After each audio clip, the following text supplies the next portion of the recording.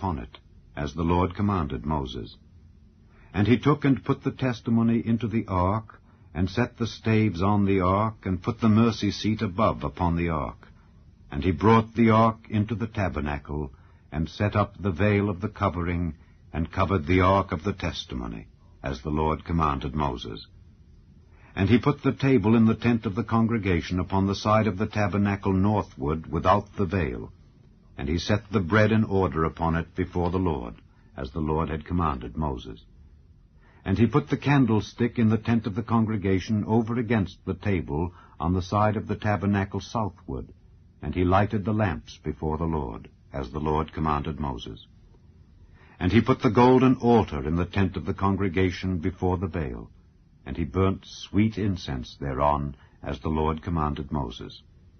And he set up the hanging at the door of the tabernacle, and he put the altar of burnt offering by the door of the tabernacle of the tent of the congregation, and offered upon it the burnt offering and the meat offering, as the Lord commanded Moses. And he set the laver between the tent of the congregation and the altar, and put water there to wash withal. And Moses and Aaron and his sons washed their hands and their feet thereat, when they went into the tent of the congregation, and when they came near unto the altar, they washed, as the Lord commanded Moses. And he reared up the court round about the tabernacle and the altar, and set up the hanging of the court gate. So Moses finished the work. Then a cloud covered the tent of the congregation, and the glory of the Lord filled the tabernacle.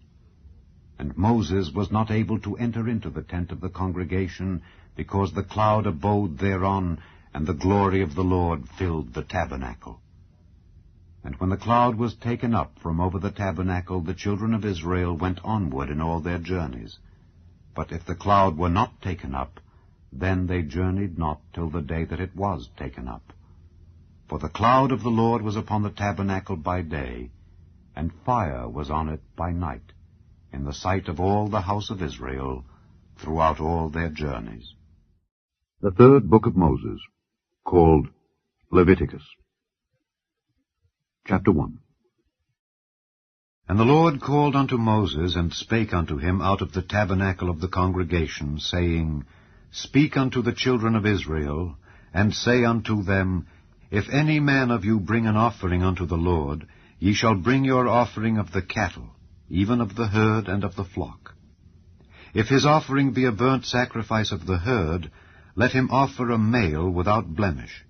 He shall offer it of his own voluntary will at the door of the tabernacle of the congregation before the Lord. And he shall put his hand upon the head of the burnt offering, and it shall be accepted for him to make atonement for him. And he shall kill the bullock before the Lord, and the priests, Aaron's sons, shall bring the blood, and sprinkle the blood round about upon the altar that is by the door of the tabernacle of the congregation. And he shall flay the burnt offering, and cut it into his pieces. And the sons of Aaron the priest shall put fire upon the altar, and lay the wood in order upon the fire. And the priests, Aaron's sons, shall lay the parts, the head, and the fat, in order upon the wood that is on the fire which is upon the altar. But his inwards and his legs shall he wash in water. And the priest shall burn all on the altar to be a burnt sacrifice, an offering made by fire of a sweet savour unto the Lord. And if his offering be of the flocks, namely of the sheep or of the goats, for a burnt sacrifice, he shall bring it a male without blemish. And he shall kill it on the side of the altar northward before the Lord, and the priests, Aaron's sons, shall sprinkle his blood round about upon the altar.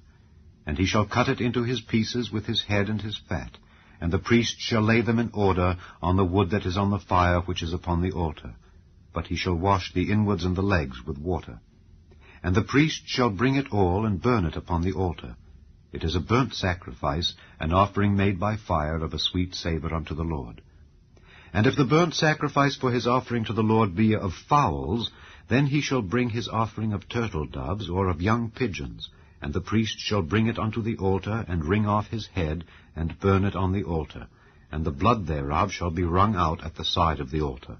And he shall pluck away his crop with his feathers, and cast it beside the altar on the east part by the place of the ashes. And he shall cleave it with the wings thereof, but shall not divide it asunder. And the priest shall burn it upon the altar, upon the wood that is upon the fire. It is a burnt sacrifice, an offering made by fire of a sweet savour unto the Lord. Chapter 2. And when any will offer a meat offering unto the Lord, his offering shall be of fine flour, and he shall pour oil upon it, and put frankincense thereon. And he shall bring it to Aaron's sons the priests, and he shall take thereout his handful of the flour thereof, and of the oil thereof, with all the frankincense thereof, and the priest shall burn the memorial of it upon the altar, to be an offering made by fire of a sweet savour unto the Lord. And the remnant of the meat offering shall be Aaron's and his sons. It is a thing most holy of the offerings of the Lord made by fire.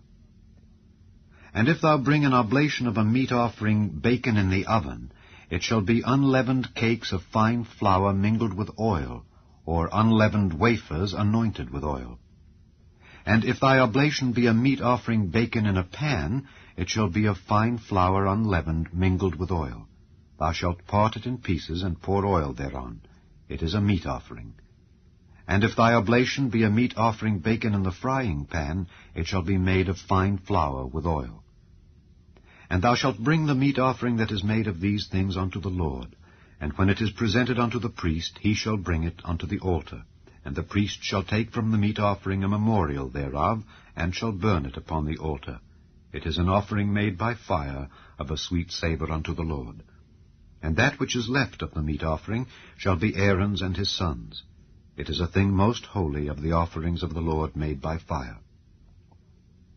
No meat offering which ye shall bring unto the Lord shall be made with leaven, for ye shall burn no leaven nor any honey in any offering of the Lord made by fire. As for the oblation of the firstfruits, ye shall offer them unto the Lord, but they shall not be burnt on the altar for a sweet savour. And every oblation of thy meat offering shalt thou season with salt, neither shalt thou suffer the salt of the covenant of thy God to be lacking from thy meat offering. With all thine offerings thou shalt offer salt. And if thou offer a meat offering of thy firstfruits unto the Lord, thou shalt offer for the meat offering of thy firstfruits green ears of corn dried by the fire, even corn beaten out of full ears. And thou shalt put oil upon it, and lay frankincense thereon. It is a meat offering. And the priest shall burn the memorial of it, part of the beaten corn thereof, and part of the oil thereof, with all the frankincense thereof. It is an offering made by fire unto the Lord. Chapter 3. And if his oblation be a sacrifice of peace offering, if he offer it of the herd, whether it be a male or female, he shall offer it without blemish before the Lord. And he shall lay his hand upon the head of his offering, and kill it at the door of the tabernacle of the congregation. And Aaron's sons the priests shall sprinkle the blood upon the altar round about. And he shall offer of the sacrifice of the peace offering an offering made by fire unto the Lord, the fat that covereth the inwards, and all the fat that is upon the inwards, and the 2 kidneys, and the fat that is on them, which is by the flanks, and the caul above the liver with the kidneys, it shall he take away. And Aaron's sons shall burn it on the altar upon the burnt sacrifice, which is upon the wood that is on the fire. It is an offering made by fire of a sweet savour unto the Lord.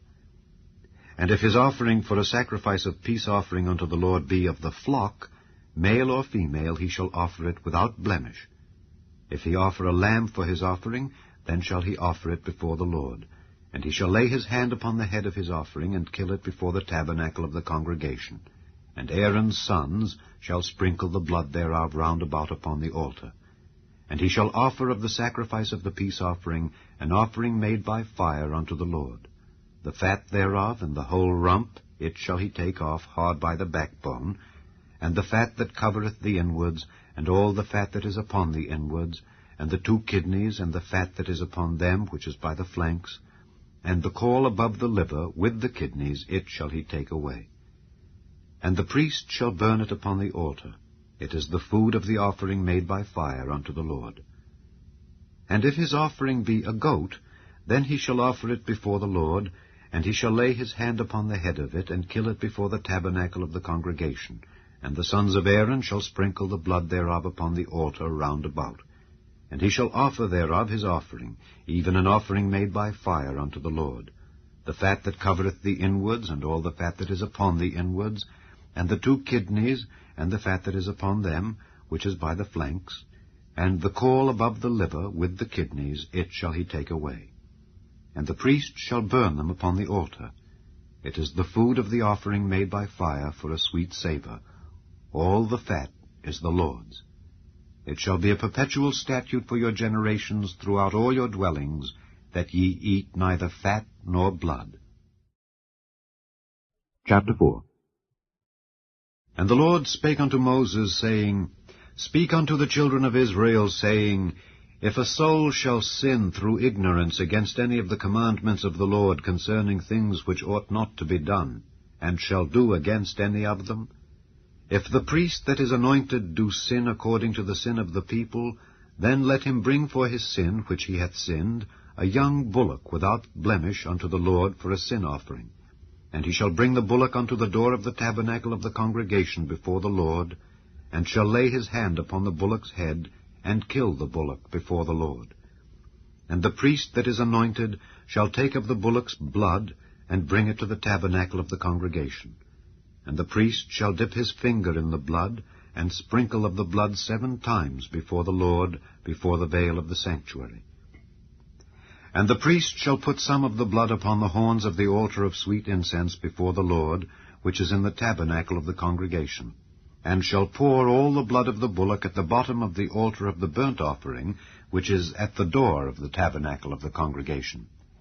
And he shall take off from it all the fat of the bullock for the sin offering, the fat that covereth the inwards, and all the fat that is upon the inwards, and the 2 kidneys, and the fat that is upon them, which is by the flanks, and the caul above the liver with the kidneys, it shall he take away, as it was taken off from the bullock of the sacrifice of peace offerings. And the priest shall burn them upon the altar of the burnt offering. And the skin of the bullock, and all his flesh, with his head, and with his legs, and his inwards, and his dung, even the whole bullock shall he carry forth without the camp unto a clean place, where the ashes are poured out, and burn him on the wood with fire. Where the ashes are poured out shall he be burnt. And if the whole congregation of Israel sin through ignorance, and the thing be hid from the eyes of the assembly, and they have done somewhat against any of the commandments of the Lord concerning things which should not be done, and are guilty, when the sin which they have sinned against it is known, then the congregation shall offer a young bullock for the sin, and bring him before the tabernacle of the congregation. And the elders of the congregation shall lay their hands upon the head of the bullock before the Lord, and the bullock shall be killed before the Lord. And the priest that is anointed shall bring of the bullock's blood to the tabernacle of the congregation. And the priest shall dip his finger in some of the blood, and sprinkle it 7 times before the Lord, even before the veil. And he shall put some of the blood upon the horns of the altar which is before the Lord, that is in the tabernacle of the congregation, and shall pour out all the blood at the bottom of the altar of the burnt offering, which is at the door of the tabernacle of the congregation. And he shall take all his fat from him, and burn it upon the altar. And he shall do with the bullock, as he did with the bullock for a sin offering, so shall he do with this. And the priest shall make an atonement for them, and it shall be forgiven them. And he shall carry forth the bullock without the camp, and burn him as he burned the first bullock. It is a sin offering for the congregation. When a ruler hath sinned, and done somewhat through ignorance against any of the commandments of the Lord his God concerning things which should not be done, and is guilty, or if his sin wherein he hath sinned come to his knowledge, he shall bring his offering, a kid of the goats, a male without blemish. And he shall lay his hand upon the head of the goat, and kill it in the place where they kill the burnt offering before the Lord. It is a sin offering. And the priest shall take of the blood of the sin offering with his finger, and put it upon the horns of the altar of burnt offering, and shall pour out his blood at the bottom of the altar of burnt offering. And he shall burn all his fat upon the altar, as the fat of the sacrifice of peace offerings. And the priest shall make an atonement for him as concerning his sin, and it shall be forgiven him. And if any one of the common people sin through ignorance, while he doeth somewhat against any of the commandments of the Lord concerning things which ought not to be done, and be guilty, or if his sin which he hath sinned come to his knowledge, then he shall bring his offering, a kid of the goats, a female without blemish, for his sin which he hath sinned. And he shall lay his hand upon the head of the sin offering, and slay the sin offering in the place of the burnt offering. And the priest shall take of the blood thereof with his finger, and put it upon the horns of the altar of burnt offering, and shall pour out all the blood thereof at the bottom of the altar. And he shall take away all the fat thereof, as the fat is taken away from off the sacrifice of peace offerings, and the priest shall burn it upon the altar for a sweet savour unto the Lord. And the priest shall make an atonement for him, and it shall be forgiven him. And if he bring a lamb for a sin offering, he shall bring it a female without blemish. And he shall lay his hand upon the head of the sin offering, and slay it for a sin offering in the place where they kill the burnt offering. And the priest shall take of the blood of the sin offering with his finger, and put it upon the horns of the altar of burnt offering, and shall pour out all the blood thereof at the bottom of the altar. And he shall take away all the fat thereof, as the fat of the lamb is taken away from the sacrifice of the peace offerings, and the priest shall burn them upon the altar, according to the offerings made by fire unto the Lord. And the priest shall make an atonement for his sin that he hath committed, and it shall be forgiven him. Chapter 5. And if a soul sin, and hear the voice of swearing, and is a witness, whether he hath seen or known of it, if he do not utter it, then he shall bear his iniquity. Or if a soul touch any unclean thing, whether it be a carcass of an unclean beast, or a carcass of unclean cattle, or the carcass of unclean creeping things, and if it be hidden from him, he also shall be unclean and guilty. Or if he touch the uncleanness of man, whatsoever uncleanness it be, that a man shall be defiled withal, and it be hid from him, when he knoweth of it, then he shall be guilty. Or if a soul swear, pronouncing with his lips to do evil or to do good, whatsoever it be that a man shall pronounce with an oath, and it be hid from him, when he knoweth of it, then he shall be guilty in one of these. And it shall be, when he shall be guilty in one of these things, that he shall confess that he hath sinned in that thing. And he shall bring his trespass offering unto the Lord for his sin which he hath sinned, a female from the flock, a lamb or a kid of the goats, for a sin offering. And the priest shall make an atonement for him concerning his sin.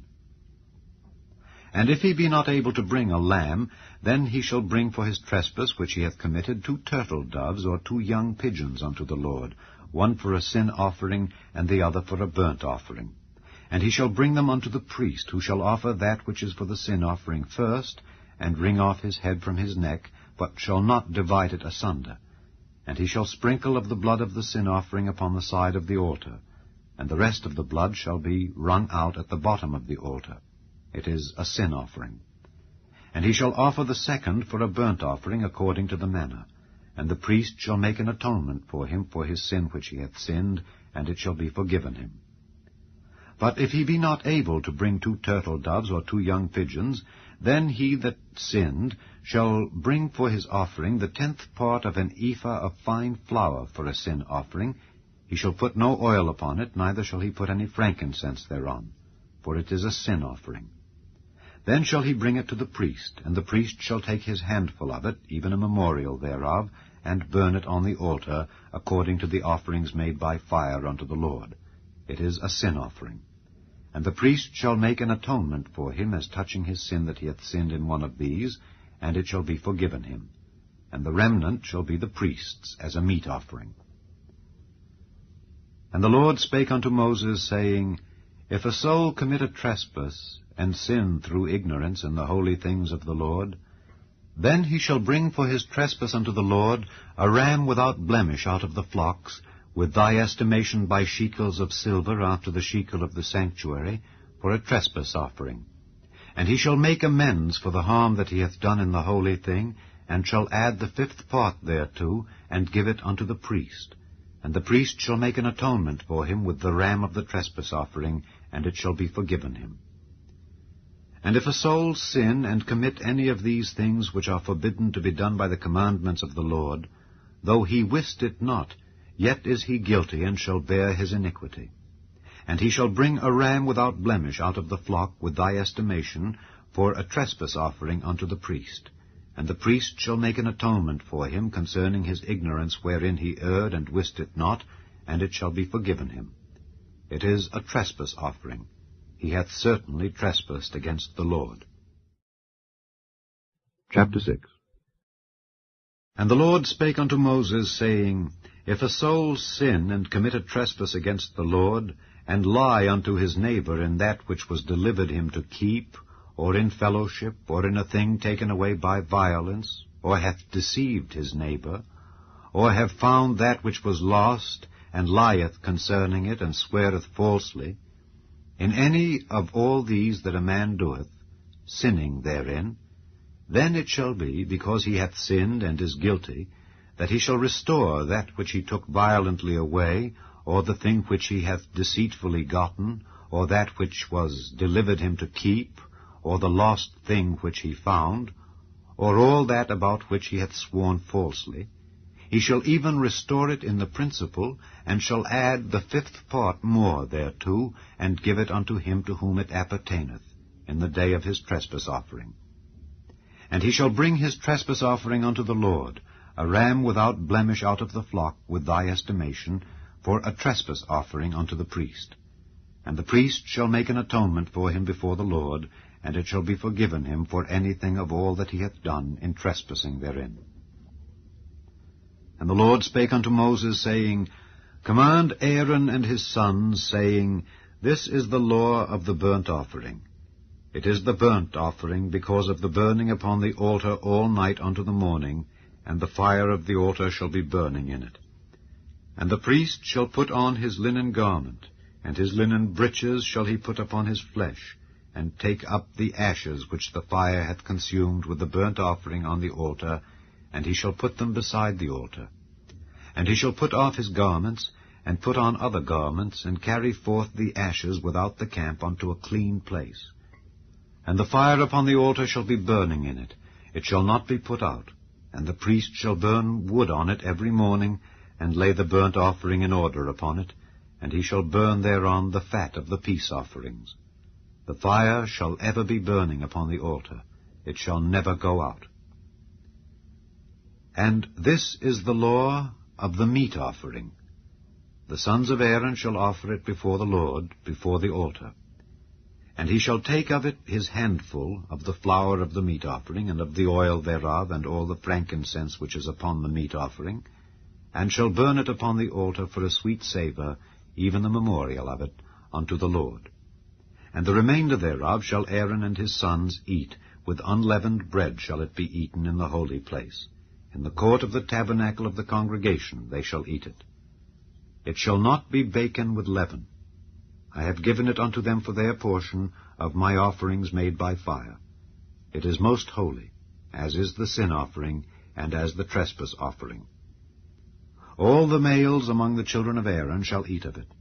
It shall be a statute forever in your generations concerning the offerings of the Lord made by fire. Every one that toucheth them shall be holy.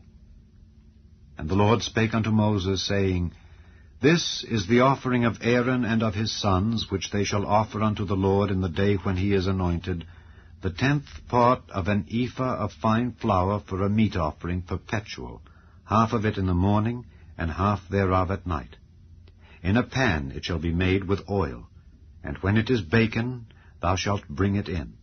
And the baken pieces of the meat offering shalt thou offer for a sweet savour unto the Lord. And the priest of his sons that is anointed in his stead shall offer it. It is a statute forever unto the Lord. It shall be wholly burnt. For every meat offering for the priest shall be wholly burnt. It shall not be eaten. And the Lord spake unto Moses, saying, Speak unto Aaron and to his sons, saying, This is the law of the sin offering. In the place where the burnt offering is killed shall the sin offering be killed before the Lord. It is most holy. The priest that offereth it for sin shall eat it. In the holy place shall it be eaten. in the court of the tabernacle of the congregation. Whatsoever shall touch the flesh thereof shall be holy. And when there is sprinkled of the blood thereof upon any garment, thou shalt wash that whereon it was sprinkled in the holy place. But the earthen vessel wherein it is sodden shall be broken, and if it be sodden in a brazen pot, it shall be both scoured and rinsed in water. All the males among the priests shall eat thereof. It is most holy. And no sin offering, whereof any of the blood is brought into the tabernacle of the congregation to reconcile withal in the holy place, shall be eaten. It shall be burnt in the fire. Chapter 7. Likewise, this is the law of the trespass offering. It is most holy. In the place where they kill the burnt offering shall they kill the trespass offering, and the blood thereof shall he sprinkle round about upon the altar. And he shall offer of it all the fat thereof, the rump, and the fat that covereth the inwards, and the 2 kidneys, and the fat that is on them, which is by the flanks, and the caul that is above the liver with the kidneys, it shall he take away. And the priest shall burn them upon the altar for an offering made by fire unto the Lord. It is a trespass offering. Every male among the priests shall eat thereof. It shall be eaten in the holy place. It is most holy. As the sin offering is, so is the trespass offering. There is one law for them. The priest that maketh atonement therewith shall have it. And the priest that offereth any man's burnt offering, even the priest shall have to himself the skin of the burnt offering which he hath offered. And all the meat offering that is baken in the oven, and all that is dressed in the frying pan and in the pan, shall be the priest's that offereth it. And every meat offering, mingled with oil and dry, shall all the sons of Aaron have, one as much as another. And this is the law of the sacrifice of peace offerings, which he shall offer unto the Lord. If he offer it for a thanksgiving, then he shall offer with the sacrifice of thanksgiving unleavened cakes mingled with oil, and unleavened wafers anointed with oil, and cakes mingled with oil of fine flour fried. Besides the cakes, he shall offer for his offering leavened bread with the sacrifice of thanksgiving of his peace offerings. And of it he shall offer one out of the whole oblation for an heave offering unto the Lord, and it shall be the priest's that sprinkleth the blood of the peace offerings. And the flesh of the sacrifice of his peace offerings for thanksgiving shall be eaten the same day that it is offered. He shall not leave any of it until the morning.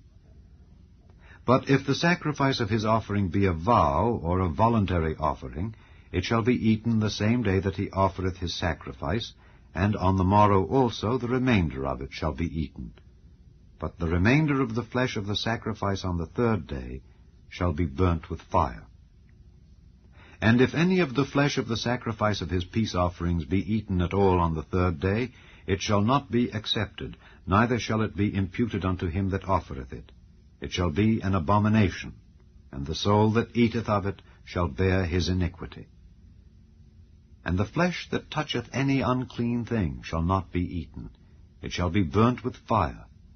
And as for the flesh, all that be clean shall eat thereof. But the soul that eateth of the flesh of the sacrifice of peace offerings that pertain unto the Lord, having his uncleanness upon him, even that soul shall be cut off from his people. Moreover, the soul that shall touch any unclean thing, as the uncleanness of man, or any unclean beast, or any abominable unclean thing, and eat of the flesh of the sacrifice of peace offerings which pertain unto the Lord, even that soul shall be cut off from his people. And the Lord spake unto Moses, saying, Speak unto the children of Israel, saying, Ye shall eat no manner of fat, of ox, or of sheep, or of goat, and the fat of the beast that dieth of itself, and the fat of that which is torn with beasts may be used in any other use, but ye shall in no wise eat of it. For whosoever eateth the fat of the beast, of which men offer an offering made by fire unto the Lord, even the soul that eateth it shall be cut off from his people. Moreover, ye shall eat no manner of blood, whether it be of fowl or of beast, in any of your dwellings. Whatsoever soul it be that eateth any manner of blood, even that soul shall be cut off from his people.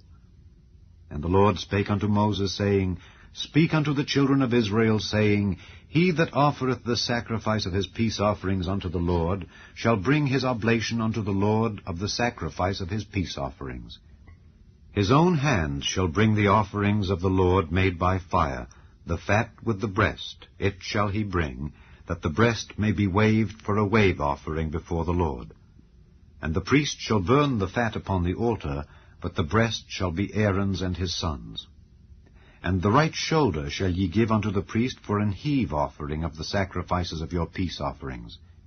He among the sons of Aaron that offereth the blood of the peace offerings and the fat shall have the right shoulder for his part. For the wave breast and the heave shoulder have I taken of the children of Israel from off the sacrifices of their peace offerings, and have given them unto Aaron the priest, and unto his sons, by a statute forever from among the children of Israel. This is the portion of the anointing of Aaron, and of the anointing of his sons, out of the offerings of the Lord made by fire, in the day when he presented them to minister unto the Lord in the priest's office, which the Lord commanded to be given them of the children of Israel, in the day that he anointed them, by a statute forever throughout their generations. This is the law of the burnt offering, of the meat offering, and of the sin offering, and of the trespass offering, and of the consecrations, and of the sacrifice of the peace offerings, which the Lord commanded Moses in Mount Sinai, in the day that he commanded the children of Israel to offer their oblations unto the Lord in the wilderness of Sinai. Chapter 8. And the Lord spake unto Moses, saying, Take Aaron and his sons with him, and the garments, and the anointing oil, and a bullock for the sin offering, and 2 rams, and a basket of unleavened bread, and gather thou all the congregation together unto the door of the tabernacle of the congregation. And Moses did as the Lord commanded him, and the assembly was gathered together unto the door of the tabernacle of the congregation. And Moses said unto the congregation, This is the thing which the Lord commanded to be done. And Moses brought Aaron and his sons, and washed them with water. And he put upon him the coat, and girded him with the girdle, and clothed him with the robe, and put the ephod upon him, and he girded him with the curious girdle of the ephod, and bound it unto him therewith. And he put the breastplate upon him. Also he put in the breastplate the Urim and the Thummim. And he put the mitre upon his head. Also upon the mitre, even upon his forefront, did he put the golden plate, the holy crown, as the Lord commanded Moses. And Moses took the anointing oil, and anointed the tabernacle, and all that was therein, and sanctified them. And he sprinkled thereof upon the altar 7 times, and anointed the altar and all his vessels, both the laver and his foot, to sanctify them. And he poured of the anointing oil upon Aaron's head, and anointed him to sanctify him. And Moses brought Aaron's sons, and put coats upon them, and girded them with girdles, and put bonnets upon them, as the Lord commanded Moses.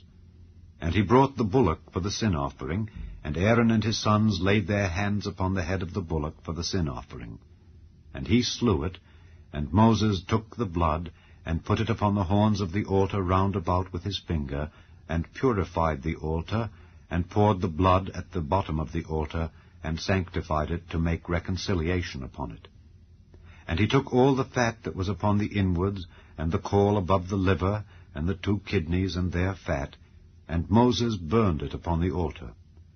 But the bullock and his hide, his flesh and his dung, he burnt with fire without the camp, as the Lord commanded Moses.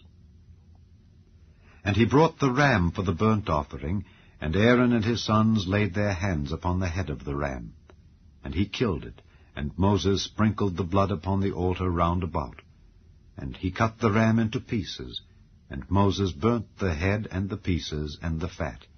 And he washed the inwards and the legs in water. And Moses burnt the whole ram upon the altar. It was a burnt sacrifice for a sweet savour, and an offering made by fire unto the Lord, as the Lord commanded Moses. And he brought the other ram, the ram of consecration, and Aaron and his sons laid their hands upon the head of the ram. And he slew it, and Moses took of the blood of it, and put it upon the tip of Aaron's right ear, and upon the thumb of his right hand, and upon the great toe of his right foot. And he brought Aaron's sons, And Moses put of the blood upon the tip of their right ear, and upon the thumbs of their right hands, and upon the great toes of their right feet. And Moses sprinkled the blood upon the altar round about. And he took the fat and the rump, and all the fat that was upon the inwards, and the caul above the liver, and the 2 kidneys and their fat, and the right shoulder. And out of the basket of unleavened bread that was before the Lord, he took 1 unleavened cake, and a cake of oiled bread, and 1 wafer, and put them on the fat and upon the right shoulder. And he put all upon Aaron's hands, and upon his sons' hands, and waved them for a wave offering before the Lord. And Moses took them from off their hands, and burnt them on the altar upon the burnt offering. They were consecrations for a sweet savour. It is an offering made by fire unto the Lord. And Moses took the breast, and waved it for a wave offering before the Lord. For of the ram of consecration it was Moses' part, as the Lord commanded Moses. And Moses took of the anointing oil, and of the blood which was upon the altar, and sprinkled it upon Aaron, and upon his garments, and upon his sons, and upon his sons' garments with him, and sanctified Aaron and his garments, and his sons' garments with him. And Moses said unto Aaron and to his sons, Boil the flesh at the door of the tabernacle of the congregation, and there eat it with the bread that is in the basket of consecrations, as I commanded, saying, Aaron and his sons shall eat it. And that which remaineth of the flesh and of the bread shall ye burn with fire. And ye shall not go out of the door of the tabernacle of the congregation in 7 days, until the days of your consecration be at an end. For 7 days shall he consecrate you.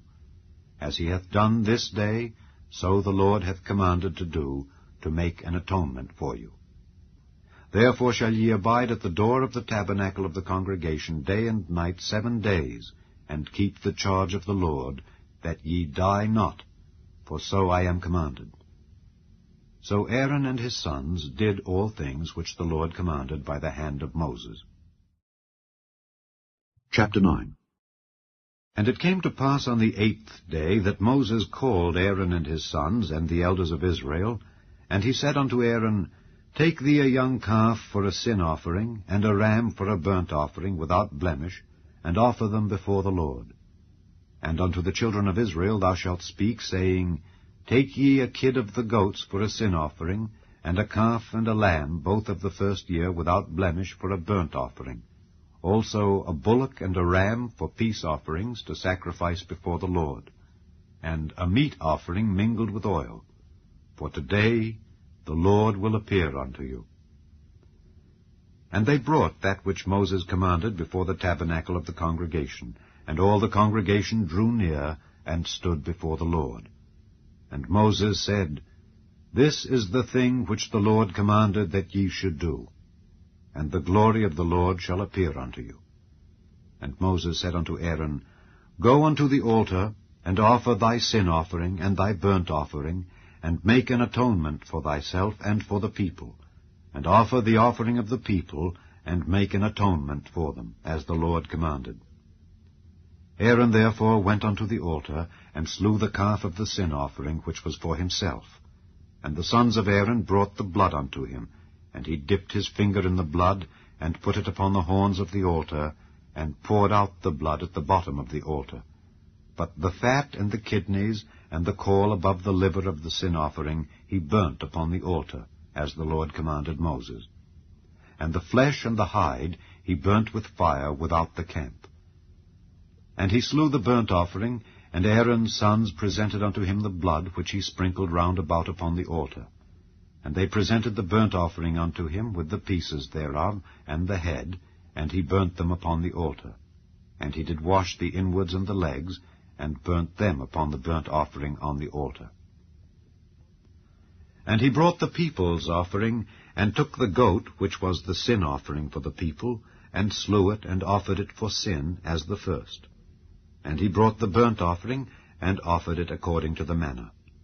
And he brought the meat offering, and took an handful thereof, and burnt it upon the altar, beside the burnt sacrifice of the morning. He slew also the bullock and the ram for a sacrifice of peace offerings, which was for the people.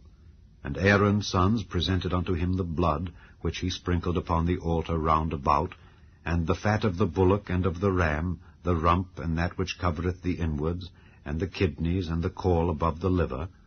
And they put the fat upon the breasts, and he burnt the fat upon the altar.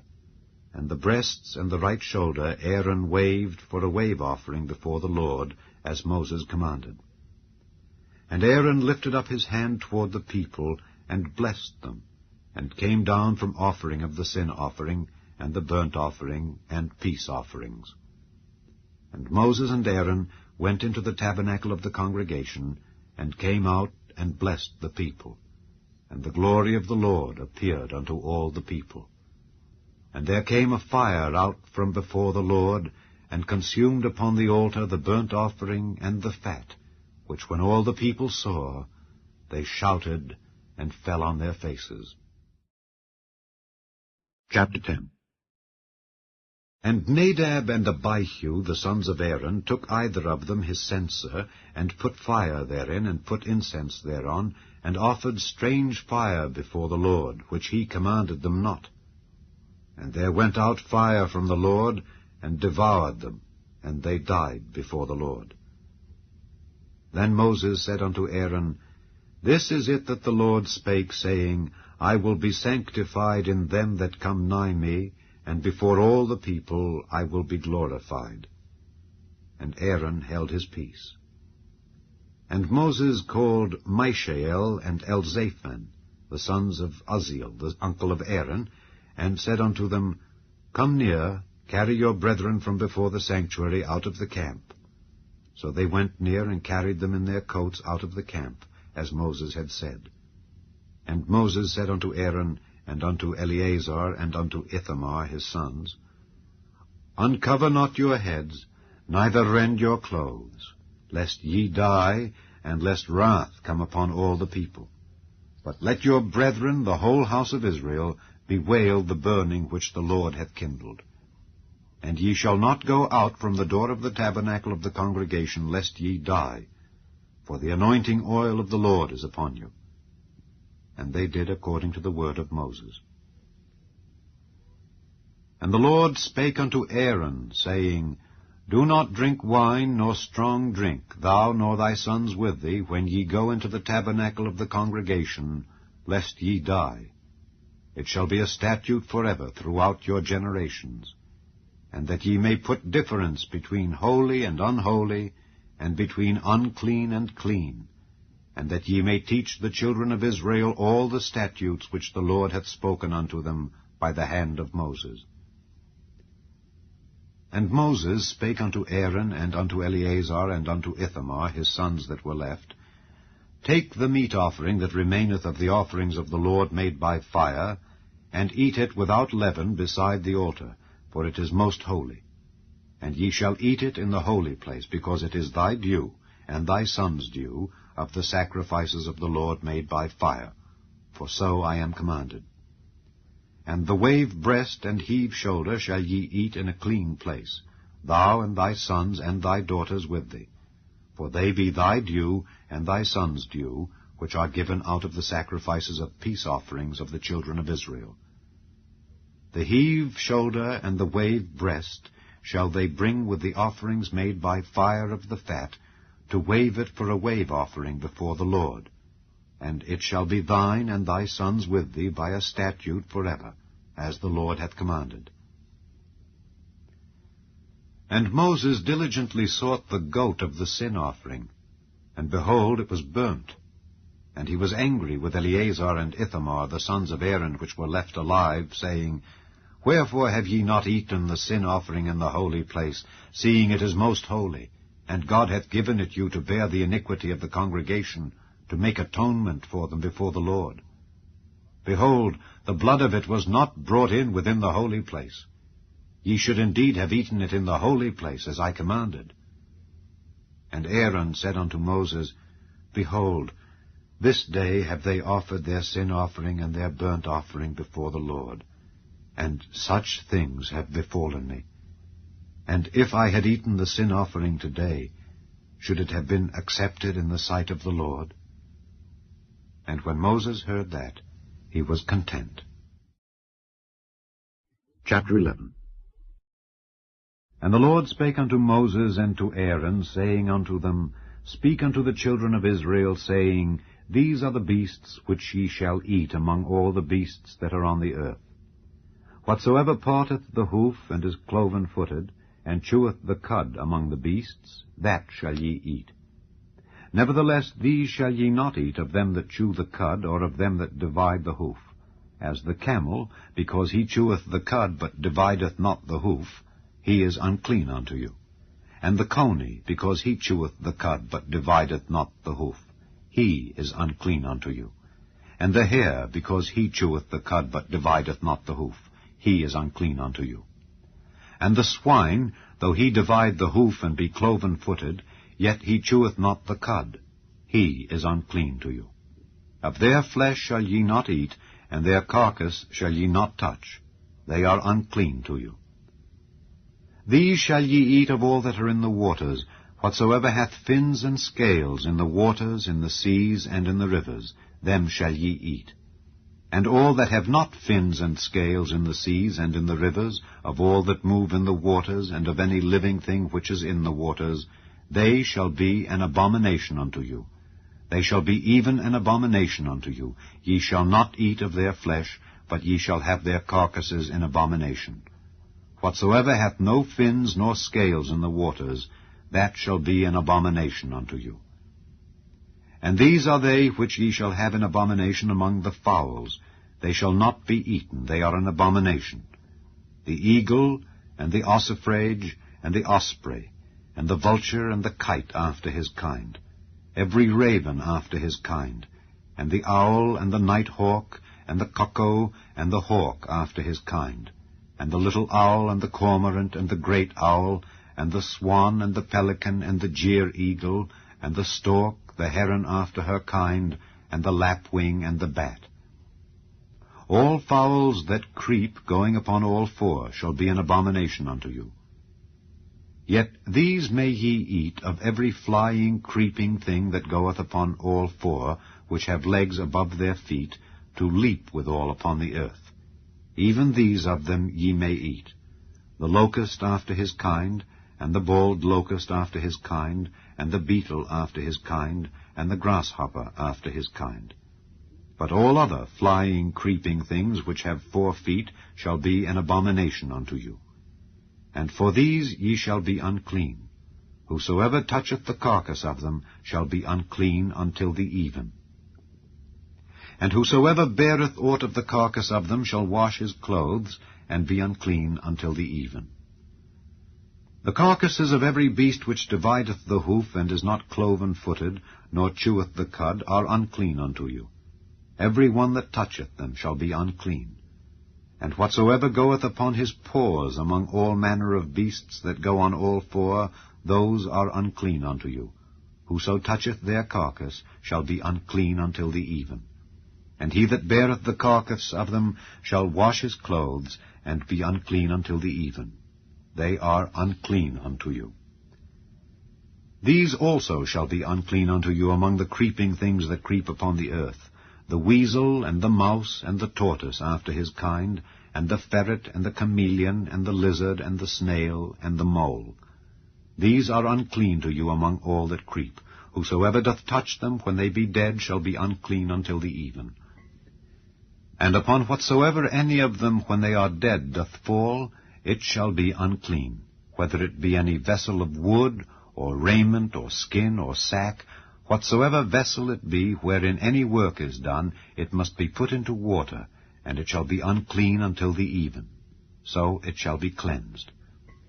And every earthen vessel whereinto any of them falleth, whatsoever is in it shall be unclean, and ye shall break it.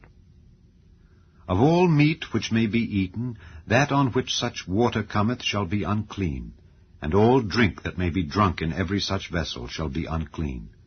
And everything whereupon any part of their carcass falleth shall be unclean, whether it be oven or ranges for pots, they shall be broken down, for they are unclean, and shall be unclean unto you.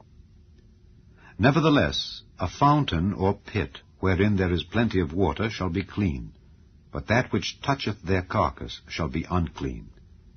And if any part of their carcass fall upon any sowing seed which is to be sown, it shall be clean. But if any water be put upon the seed, and any part of their carcass fall thereon, it shall be unclean unto you. And if any beast of which ye may eat die, he that toucheth the carcass thereof shall be unclean until the even. And he that eateth of the carcass of it shall wash his clothes, and be unclean until the even. He also that beareth the carcass of it shall wash his clothes, and be unclean until the even. And every creeping thing that creepeth upon the earth shall be an abomination, it shall not be eaten. Whatsoever goeth upon the belly, and whatsoever goeth upon all four, or whatsoever hath more feet among all creeping things that creep upon the earth, them ye shall not eat, for they are an abomination. Ye shall not make yourselves abominable with any creeping thing that creepeth, neither shall ye make yourselves unclean with them, that ye should be defiled thereby. For I am the Lord your God. Ye shall therefore sanctify yourselves, and ye shall be holy, for I am holy. Neither shall ye defile yourselves with any manner of creeping thing that creepeth upon the earth. For I am the Lord that bringeth you up out of the land of Egypt, to be your God. Ye shall therefore be holy, for I am holy. This is the law of the beasts, and of the fowl, and of every living creature that moveth in the waters, and of every creature that creepeth upon the earth, to make a difference between the unclean and the clean, and between the beast that may be eaten, and the beast that may not be eaten. Chapter 12.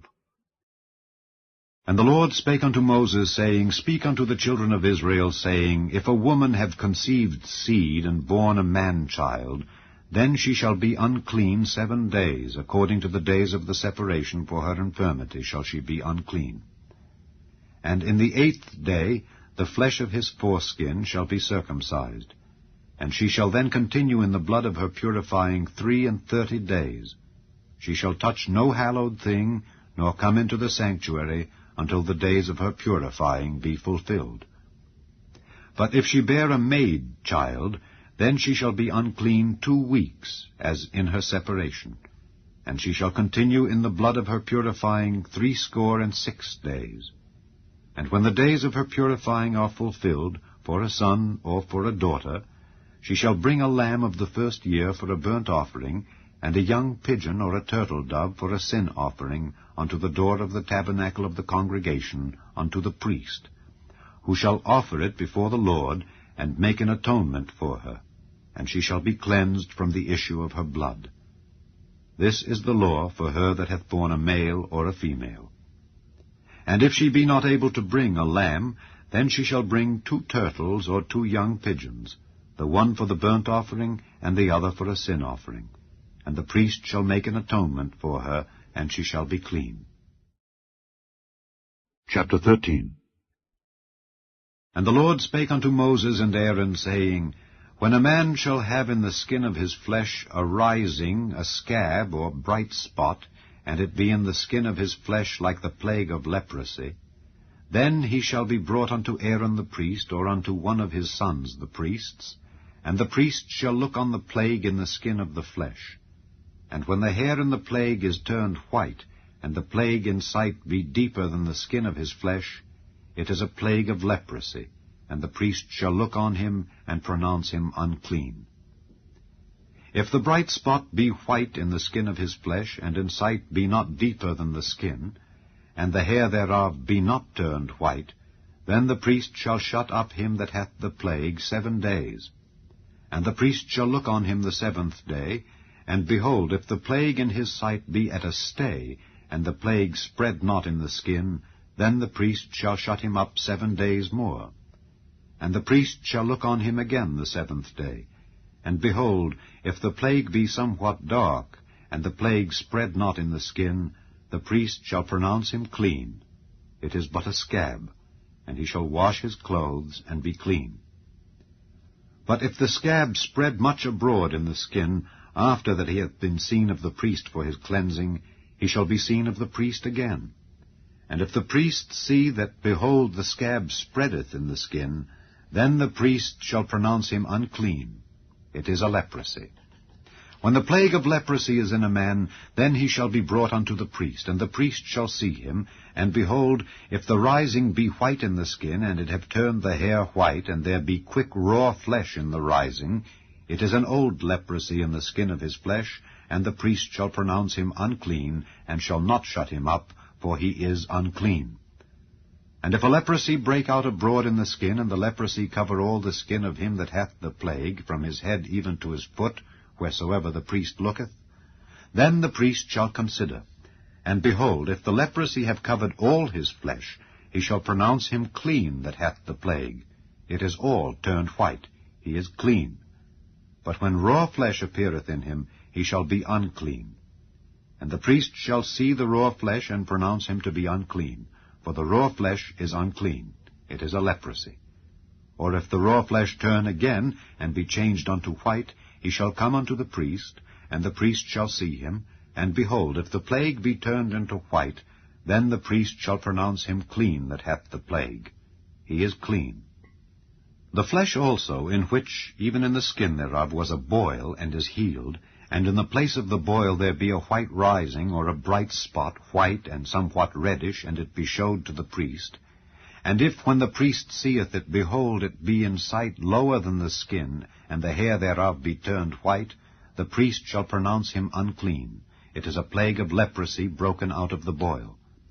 But if the priest look on it, and behold, there be no white hairs therein, and if it be not lower than the skin, but be somewhat dark, then the priest shall shut him up 7 days.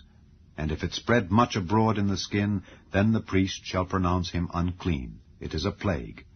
But if the bright spot stay in his place, and spread not, it is a burning boil, and the priest shall pronounce him clean.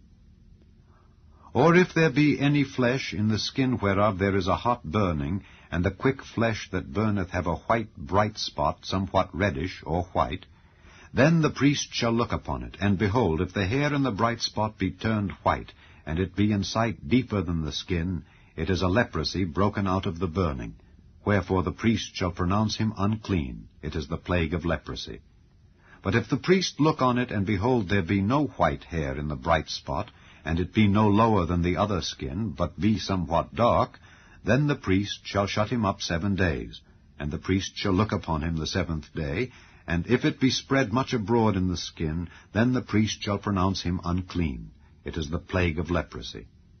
And if the bright spot stay in his place, and spread not in the skin, but it be somewhat dark, it is a rising of the burning, and the priest shall pronounce him clean, for it is an inflammation of the burning. If a man or woman have a plague upon the head or the beard, then the priest shall see the plague. And behold, if it be in sight deeper than the skin, and there be in it a yellow thin hair, then the priest shall pronounce him unclean. It is a dry scall, even a leprosy upon the head or beard. And if the priest look on the plague of the scall, and behold, it be not in sight deeper than the skin, and that there is no black hair in it, then the priest shall shut up him that hath the plague of the scall 7 days. And in the 7th day the priest shall look on the plague, and behold, if the scall spread not, and there be in it no yellow hair, and the scall be not in sight deeper than the skin, he shall be shaven, but the scall shall he not shave. And the priest shall shut up him that hath the scall 7 days more. And in the 7th day the priest shall look on the scall, and behold, if the scall be not spread in the skin, nor be in sight deeper than the skin, then the priest shall pronounce him clean, and he shall wash his clothes, and be clean. But if the scall spread much in the skin after his cleansing, then the priest shall look on him, and behold, if the scall be spread in the skin, the priest shall not seek for yellow hair. He is unclean. But if the scall be in his sight at a stay, and that there is black hair grown up therein, the scall is healed. He is clean, and the priest shall pronounce him clean.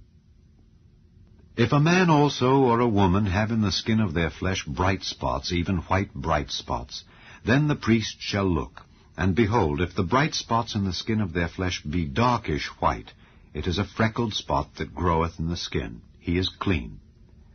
And the man whose hair is fallen off his head, he is bald. yet is he clean. And he that hath his hair fallen off from the part of his head toward his face, he is forehead bald, yet is he clean. And if there be in the bald head or bald forehead a white reddish sore, it is a leprosy sprung up in his bald head or his bald forehead. Then the priest shall look upon it, and behold, if the rising of the sore be white reddish in his bald head or in his bald forehead, as the leprosy appeareth in the skin of the flesh, he is a leprous man, he is unclean. The priest shall pronounce him utterly unclean. His plague is in his head. And the leper in whom the plague is, his clothes shall be rent, and his head bare, and he shall put a covering upon his upper lip, and shall cry, Unclean, unclean. All the days wherein the plague shall be in him, he shall be defiled. He is unclean, he shall dwell alone. Without the camp shall his habitation be. The garment also that the plague of leprosy is in, whether it be a woolen garment or a linen garment, whether it be in the warp or woof, of linen or of woolen, whether in a skin or in anything made of skin, and if the plague be greenish or reddish in the garment or in the skin, either in the warp or in the woof or in anything of skin, it is a plague of leprosy, and shall be showed unto the priest. And the priest shall look upon the plague, and shut up it that hath the plague 7 days. And he shall look on the plague on the 7th day. If the plague be spread in the garment, either in the warp or in the woof, or in a skin, or in any work that is made of skin, the plague is a fretting leprosy. It is unclean. He shall therefore burn that garment, whether warp or woof, in woolen or in linen, or anything of skin wherein the plague is. For it is a fretting leprosy. It shall be burnt in the fire. And if the priest shall look, and behold, the plague be not spread in the garment, either in the warp or in the woof or in anything of skin, then the priest shall command that they wash the thing wherein the plague is, and he shall shut it up 7 days more. And the priest shall look on the plague after that it is washed, and behold, if the plague have not changed his color, and the plague be not spread, it is unclean. Thou shalt burn it in the fire. It is fret inward, whether it be bare within or without. And if the priest look, and behold, the plague be somewhat dark after the washing of it, then he shall rend it out of the garment, or out of the skin, or out of the warp, or out of the woof. And if it appear still in the garment, either in the warp, or in the woof, or in anything of skin, it is a spreading plague. Thou shalt burn that wherein the plague is with fire. And the garment, either warp or woof, or whatsoever thing of skin it be, which thou shalt wash, if the plague be departed from them, then it shall be washed the 2nd time, and shall be clean. This is the law of the plague of leprosy in a garment of woolen or linen, either in the warp or woof, or anything of skins, to pronounce it clean, or to pronounce it unclean. Chapter 14. And the Lord spake unto Moses, saying, This shall be the law of the leper in the day of his cleansing. He shall be brought unto the priest, and the priest shall go forth out of the camp. And the priest shall look, and behold, if the plague of leprosy be healed in the leper, then shall the priest command to take for him that is to be cleansed 2 birds alive and clean, and cedar wood, and scarlet, and hyssop. And the priest shall command that one of the birds be killed in an earthen vessel over running water. As for the living bird, he shall take it, and the cedar wood, and the scarlet, and the hyssop, and shall dip them and the living bird in the blood of the bird that was killed over the running water. And he shall sprinkle upon him that is to be cleansed from the leprosy 7 times, and shall pronounce him clean, and shall let the living bird loose into the open field. And he that is to be cleansed shall wash his clothes, and shave off all his hair, and wash himself in water, that he may be clean. And after that he shall come into the camp, and shall tarry abroad out of his tent 7 days. But it shall be on the 7th day, that he shall shave all his hair off his head, and his beard, and his eyebrows, even all his hair he shall shave off. And he shall wash his clothes, also he shall wash his flesh in water, and he shall be clean. And on the 8th day he shall take 2 he-lambs without blemish, and 1 ewe lamb of the 1st year without blemish, and 3/10 deals of fine flour for a meat offering mingled with oil, and 1 log of oil. And the priest that maketh him clean shall present the man that is to be made clean, and those things, before the Lord, at the door of the tabernacle of the congregation. And the priest shall take 1 he-lamb, and offer him for a trespass offering, and the log of oil, and wave them for a wave offering before the Lord. And he shall slay the lamb in the place where he shall kill the sin offering and the burnt offering in the holy place. For as the sin offering is the priest's, so is the trespass offering. It is most holy. And the priest shall take some of the blood of the trespass offering, and the priest shall put it upon the tip of the right ear of him that is to be cleansed, and upon the thumb of his right hand, and upon the great toe of his right foot. And the priest shall take some of the log of oil, and pour it into the palm of his own left hand. And the priest shall dip his right finger in the oil that is in his left hand, and shall sprinkle of the oil with his finger 7 times before the Lord. And of the rest of the oil that is in his hand shall the priest put upon the tip of the right ear of him that is to be cleansed, and upon the thumb of his right hand, and upon the great toe of his right foot, upon the blood of the trespass offering. And the remnant of the oil that is in the priest's hand he shall pour upon the head of him that is to be cleansed. And the priest shall make an atonement for him before the Lord. And the priest shall offer the sin offering, and make an atonement for him that is to be cleansed from his uncleanness. And afterward he shall kill the burnt offering. And the priest shall offer the burnt offering and the meat offering upon the altar, and the priest shall make an atonement for him, and he shall be clean. And if he be poor, and cannot get so much, then he shall take 1 lamb for a trespass offering to be waved to make an atonement for him, and 1/10 deal of fine flour mingled with oil for a meat offering, and a log of oil, and 2 turtle doves or 2 young pigeons, such as he is able to get. And the one shall be a sin offering, and the other a burnt offering. And he shall bring them on the 8th day for his cleansing unto the priest, unto the door of the tabernacle of the congregation before the Lord. And the priest shall take the lamb of the trespass offering and the log of oil, and the priest shall wave them for a wave offering before the Lord. And he shall kill the lamb of the trespass offering, and the priest shall take some of the blood of the trespass offering, and put it upon the tip of the right ear of him that is to be cleansed, and upon the thumb of his right hand, and upon the great toe of his right foot. And the priest shall pour of the oil into the palm of his own left hand. And the priest shall sprinkle with his right finger some of the oil that is in his left hand 7 times before the Lord. And the priest shall put of the oil that is in his hand upon the tip of the right ear of him that is to be cleansed, and upon the thumb of his right hand, and upon the great toe of his right foot, upon the place of the blood of the trespass offering. And the rest of the oil that is in the priest's hand he shall put upon the head of him that is to be cleansed, to make an atonement for him before the Lord. And he shall offer the one of the turtle doves, or of the young pigeons, such as he can get, even such as he is able to get, the one for a sin offering, and the other for a burnt offering, with the meat offering. And the priest shall make an atonement for him that is to be cleansed before the Lord. This is the law of him in whom is the plague of leprosy, whose hand is not able to get that which pertaineth to his cleansing. And the Lord spake unto Moses and unto Aaron, saying, When ye be come into the land of Canaan, which I give to you for a possession, and I put the plague of leprosy in a house of the land of your possession, and he that owneth the house shall come and tell the priest, saying, It seemeth to me there is as it were a plague in the house. Then the priest shall command that they empty the house before the priest go into it to see the plague, that all that is in the house be not made unclean. And afterward the priest shall go in to see the house. And he shall look on the plague, and behold, if the plague be in the walls of the house with hollow strakes, greenish or reddish, which in sight are lower than the wall, then the priest shall go out of the house to the door of the house, and shut up the house 7 days. And the priest shall come again the 7th day, and shall look.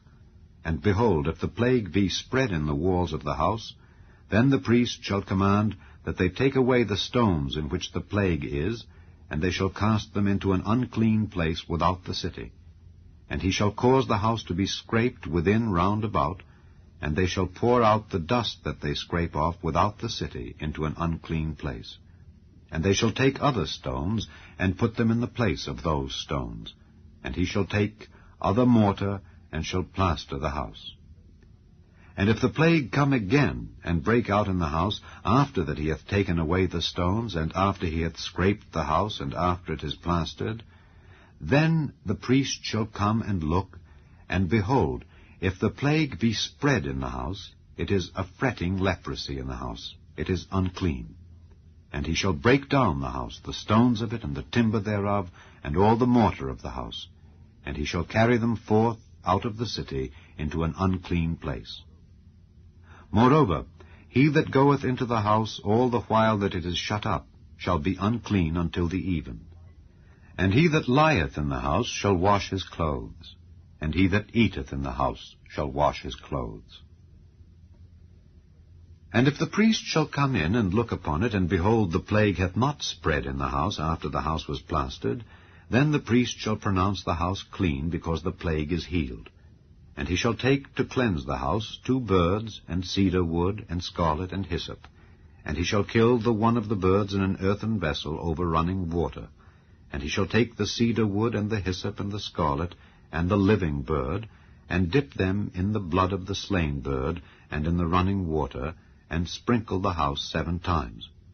And he shall cleanse the house with the blood of the bird, and with the running water, and with the living bird, and with the cedar wood, and with the hyssop, and with the scarlet. But he shall let go the living bird out of the city into the open fields, and make an atonement for the house, and it shall be clean. This is the law for all manner of plague of leprosy and scall, and for the leprosy of a garment, and of a house, and for a rising, and for a scab, and for a bright spot, to teach when it is unclean, and when it is clean. This is the law of leprosy. Chapter 15. And the Lord spake unto Moses and to Aaron, saying, Speak unto the children of Israel, and say unto them, When any man hath a running issue out of his flesh, because of his issue he is unclean. And this shall be his uncleanness in his issue, whether his flesh run with his issue, or his flesh be stopped from his issue, it is his uncleanness. Every bed whereon he lieth that hath the issue is unclean, and everything whereon he sitteth shall be unclean. And whosoever toucheth his bed shall wash his clothes, and bathe himself in water, and be unclean until the even. And he that sitteth on anything whereon he sat that hath the issue shall wash his clothes, and bathe himself in water, and be unclean until the even. And he that toucheth the flesh of him that hath the issue shall wash his clothes, and bathe himself in water, and be unclean until the even. And if he that hath the issue spit upon him that is clean, then he shall wash his clothes, and bathe himself in water, and be unclean until the even. And what saddle soever he rideth upon that hath the issue shall be unclean. And whosoever toucheth anything that was under him shall be unclean until the even. And he that beareth any of those things shall wash his clothes, and bathe himself in water, and be unclean until the even. And whomsoever he toucheth that hath the issue, and hath not rinsed his hands in water, he shall wash his clothes, and bathe himself in water, and be unclean until the even. And the vessel of earth that he toucheth which hath the issue shall be broken, and every vessel of wood shall be rinsed in water. And when he that hath an issue is cleansed of his issue, then he shall number to himself 7 days for his cleansing, and wash his clothes, and bathe his flesh in running water, and shall be clean. And on the 8th day he shall take to him 2 turtle doves, or 2 young pigeons, and come before the Lord unto the door of the tabernacle of the congregation, and give them unto the priest. And the priest shall offer them, the one for a sin offering, and the other for a burnt offering. And the priest shall make an atonement for him before the Lord for his issue.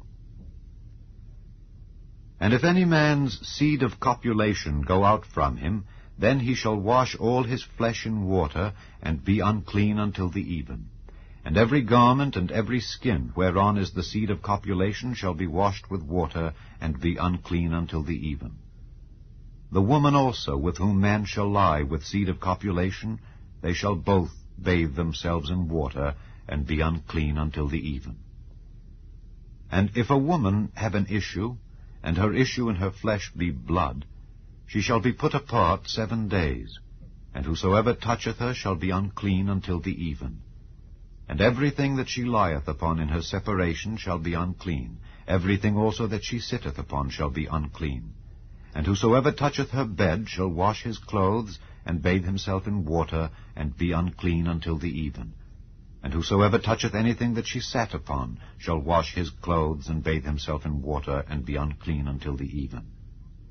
And if it be on her bed, or on anything whereon she sitteth, when he toucheth it, he shall be unclean until the even. And if any man lie with her at all, and her flowers be upon him, he shall be unclean 7 days, and all the bed whereon he lieth shall be unclean.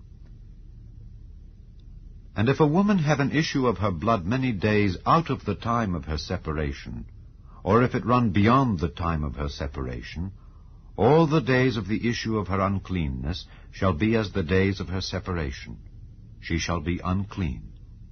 Every bed whereon she lieth all the days of her issue shall be unto her as the bed of her separation. And whatsoever she sitteth upon shall be unclean, as the uncleanness of her separation. And whosoever toucheth those things shall be unclean, and shall wash his clothes, and bathe himself in water, and be unclean until the even. But if she be cleansed of her issue, then she shall number to herself 7 days, and after that she shall be clean. And on the 8th day she shall take unto her 2 turtles or 2 young pigeons, and bring them unto the priest to the door of the tabernacle of the congregation. And the priest shall offer the one for a sin offering, and the other for a burnt offering. And the priest shall make an atonement for her before the Lord for the issue of her uncleanness. Thus shall ye separate the children of Israel from their uncleanness, that they die not in their uncleanness when they defile my tabernacle that is among them. This is the law of him that hath an issue, and of him whose seed goeth from him, and is defiled therewith, and of her that is sick of her flowers, and of him that hath an issue, of the man and of the woman, and of him that lieth with her that is unclean. Chapter 16. And the Lord spake unto Moses after the death of the 2 sons of Aaron, when they offered before the Lord and died. And the Lord said unto Moses, Speak unto Aaron thy brother, that he come not at all times into the holy place within the veil before the mercy seat which is upon the ark, that he die not, for I will appear in the cloud upon the mercy seat. Thus shall Aaron come into the holy place, with a young bullock for a sin offering, and a ram for a burnt offering. He shall put on the holy linen coat, and he shall have the linen breeches upon his flesh, and shall be girded with a linen girdle, and with the linen mitre shall he be attired. These are holy garments. Therefore shall he wash his flesh in water, and so put them on. And he shall take of the congregation of the children of Israel 2 kids of the goats for a sin offering, and 1 ram for a burnt offering.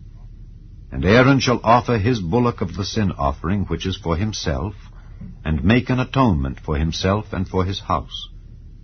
And he shall take the 2 goats, and present them before the Lord at the door of the tabernacle of the congregation. And Aaron shall cast lots upon the 2 goats, 1 lot for the Lord, and the other lot for the scapegoat. And Aaron shall bring the goat upon which the Lord's lot fell, and offer him for a sin offering. But the goat on which the lot fell to be the scapegoat shall be presented alive before the Lord, to make an atonement with him, and to let him go for a scapegoat into the wilderness. And Aaron shall bring the bullock of the sin offering which is for himself, and shall make an atonement for himself and for his house, and shall kill the bullock of the sin offering which is for himself.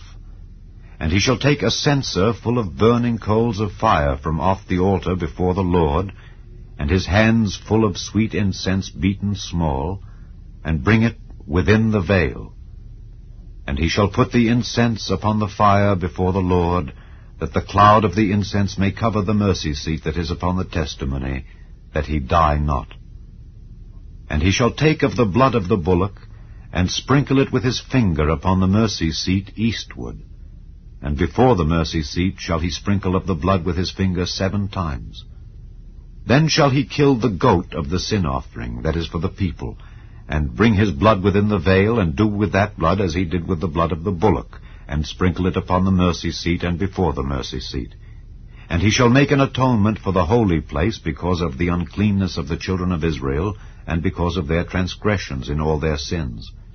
And so shall he do for the tabernacle of the congregation that remaineth among them in the midst of their uncleanness.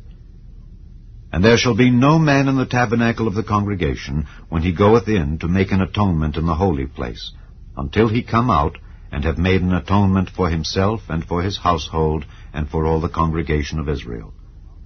And he shall go out unto the altar that is before the Lord, and make an atonement for it, and shall take of the blood of the bullock and of the blood of the goat, and put it upon the horns of the altar round about.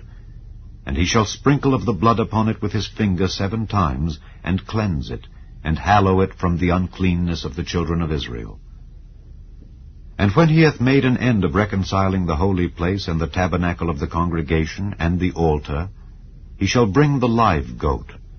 And Aaron shall lay both his hands upon the head of the live goat, and confess over him all the iniquities of the children of Israel, and all their transgressions in all their sins, putting them upon the head of the goat, and shall send him away by the hand of a fit man into the wilderness. And the goat shall bear upon him all their iniquities unto a land not inhabited. And he shall let go the goat in the wilderness.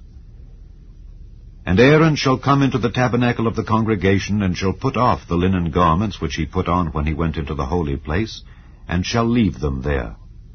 And he shall wash his flesh with water in the holy place, and put on his garments, and come forth, and offer his burnt offering and the burnt offering of the people, and make an atonement for himself and for the people. And the fat of the sin offering shall he burn upon the altar. And he that let go the goat for the scapegoat shall wash his clothes, and bathe his flesh in water, and afterward come into the camp. And the bullock for the sin offering, and the goat for the sin offering, whose blood was brought in to make atonement in the holy place, shall one carry forth without the camp, and they shall burn in the fire their skins, and their flesh, and their dung. And he that burneth them shall wash his clothes, and bathe his flesh in water, and afterward he shall come into the camp. And this shall be a statute forever unto you, that in the 7th month, on the 10th day of the month, ye shall afflict your souls, and do no work at all, whether it be one of your own country, or a stranger that sojourneth among you. For on that day shall the priest make an atonement for you, to cleanse you, that ye may be clean from all your sins before the Lord. It shall be a Sabbath of rest unto you, and ye shall afflict your souls by a statute forever.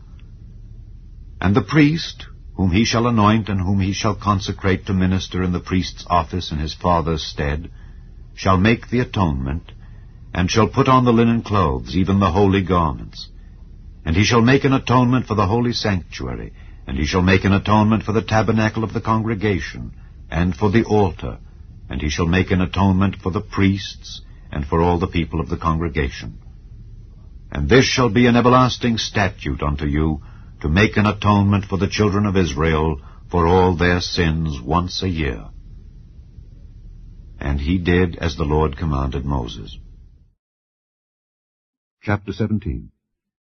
And the Lord spake unto Moses, saying, Speak unto Aaron and unto his sons, and unto all the children of Israel, and say unto them, This is the thing which the Lord hath commanded, saying, What man soever there be of the house of Israel that killeth an ox or lamb or goat in the camp, or that killeth it out of the camp, and bringeth it not unto the door of the tabernacle of the congregation to offer an offering unto the Lord before the tabernacle of the Lord, blood shall be imputed unto that man.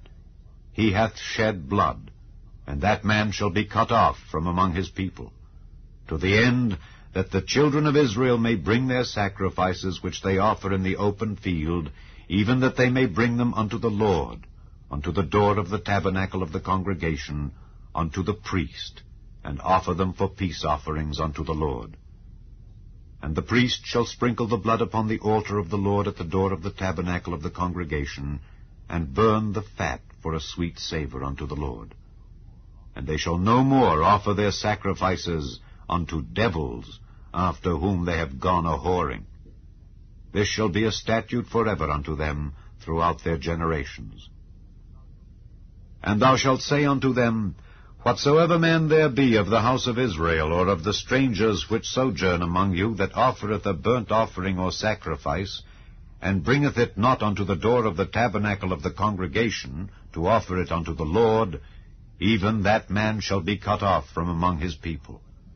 And whatsoever man there be of the house of Israel, or of the strangers that sojourn among you, that eateth any manner of blood, I will even set my face against that soul that eateth blood, and will cut him off from among his people. For the life of the flesh is in the blood, and I have given it to you upon the altar to make an atonement for your souls. For it is the blood that maketh an atonement for the soul. Therefore I said unto the children of Israel, No soul of you shall eat blood, neither shall any stranger that sojourneth among you eat blood. And whatsoever man there be of the children of Israel, or of the strangers that sojourn among you, which hunteth and catcheth any beast or fowl that may be eaten, he shall even pour out the blood thereof, and cover it with dust. For it is the life of all flesh. The blood of it is for the life thereof. Therefore I said unto the children of Israel, Ye shall eat the blood of no manner of flesh, for the life of all flesh is the blood thereof. Whosoever eateth it shall be cut off. And every soul that eateth that which died of itself, or that which was torn with beasts, whether it be one of your own country or a stranger, he shall both wash his clothes and bathe himself in water, and be unclean until the even. Then shall he be clean. But if he wash them not, nor bathe his flesh, then he shall bear his iniquity. Chapter 18. And the Lord spake unto Moses, saying, Speak unto the children of Israel, and say unto them, I am the Lord your God. After the doings of the land of Egypt, wherein ye dwelt, shall ye not do, and after the doings of the land of Canaan, whither I bring you, shall ye not do, neither shall ye walk in their ordinances. Ye shall do my judgments, and keep mine ordinances, to walk therein. I am the Lord your God.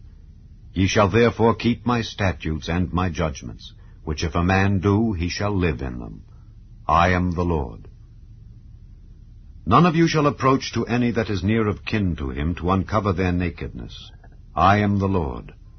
The nakedness of thy father or the nakedness of thy mother shalt thou not uncover. She is thy mother, thou shalt not uncover her nakedness. The nakedness of thy father's wife shalt thou not uncover. It is thy father's nakedness. The nakedness of thy sister, the daughter of thy father, or daughter of thy mother, whether she be born at home or born abroad, even their nakedness thou shalt not uncover. The nakedness of thy son's daughter, or of thy daughter's daughter, even their nakedness thou shalt not uncover, for theirs is thine own nakedness. The nakedness of thy father's wife's daughter, begotten of thy father, she is thy sister, thou shalt not uncover her nakedness. Thou shalt not uncover the nakedness of thy father's sister, she is thy father's near kinswoman. Thou shalt not uncover the nakedness of thy mother's sister, for she is thy mother's near kinswoman. Thou shalt not uncover the nakedness of thy father's brother, thou shalt not approach to his wife, she is thine aunt. Thou shalt not uncover the nakedness of thy daughter-in-law, she is thy son's wife, thou shalt not uncover her nakedness. Thou shalt not uncover the nakedness of thy brother's wife, it is thy brother's nakedness. Thou shalt not uncover the nakedness of a woman and her daughter, neither shalt thou take her son's daughter or her daughter's daughter to uncover her nakedness, for they are her near kinswomen. It is wickedness. Neither shalt thou take a wife to her sister, to vex her, to uncover her nakedness beside the other in her lifetime. Also thou shalt not approach unto a woman to uncover her nakedness, as long as she is put apart for her uncleanness. Moreover, thou shalt not lie carnally with thy neighbor's wife, to defile thyself with her. And thou shalt not let any of thy seed pass through the fire to Molech, neither shalt thou profane the name of thy God. I am the Lord. Thou shalt not lie with mankind as with womankind, it is abomination. Neither shalt thou lie with any beast, to defile thyself therewith. Neither shall any woman stand before a beast to lie down thereto, it is confusion. Defile not ye yourselves in any of these things, for in all these the nations are defiled, which I cast out before you, and the land is defiled, Therefore I do visit the iniquity thereof upon it, and the land itself vomiteth out her inhabitants.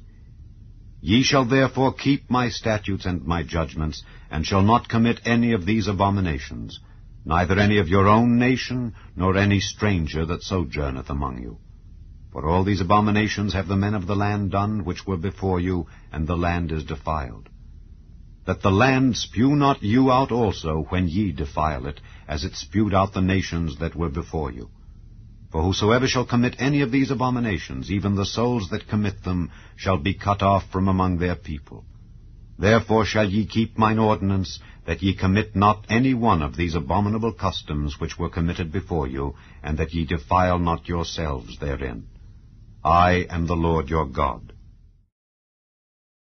Chapter 19. And the Lord spake unto Moses, saying, Speak unto all the congregation of the children of Israel, and say unto them, Ye shall be holy, for I, the Lord your God, am holy. Ye shall fear every man his mother and his father, and keep my Sabbaths. I am the Lord your God. Turn ye not unto idols, nor make to yourselves molten gods. I am the Lord your God. And if ye offer a sacrifice of peace offerings unto the Lord, ye shall offer it at your own will. It shall be eaten the same day ye offer it, and on the morrow, and if aught remain until the third day, it shall be burnt in the fire. And if it be eaten at all on the third day, it is abominable, it shall not be accepted.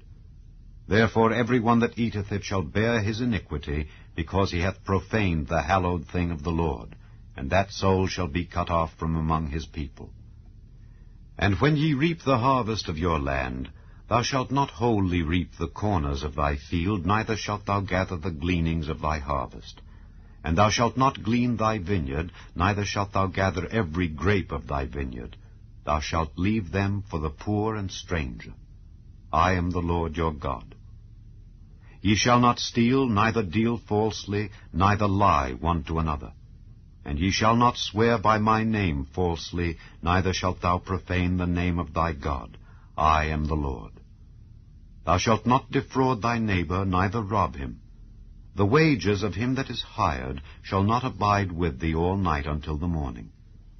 Thou shalt not curse the deaf, nor put a stumbling block before the blind, but shalt fear thy God. I am the Lord. Ye shall do no unrighteousness in judgment. Thou shalt not respect the person of the poor, nor honor the person of the mighty, but in righteousness shalt thou judge thy neighbor. Thou shalt not go up and down as a talebearer among thy people, neither shalt thou stand against the blood of thy neighbor. I am the Lord. Thou shalt not hate thy brother in thine heart. Thou shalt in any wise rebuke thy neighbor, and not suffer sin upon him. Thou shalt not avenge, nor bear any grudge against the children of thy people, but thou shalt love thy neighbor as thyself. I am the Lord. Ye shall keep my statutes. Thou shalt not let thy cattle gender with a diverse kind. Thou shalt not sow thy field with mingled seed, neither shall a garment mingled of linen and woolen come upon thee. And whosoever lieth carnally with a woman that is a bondmaid, betrothed to an husband, and not at all redeemed, nor freedom given her, she shall be scourged. They shall not be put to death, because she was not free. And he shall bring his trespass offering unto the Lord unto the door of the tabernacle of the congregation, even a ram for a trespass offering. And the priest shall make an atonement for him with the ram of the trespass offering before the Lord for his sin which he hath done, and the sin which he hath done shall be forgiven him. And when ye shall come into the land, and shall have planted all manner of trees for food, then ye shall count the fruit thereof as uncircumcised. 3 years shall it be as uncircumcised unto you. It shall not be eaten of. But in the 4th year all the fruit thereof shall be holy, to praise the Lord withal. And in the 5th year shall ye eat of the fruit thereof, that it may yield unto you the increase thereof. I am the Lord your God. Ye shall not eat anything with the blood, neither shall ye use enchantment, nor observe times. Ye shall not round the corners of your heads, neither shalt thou mar the corners of thy beard. Ye shall not make any cuttings in your flesh for the dead, nor print any marks upon you. I am the Lord. Do not prostitute thy daughter to cause her to be a whore, lest the land fall to whoredom, and the land become full of wickedness. Ye shall keep my Sabbaths, and reverence my sanctuary. I am the Lord. Regard not them that have familiar spirits, neither seek after wizards to be defiled by them. I am the Lord your God. Thou shalt rise up before the hoary head, and honor the face of the old man, and fear thy God. I am the Lord. And if a stranger sojourn with thee in your land, ye shall not vex him. But the stranger that dwelleth with you shall be unto you as one born among you, and thou shalt love him as thyself. For ye were strangers in the land of Egypt. I am the Lord your God. Ye shall do no unrighteousness in judgment, in meat yard, in weight, or in measure. Just balances, just weights, a just ephah, and a just hin shall ye have. I am the Lord your God, which brought you out of the land of Egypt. Therefore shall ye observe all my statutes, and all my judgments, and do them. I am the Lord. Chapter 20. And the Lord spake unto Moses, saying, Again thou shalt say to the children of Israel, Whosoever he be of the children of Israel, or of the strangers that sojourn in Israel, that giveth any of his seed unto Molech, he shall surely be put to death. The people of the land shall stone him with stones. And I will set my face against that man, and will cut him off from among his people, because he hath given of his seed unto Molech, to defile my sanctuary, and to profane my holy name. And if the people of the land do any ways hide their eyes from the man when he giveth of his seed unto Molech, and kill him not, then I will set my face against that man and against his family, and will cut him off, and all that go a-whoring after him to commit whoredom with Molech from among their people. And the soul that turneth after such as have familiar spirits, and after wizards, to go a-whoring after them, I will even set my face against that soul, and will cut him off from among his people. Sanctify yourselves therefore, and be ye holy, for I am the Lord your God. And ye shall keep my statutes and do them. I am the Lord which sanctify you. For every one that curseth his father or his mother shall be surely put to death.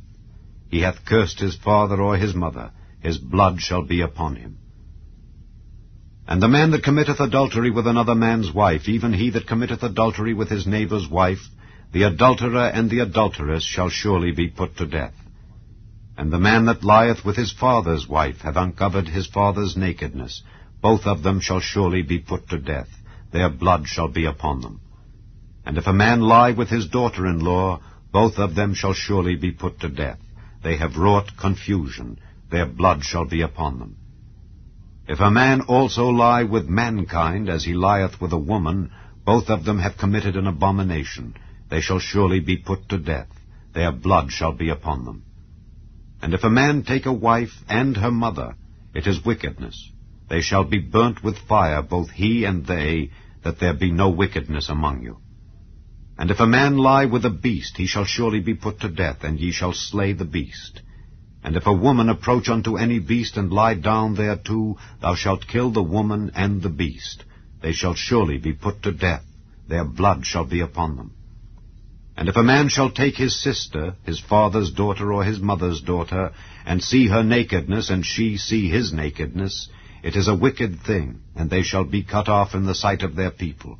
He hath uncovered his sister's nakedness. He shall bear his iniquity. And if a man shall lie with a woman having her sickness, and shall uncover her nakedness, he hath discovered her fountain, and she hath uncovered the fountain of her blood, and both of them shall be cut off from among their people. And thou shalt not uncover the nakedness of thy mother's sister, nor of thy father's sister, for he uncovereth his near kin. They shall bear their iniquity. And if a man shall lie with his uncle's wife, he hath uncovered his uncle's nakedness. They shall bear their sin. They shall die childless. And if a man shall take his brother's wife, it is an unclean thing. He hath uncovered his brother's nakedness. They shall be childless. Ye shall therefore keep all my statutes and all my judgments, and do them, that the land whither I bring you to dwell therein spew you not out. And ye shall not walk in the manners of the nation which I cast out before you, For they committed all these things, and therefore I abhorred them. But I have said unto you, Ye shall inherit their land, and I will give it unto you to possess it, a land that floweth with milk and honey. I am the Lord your God, which have separated you from other people. Ye shall therefore put difference between clean beasts and unclean, and between unclean fowls and clean. And ye shall not make your souls abominable by beast or by fowl, or by any manner of living thing that creepeth on the ground, which I have separated from you as unclean. And ye shall be holy unto me. For I the Lord am holy, and have severed you from other people, that ye should be mine. A man also or woman that hath a familiar spirit, or that is a wizard, shall surely be put to death. They shall stone them with stones. Their blood shall be upon them. Chapter 21.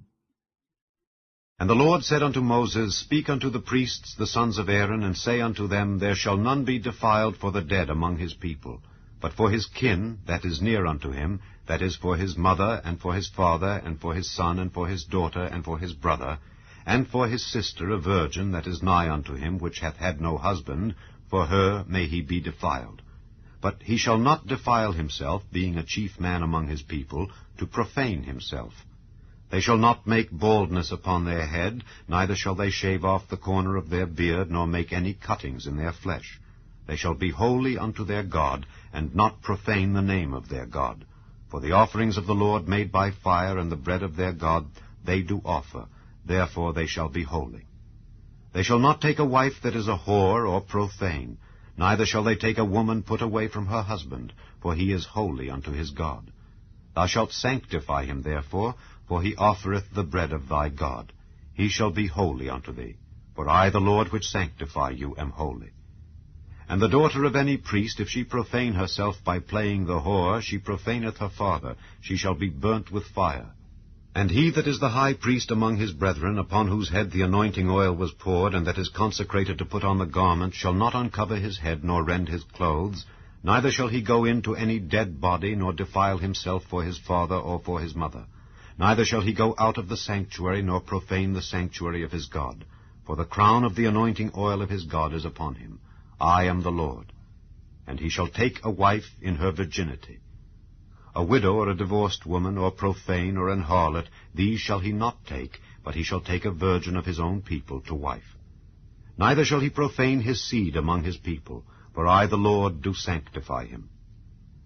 And the Lord spake unto Moses, saying, Speak unto Aaron, saying, Whosoever he be of thy seed in their generations that hath any blemish, let him not approach to offer the bread of his God. For whatsoever man he be that hath a blemish, he shall not approach, a blind man, or a lame, or he that hath a flat nose, or anything superfluous, or a man that is broken-footed, or broken-handed, or crook-backed, or a dwarf, or that hath a blemish in his eye, or be scurvy, or scabbed, or hath his stones broken. No man that hath a blemish of the seed of Aaron the priest shall come nigh to offer the offerings of the Lord made by fire. He hath a blemish. He shall not come nigh to offer the bread of his God. He shall eat the bread of his God, both of the most holy and of the holy. Only he shall not go in unto the veil, nor come nigh unto the altar, because he hath a blemish, that he profane not my sanctuaries, for I the Lord do sanctify them. And Moses told it unto Aaron and to his sons, and unto all the children of Israel. Chapter 22. And the Lord spake unto Moses, saying, Speak unto Aaron and to his sons, that they separate themselves from the holy things of the children of Israel, and that they profane not my holy name in those things which they hallow unto me. I am the Lord.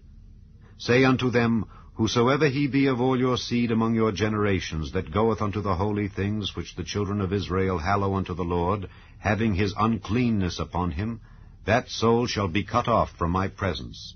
I am the Lord. What man soever of the seed of Aaron is a leper, or hath a running issue, he shall not eat of the holy things until he be clean.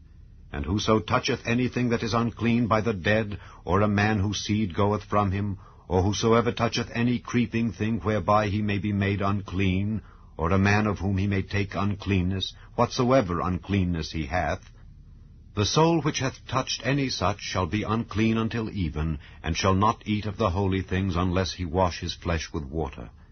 And when the sun is down, he shall be clean, and shall afterward eat of the holy things, because it is his food. That which dieth of itself, or is torn with beasts, he shall not eat to defile himself therewith. I am the Lord. They shall therefore keep mine ordinance, lest they bear sin for it, and die therefore, if they profane it. I, the Lord, do sanctify them. There shall no stranger eat of the holy thing. A sojourner of the priest, or an hired servant, shall not eat of the holy thing. But if the priest buy any soul with his money, he shall eat of it, and he that is born in his house, they shall eat of his meat. If the priest's daughter also be married unto a stranger, she may not eat of an offering of the holy things.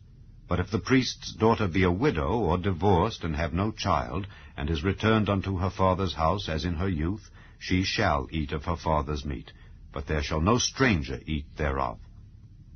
And if a man eat of the holy thing unwittingly, then he shall put the 5th part thereof unto it, and shall give it unto the priest with the holy thing. And they shall not profane the holy things of the children of Israel, which they offer unto the Lord, or suffer them to bear the iniquity of trespass when they eat their holy things. For I, the Lord, do sanctify them. And the Lord spake unto Moses, saying, Speak unto Aaron, and to his sons, and unto all the children of Israel, and say unto them, Whatsoever he be of the house of Israel, or of the strangers in Israel, that will offer his oblation for all his vows, and for all his freewill offerings, which they will offer unto the Lord for a burnt offering, ye shall offer at your own will a male without blemish of the beeves, of the sheep, or of the goats.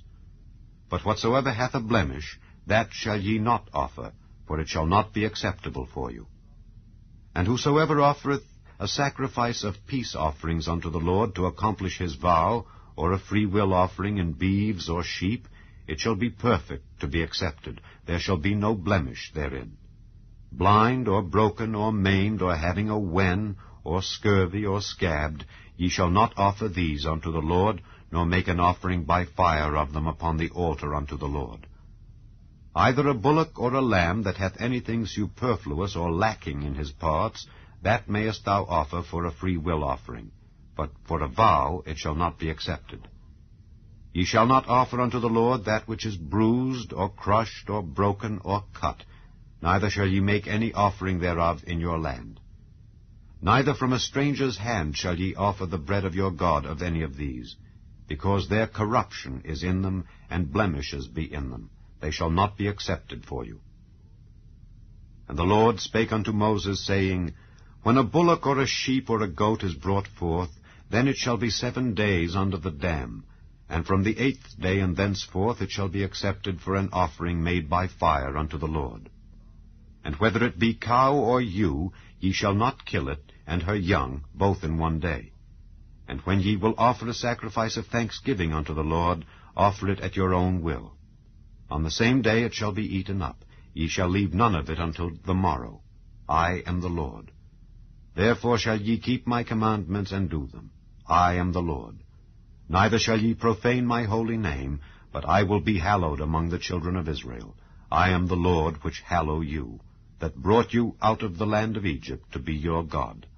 I am the Lord. Chapter 23.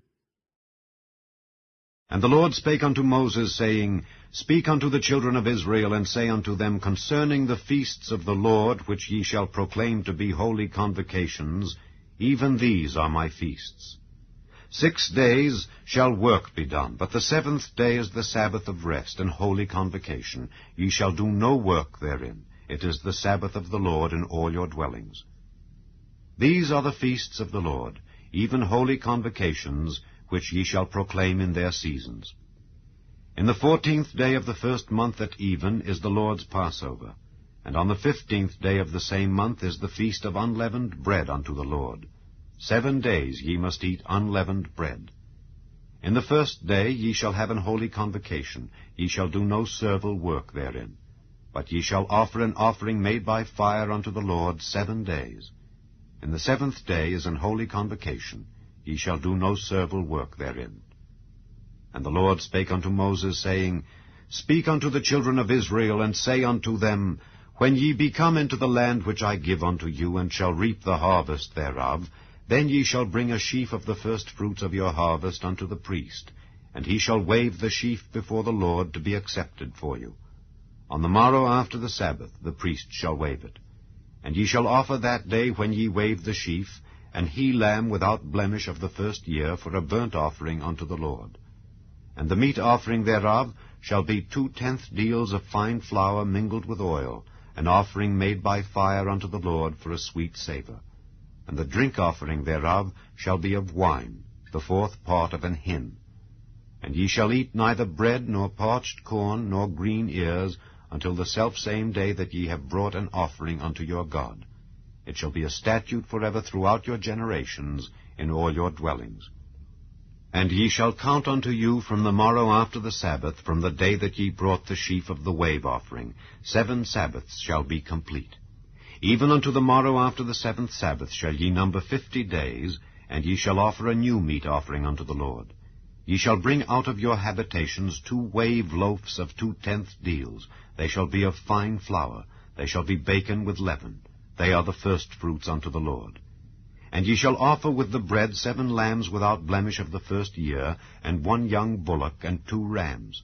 They shall be for a burnt offering unto the Lord, with their meat offering and their drink offerings, even an offering made by fire of sweet savour unto the Lord. Then ye shall sacrifice 1 kid of the goats for a sin offering, and 2 lambs of the first year for a sacrifice of peace offerings. And the priest shall wave them with the bread of the firstfruits for a wave offering before the Lord with the 2 lambs.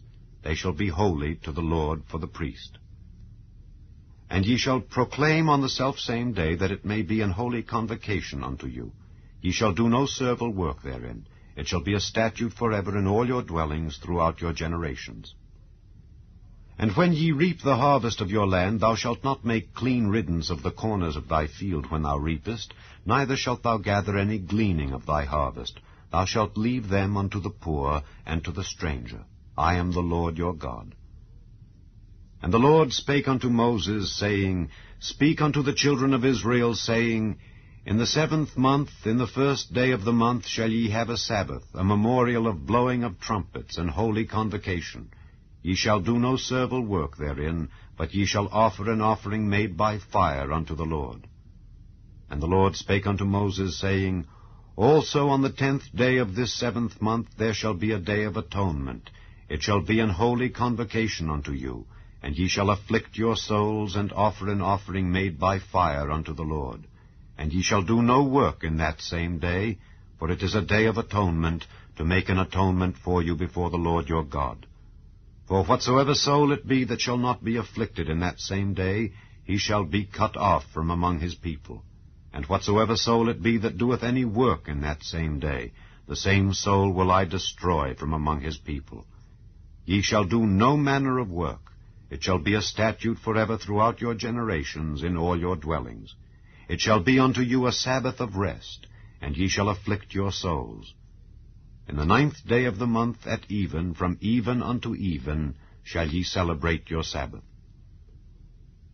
And the Lord spake unto Moses, saying, Speak unto the children of Israel, saying, The 15th day of this 7th month shall be the Feast of Tabernacles for 7 days unto the Lord. On the 1st day shall be an holy convocation. Ye shall do no servile work therein. 7 days ye shall offer an offering made by fire unto the Lord. On the 8th day shall be an holy convocation unto you, and ye shall offer an offering made by fire unto the Lord. It is a solemn assembly, and ye shall do no servile work therein. These are the feasts of the Lord, which ye shall proclaim to be holy convocations, to offer an offering made by fire unto the Lord, a burnt offering, and a meat offering, a sacrifice, and drink offerings, everything upon his day. Beside the Sabbaths of the Lord, and beside your gifts, and beside all your vows, and beside all your free will offerings which ye give unto the Lord. Also in the 15th day of the 7th month, when ye have gathered in the fruit of the land, ye shall keep a feast unto the Lord 7 days. On the 1st day shall be a Sabbath, and on the 8th day shall be a Sabbath. And ye shall take you on the 1st day the boughs of goodly trees, branches of palm trees, and the boughs of thick trees, and willows of the brook, and ye shall rejoice before the Lord your God 7 days. And ye shall keep it a feast unto the Lord 7 days in the year. It shall be a statute forever in your generations. Ye shall celebrate it in the 7th month. Ye shall dwell in booths 7 days. All that are Israelites born shall dwell in booths, that your generations may know that I made the children of Israel to dwell in booths when I brought them out of the land of Egypt. I am the Lord your God. And Moses declared unto the children of Israel the feasts of the Lord. Chapter 24.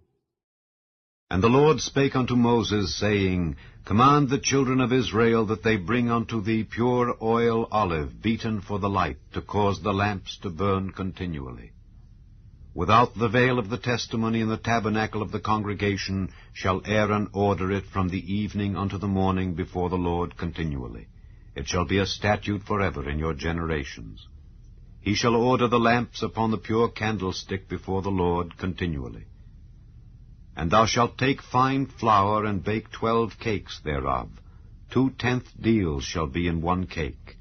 And thou shalt set them in 2 rows, 6 on a row, upon the pure table before the Lord. And thou shalt put pure frankincense upon each row, that it may be on the bread for a memorial, even an offering made by fire unto the Lord. Every Sabbath he shall set it in order before the Lord continually, being taken from the children of Israel by an everlasting covenant. And it shall be Aaron's and his sons, and they shall eat it in the holy place, for it is most holy unto him of the offerings of the Lord made by fire, by a perpetual statute. And the son of an Israelitish woman, whose father was an Egyptian, went out among the children of Israel, and this son of the Israelitish woman and a man of Israel strove together in the camp. And the Israelitish woman's son blasphemed the name of the Lord, and cursed. And they brought him unto Moses. And his mother's name was Shelomith, the daughter of Dibri of the tribe of Dan. And they put him in ward, that the mind of the Lord might be showed them. And the Lord spake unto Moses, saying, Bring forth him that hath cursed without the camp, and let all that heard him lay their hands upon his head, and let all the congregation stone him. And thou shalt speak unto the children of Israel, saying, Whosoever curseth his God shall bear his sin. And he that blasphemeth the name of the Lord, he shall surely be put to death, and all the congregation shall certainly stone him, as well the stranger as he that is born in the land, when he blasphemeth the name of the Lord, shall be put to death. And he that killeth any man shall surely be put to death. And he that killeth a beast shall make it good, beast for beast. And if a man cause a blemish in his neighbor, as he hath done, so shall it be done to him. Breach for breach, eye for eye, tooth for tooth. As he hath caused a blemish in a man, so shall it be done to him again. And he that killeth a beast, he shall restore it, and he that killeth a man, he shall be put to death. Ye shall have one manner of law, as well for the stranger as for one of your own country, for I am the Lord your God. And Moses spake to the children of Israel, that they should bring forth him that had cursed out of the camp, and stone him with stones. And the children of Israel did as the Lord commanded Moses. Chapter 25. And the Lord spake unto Moses in Mount Sinai, saying, Speak unto the children of Israel, and say unto them, When ye come into the land which I give you, then shall the land keep a Sabbath unto the Lord. 6 years thou shalt sow thy field, and 6 years thou shalt prune thy vineyard, and gather in the fruit thereof. But in the 7th year shall be a Sabbath of rest unto the land, a Sabbath for the Lord. Thou shalt neither sow thy field, nor prune thy vineyard. That which groweth of its own accord of thy harvest thou shalt not reap, neither gather the grapes of thy vine undressed, for it is a year of rest unto the land. And the Sabbath of the land shall be meat for you, for thee, and for thy servant, and for thy maid, and for thy hired servant, and for thy stranger that sojourneth with thee, and for thy cattle, and for the beasts that are in thy land, shall all the increase thereof be meat. And thou shalt number 7 Sabbaths of years unto thee, 7 times 7 years. And the space of the 7 Sabbaths of years shall be unto thee 49 years. Then shalt thou cause the trumpet of the Jubilee to sound on the 10th day of the 7th month. In the day of atonement shall ye make the trumpet sound throughout all your land. And ye shall hallow the 50th year, and proclaim liberty throughout all the land unto all the inhabitants thereof. It shall be a jubilee unto you. And ye shall return every man unto his possession, and ye shall return every man unto his family. A jubilee shall that 50th year be unto you. Ye shall not sow, neither reap that which groweth of itself in it, nor gather the grapes in it of thy vine undressed. For it is the jubilee. It shall be holy unto you. Ye shall eat the increase thereof out of the field. In the year of this jubilee ye shall return every man unto his possession. And if thou sell aught unto thy neighbor, or buyest aught of thy neighbor's hand, ye shall not oppress one another. According to the number of years after the jubilee thou shalt buy of thy neighbor, and according unto the number of years of the fruits he shall sell unto thee.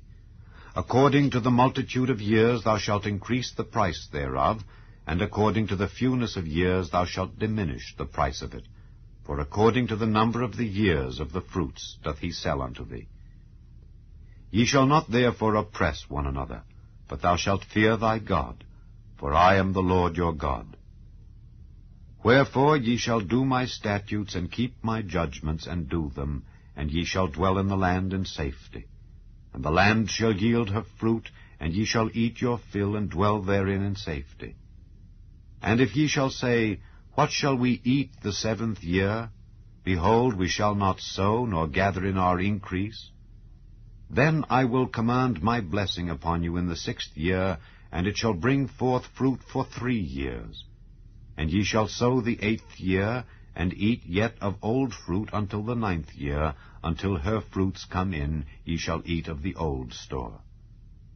The land shall not be sold forever, for the land is mine, for ye are strangers and sojourners with me.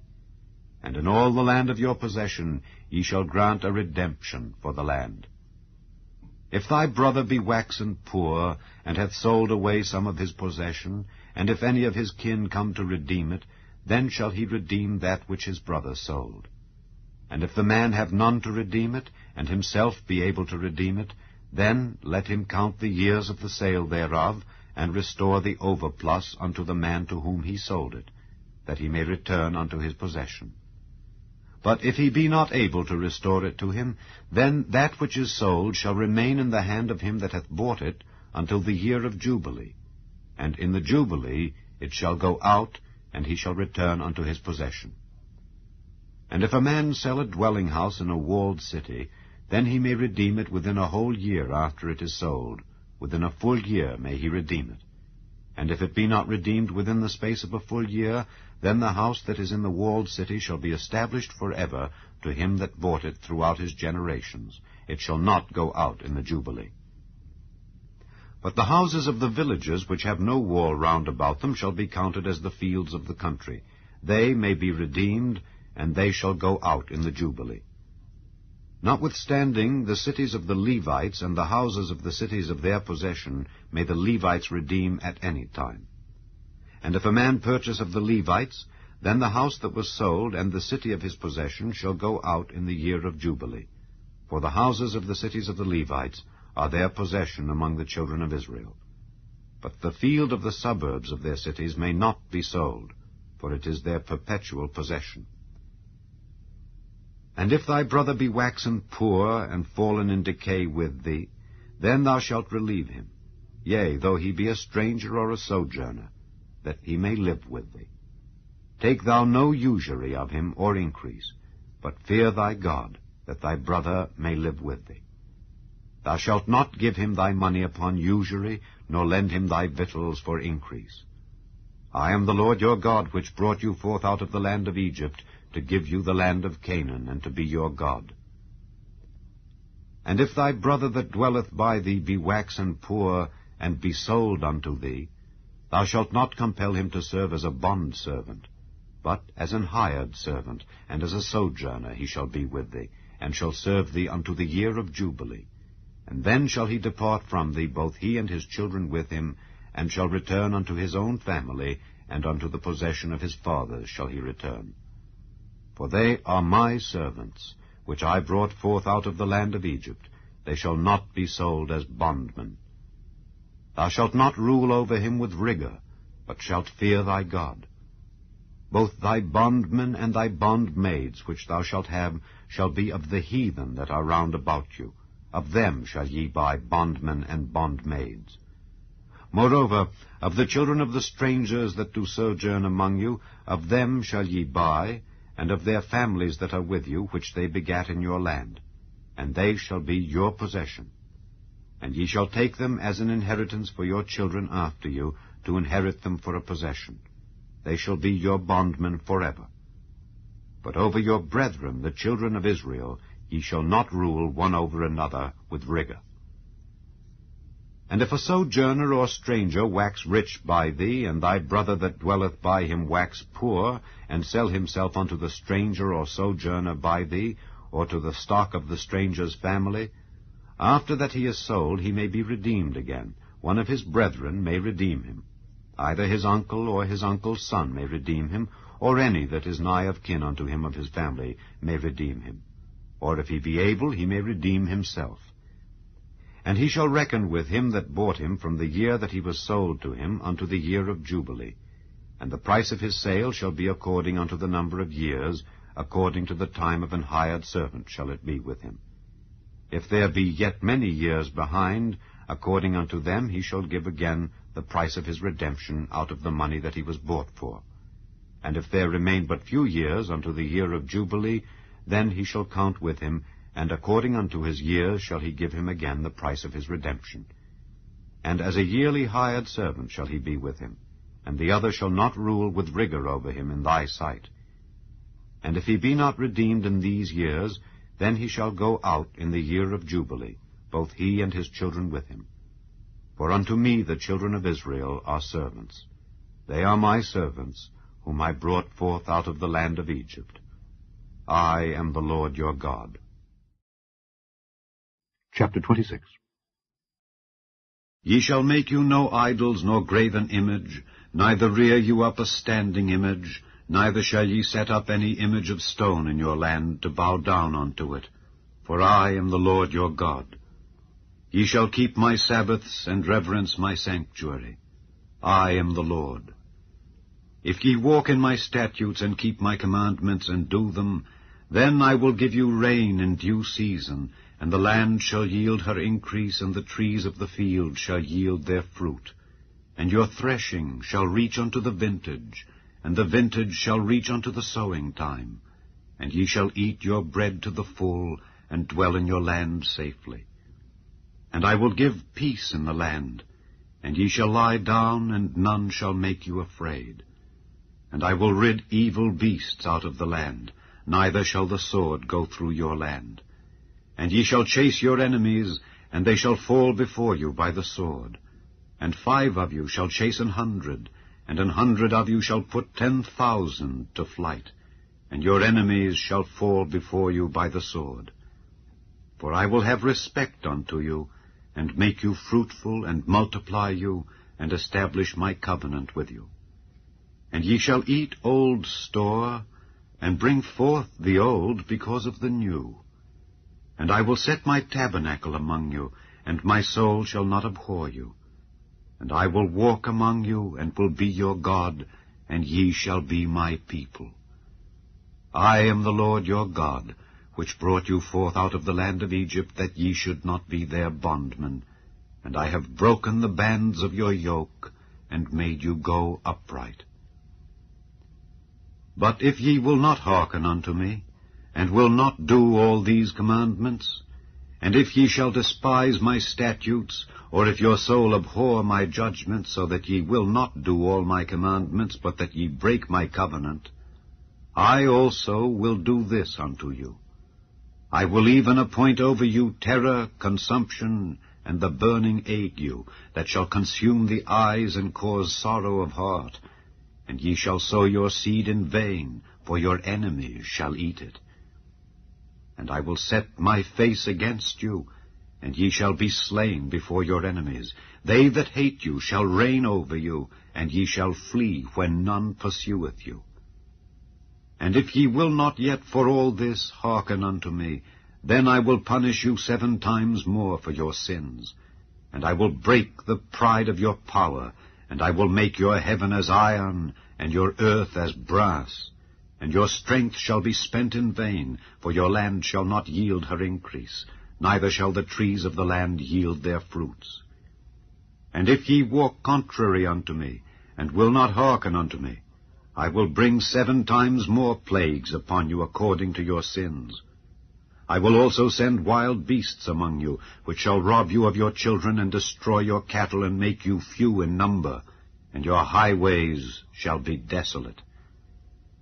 And if ye will not be reformed by me by these things, but will walk contrary unto me, then will I also walk contrary unto you, and will punish you yet 7 times for your sins. And I will bring a sword upon you that shall avenge the quarrel of my covenant. And when ye are gathered together within your cities, I will send the pestilence among you, and ye shall be delivered into the hand of the enemy. And when I have broken the staff of your bread, 10 women shall bake your bread in 1 oven, and they shall deliver you your bread again by weight, and ye shall eat and not be satisfied. And if ye will not for all this hearken unto me, but walk contrary unto me, then I will walk contrary unto you also in fury, and I, even I, will chastise you 7 times for your sins. And ye shall eat the flesh of your sons, and the flesh of your daughters shall ye eat.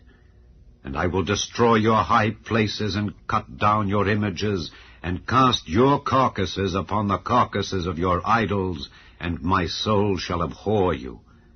And I will make your cities waste, and bring your sanctuaries unto desolation, and I will not smell the savor of your sweet odors. And I will bring the land into desolation, and your enemies which dwell therein shall be astonished at it. And I will scatter you among the heathen, and will draw out a sword after you, and your land shall be desolate, and your cities waste. Then shall the land enjoy her Sabbaths, as long as it lieth desolate, and ye be in your enemy's land. Even then shall the land rest and enjoy her Sabbaths. As long as it lieth desolate it shall rest, because it did not rest in your Sabbaths when ye dwelt upon it. And upon them that are left alive of you, I will send a faintness into their hearts in the lands of their enemies, and the sound of a shaken leaf shall chase them. And they shall flee as fleeing from a sword, and they shall fall when none pursueth. And they shall fall one upon another as it were before a sword, when none pursueth. And ye shall have no power to stand before your enemies. And ye shall perish among the heathen, and the land of your enemies shall eat you up. And they that are left of you shall pine away in their iniquity in your enemies' lands, and also in the iniquities of their fathers shall they pine away with them. If they shall confess their iniquity, and the iniquity of their fathers, with their trespass which they trespassed against me, and that also they have walked contrary unto me, and that I also have walked contrary unto them, and have brought them into the land of their enemies, if then their uncircumcised hearts be humbled, and they then accept of the punishment of their iniquity, then will I remember my covenant with Jacob, and also my covenant with Isaac, and also my covenant with Abraham will I remember, and I will remember the land.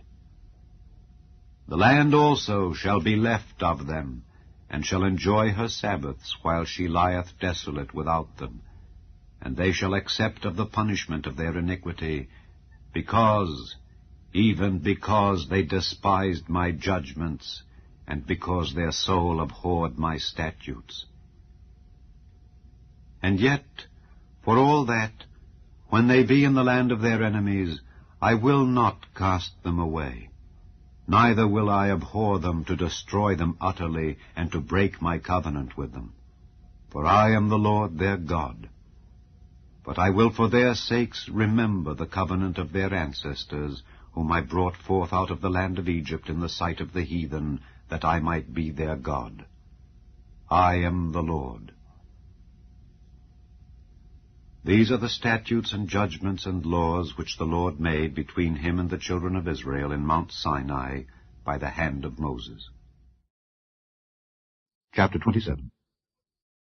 And the Lord spake unto Moses, saying, Speak unto the children of Israel, and say unto them, When a man shall make a singular vow, the persons shall be for the Lord by thy estimation.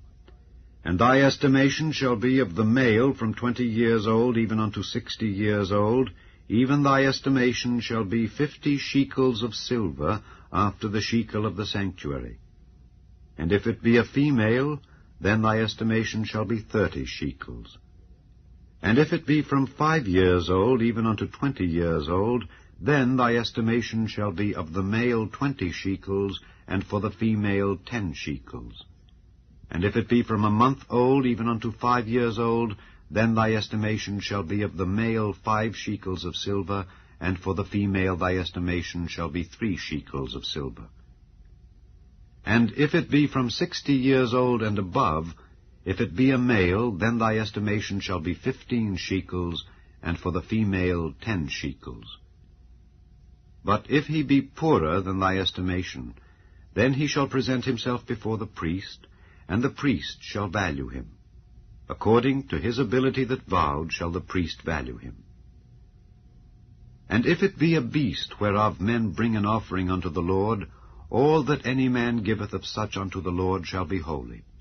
He shall not alter it nor change it, a good for a bad, or a bad for a good. And if he shall at all change beast for beast, then it and the exchange thereof shall be holy. And if it be any unclean beast, of which they do not offer a sacrifice unto the Lord, then he shall present the beast before the priest, and the priest shall value it, whether it be good or bad. As thou valuest it who art the priest, so shall it be. But if he will at all redeem it, then he shall add a 5th part thereof unto thy estimation. And when a man shall sanctify his house to be holy unto the Lord, then the priest shall estimate it, whether it be good or bad. As the priest shall estimate it, so shall it stand. And if he that sanctified it will redeem his house, then he shall add the 5th part of the money of thy estimation unto it, and it shall be his. And if a man shall sanctify unto the Lord some part of a field of his possession, then thy estimation shall be according to the seed thereof. An homer of barley seed shall be valued at 50 shekels of silver. If he sanctify his field from the year of Jubilee, according to thy estimation it shall stand. But if he sanctify his field after the Jubilee, then the priest shall reckon unto him the money according to the years that remain, even unto the year of the Jubilee, and it shall be abated from thy estimation. And if he that sanctified the field will in any wise redeem it, then he shall add the 5th part of the money of thy estimation unto it, and it shall be assured to him. And if he will not redeem the field, or if he have sold the field to another man, it shall not be redeemed any more. But the field, when it goeth out in the Jubilee, shall be holy unto the Lord, as a field devoted. The possession thereof shall be the priest's. And if a man sanctify unto the Lord a field which he hath bought, which is not of the fields of his possession, then the priest shall reckon unto him the worth of thy estimation, even unto the year of the Jubilee. And he shall give thine estimation in that day as a holy thing unto the Lord. In the year of the Jubilee the field shall return unto him of whom it was bought, even to him to whom the possession of the land did belong. And all thy estimations shall be according to the shekel of the sanctuary.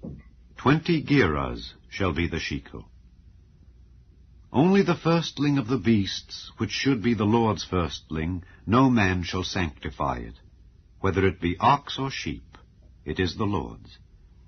And if it be of an unclean beast, then he shall redeem it according to thine estimation, and shall add a fifth part of it thereto. Or if it be not redeemed, then it shall be sold according to thy estimation. Notwithstanding, no devoted thing that a man shall devote unto the Lord of all that he hath, both of man and beast, and of the field of his possession, shall be sold or redeemed. Every devoted thing is most holy unto the Lord. None devoted which shall be devoted of men shall be redeemed, but shall surely be put to death. And all the tithe of the land, whether of the seed of the land or of the fruit of the tree, is the Lord's. It is holy unto the Lord. And if a man will at all redeem aught of his tithes, he shall add thereto the fifth part thereof. And concerning the tithe of the herd or of the flock, even of whatsoever passeth under the rod, the 10th shall be holy unto the Lord. He shall not search whether it be good or bad, neither shall he change it. And if he change it at all, then both it and the change thereof shall be holy. It shall not be redeemed. These are the commandments which the Lord commanded Moses for the children of Israel in Mount Sinai. The fourth book of Moses, called Numbers, chapter 1. And the Lord spake unto Moses in the wilderness of Sinai in the tabernacle of the congregation, on the first day of the 2nd month, in the 2nd year after they were come out of the land of Egypt, saying, Take ye the sum of all the congregation of the children of Israel, after their families, by the house of their fathers, with the number of their names, every male by their polls, from 20 years old and upward, all that are able to go forth to war in Israel. Thou and Aaron shall number them by their armies. And with you there shall be a man of every tribe, every one head of the house of his fathers. And these are the names of the men that shall stand with you. Of the tribe of Reuben, Elizur the son of Shedeur. Of Simeon, Shelumiel the son of Zurishaddai. Of Judah, Nahshon the son of Amminadab. Of Issachar, Nethaneel the son of Zuar. Of Zebulun, Eliab the son of Helon. Of the children of Joseph, of Ephraim, Elishama the son of Ammihud. Of Manasseh, Gamaliel the son of Pedazur. Of Benjamin, Abidan the son of Gideoni. Of Dan, Ahiezer the son of Ammishaddai. Of Asher, Pagiel the son of Ochran. Of Gad, Eliasaph the son of Deuel. Of Naphtali, Ahira the son of Enan. These were the renowned of the congregation, princes of the tribes of their fathers, heads of thousands in Israel. And Moses and Aaron took these men which are expressed by their names, and they assembled all the congregation together on the first day of the 2nd month, and they declared their pedigrees after their families by the house of their fathers, according to the number of the names, from 20 years old and upward, by their polls. As the Lord commanded Moses, so he numbered them in the wilderness of Sinai. And the children of Reuben, Israel's eldest son, by their generations after their families, by the house of their fathers, according to the number of the names, by their polls, every male from 20 years old and upward, all that were able to go forth to war, those that were numbered of them, even of the tribe of Reuben, were 46,500. Of the children of Simeon, by their generations after their families, by the house of their fathers, those that were numbered of them, according to the number of the names, by their polls, every male from 20 years old and upward, all that were able to go forth to war, those that were numbered of them, even of the tribe of Simeon, were 59,300. Of the children of Gad, by their generations after their families, by the house of their fathers, according to the number of the names, from 20 years old and upward, all that were able to go forth to war, those that were numbered of them, even of the tribe of Gad, were 45,650. Of the children of Judah, by their generations after their families, by the house of their fathers, according to the number of the names, from 20 years old and upward, all that were able to go forth to war, those that were numbered of them, even of the tribe of Judah, were 314,600. Of the children of Issachar, by their generations, after their families, by the house of their fathers, according to the number of the names, from 20 years old and upward, all that were able to go forth to war, those that were numbered of them, even of the tribe of Issachar, were 54,400. Of the children of Zebulun, by their generations, after their families, by the house of their fathers, according to the number of the names, from 20 years old and upward, all that were able to go forth to war, those that were numbered of them, even of the tribe of Zebulun, were 57,400. Of the children of Joseph, namely of the children of Ephraim, by their generations, after their families, by the house of their fathers, according to the number of the names, from 20 years old and upward, all that were able to go forth to war, those that were numbered of them, even of the tribe of Ephraim, were 40,500. Of the children of Manasseh, by their generations, after their families, by the house of their fathers, according to the number of the names, from 20 years old and upward, all that were able to go forth to war, those that were numbered of them, even of the tribe of Manasseh, were 32,200. Of the children of Benjamin, by their generations, after their families, by the house of their fathers, according to the number of the names, from 20 years old and upward, all that were able to go forth to war, those that were numbered of them, even of the tribe of Benjamin, were 35,400. Of the children of Dan, by their generations, after their families, by the house of their fathers, according to the number of the names, from 20 years old and upward, all that were able to go forth to war, those that were numbered of them, even of the tribe of Dan, were 62,700. Of the children of Asher, by their generations, after their families, by the house of their fathers, according to the number of the names, from 20 years old and upward, all that were able to go forth to war, those that were numbered of them, even of the tribe of Asher, were 41,500. Of the children of Naphtali, throughout their generations, after their families, by the house of their fathers, according to the number of the names, from 20 years old and upward, all that were able to go forth to war, those that were numbered of them, even of the tribe of Naphtali, were 53,400.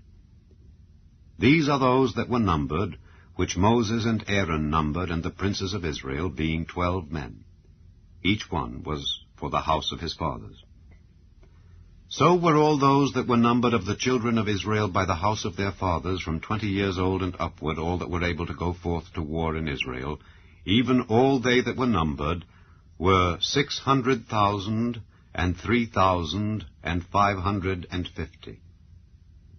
But the Levites, after the tribe of their fathers, were not numbered among them.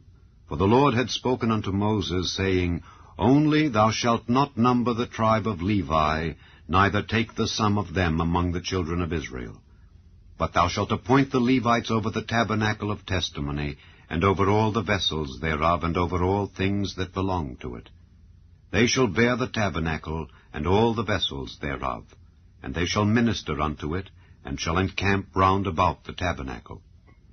And when the tabernacle setteth forward, the Levites shall take it down, and when the tabernacle is to be pitched, the Levites shall set it up. And the stranger that cometh nigh shall be put to death. And the children of Israel shall pitch their tents, every man by his own camp, and every man by his own standard, throughout their hosts. But the Levites shall pitch round about the tabernacle of testimony, that there be no wrath upon the congregation of the children of Israel. And the Levites shall keep the charge of the tabernacle of testimony. And the children of Israel did according to all that the Lord commanded Moses. So did they. Chapter 2. And the Lord spake unto Moses and unto Aaron, saying, Every man of the children of Israel shall pitch by his own standard with the ensign of their father's house. Far off about the tabernacle of the congregation shall they pitch. And on the east side, toward the rising of the sun, shall they of the standard of the camp of Judah pitch throughout their armies. And Nahshon the son of Amminadab shall be captain of the children of Judah. And his host, and those that were numbered of them, were 314,600. And those that do pitch next unto him shall be the tribe of Issachar, and Nethaneel the son of Zeuar shall be captain of the children of Issachar. And his host, and those that were numbered thereof, were 54,400. Then the tribe of Zebulun, And Eliab the son of Helon shall be captain of the children of Zebulun. And his host and those that were numbered thereof were 57,400. All that were numbered in the camp of Judah were 100,000 and 80,000 and 6,400 throughout their armies. These shall first set forth. On the south side shall be the standard of the camp of Reuben according to their armies, and the captain of the children of Reuben shall be Elizur the son of Shedeur.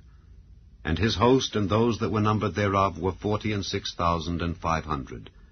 And those which pitched by him shall be the tribe of Simeon, and the captain of the children of Simeon shall be Shelumiel the son of Zurishaddai. And his host and those that were numbered of them were 59,300. Then the tribe of Gad, and the captain of the sons of Gad shall be Eliasaph the son of Reuel. And his host and those that were numbered of them were 45,650. All that were numbered in the camp of Reuben were 100,050 and 1,450 throughout their armies.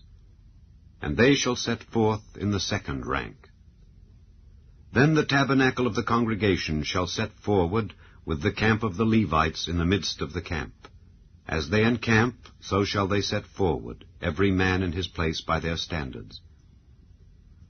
On the west side shall be the standard of the camp of Ephraim, according to their armies. And the captain of the sons of Ephraim shall be Elishama the son of Ammihud. And his host and those that were numbered of them were 40,500. And by him shall be the tribe of Manasseh, and the captain of the children of Manasseh shall be Gamaliel the son of Pedahzur. And his host and those that were numbered of them were 32,200. Then the tribe of Benjamin, and the captain of the sons of Benjamin shall be Abidan the son of Gideoni. And his host and those that were numbered of them were 35,400. All that were numbered of the camp of Ephraim were 100,000 and 8,100 throughout their armies. And they shall go forward in the third rank. The standard of the camp of Dan shall be on the north side by their armies, and the captain of the children of Dan shall be Ahiezer the son of Ammishaddai. And his host and those that were numbered of them were 62,700. And those that encamp by him shall be the tribe of Asher, and the captain of the children of Asher shall be Pagiel the son of Ochran. And his host and those that were numbered of them were 41,500. Then the tribe of Naphtali, and the captain of the children of Naphtali shall be Ahira the son of Enan. And his host and those that were numbered of them were 53,400. All they that were numbered in the camp of Dan were 100,050 and 7,600. They shall go hindmost with their standards. These are those which were numbered of the children of Israel by the house of their fathers. All those that were numbered of the camps throughout their hosts were 600,000 and 3,550. But the Levites were not numbered among the children of Israel, as the Lord commanded Moses. And the children of Israel did according to all that the Lord commanded Moses. So they pitched by their standards, and so they set forward, every one after their families, according to the house of their fathers. Chapter 3. These also are the generations of Aaron and Moses in the day that the Lord spake with Moses in Mount Sinai. And these are the names of the sons of Aaron, Nadab the firstborn, and Abihu, Eleazar, and Ithamar. These are the names of the sons of Aaron, the priests which were anointed, whom he consecrated to minister in the priest's office. And Nadab and Abihu died before the Lord, when they offered strange fire before the Lord in the wilderness of Sinai, and they had no children. And Eleazar and Ithamar ministered in the priest's office in the sight of Aaron their father. And the Lord spake unto Moses, saying, Bring the tribe of Levi near, and present them before Aaron the priest, that they may minister unto him. And they shall keep his charge, and the charge of the whole congregation, before the tabernacle of the congregation, to do the service of the tabernacle. And they shall keep all the instruments of the tabernacle of the congregation, and the charge of the children of Israel, to do the service of the tabernacle. And thou shalt give the Levites unto Aaron and to his sons, They are wholly given unto him out of the children of Israel. And thou shalt appoint Aaron and his sons, and they shall wait on their priest's office, and the stranger that cometh nigh shall be put to death. And the Lord spake unto Moses, saying, And I, behold, I have taken the Levites from among the children of Israel, instead of all the firstborn that openeth the matrix among the children of Israel. Therefore the Levites shall be mine, because all the firstborn are mine. For on the day that I smote all the firstborn in the land of Egypt, I hallowed unto me all the firstborn in Israel, both man and beast. Mine shall they be. I am the Lord. And the Lord spake unto Moses in the wilderness of Sinai, saying, Number the children of Levi after the house of their fathers by their families. Every male from a month old and upward shalt thou number them. And Moses numbered them according to the word of the Lord, as he was commanded. And these were the sons of Levi by their names, Gershon and Kohath and Merari. And these are the names of the sons of Gershon by their families, Libni and Shimei. And the sons of Kohath by their families, Amram and Izahar, Hebron and Uzziel.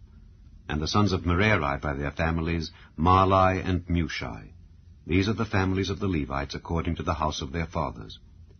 Of Gershon was the family of the Libnites and the family of the Shimites. These are the families of the Gershonites. Those that were numbered of them, according to the number of all the males from a month old and upward, even those that were numbered of them, were 7,500. The families of the Gershonites shall pitch behind the tabernacle westward, and the chief of the house of the father of the Gershonites shall be Eliasaph, the son of Lael. And the charge of the sons of Gershon in the tabernacle of the congregation shall be the tabernacle and the tent, the covering thereof, and the hanging for the door of the tabernacle of the congregation, and the hangings of the court, and the curtain for the door of the court which is by the tabernacle and by the altar round about, and the cords of it for all the service thereof. And of Kohath was the family of the Amramites, and the family of the Izaharites, and the family of the Hebronites, and the family of the Uzzielites. These are the families of the Kohathites.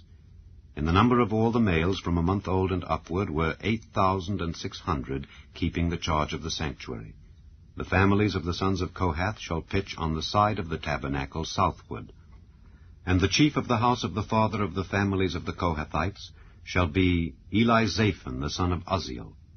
And their charge shall be the ark, and the table, and the candlestick, and the altars, and the vessels of the sanctuary wherewith they minister, and the hanging, and all the service thereof. And Eleazar the son of Aaron the priest shall be chief over the chief of the Levites, and have the oversight of them that keep the charge of the sanctuary. Of Merari was the family of the Mahlites, and the family of the Mushites. These are the families of Merari. And those that were numbered of them, according to the number of all the males from a month old and upward, were 6,200.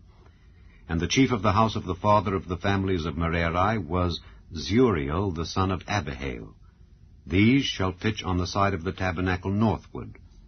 And under the custody and charge of the sons of Merari shall be the boards of the tabernacle, and the bars thereof, and the pillars thereof, and the sockets thereof, and all the vessels thereof, and all that serveth thereto, and the pillars of the court round about, and their sockets, and their pins, and their cords. But those that encamp before the tabernacle toward the east, even before the tabernacle of the congregation eastward, shall be Moses and Aaron and his sons, keeping the charge of the sanctuary for the charge of the children of Israel. And the stranger that cometh nigh shall be put to death. All that were numbered of the Levites, which Moses and Aaron numbered at the commandment of the Lord throughout their families, all the males from a month old and upward, were 22,000. And the Lord said unto Moses, Number all the firstborn of the males of the children of Israel from a month old and upward, and take the number of their names. And thou shalt take the Levites for me, I am the Lord, instead of all the firstborn among the children of Israel, and the cattle of the Levites, instead of all the firstlings among the cattle of the children of Israel. And Moses numbered, as the Lord commanded him, all the firstborn among the children of Israel.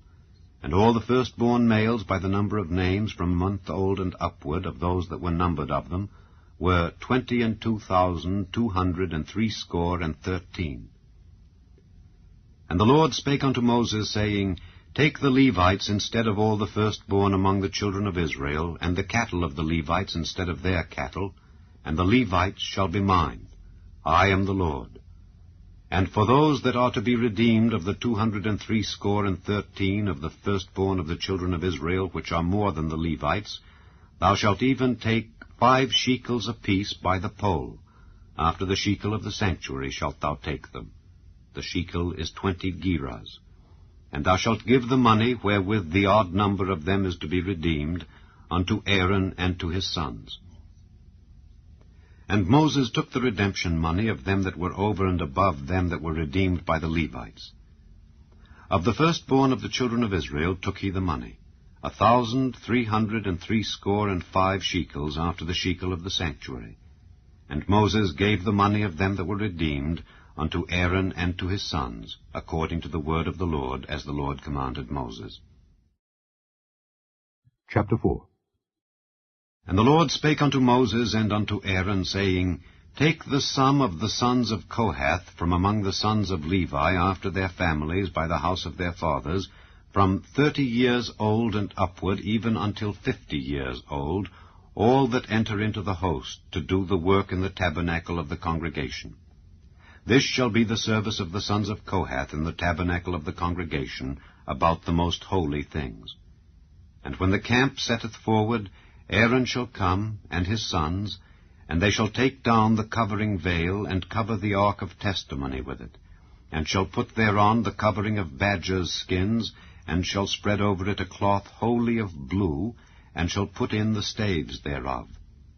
And upon the table of showbread they shall spread a cloth of blue, and put thereon the dishes and the spoons and the bowls, and covers to cover withal, and the continual bread shall be thereon.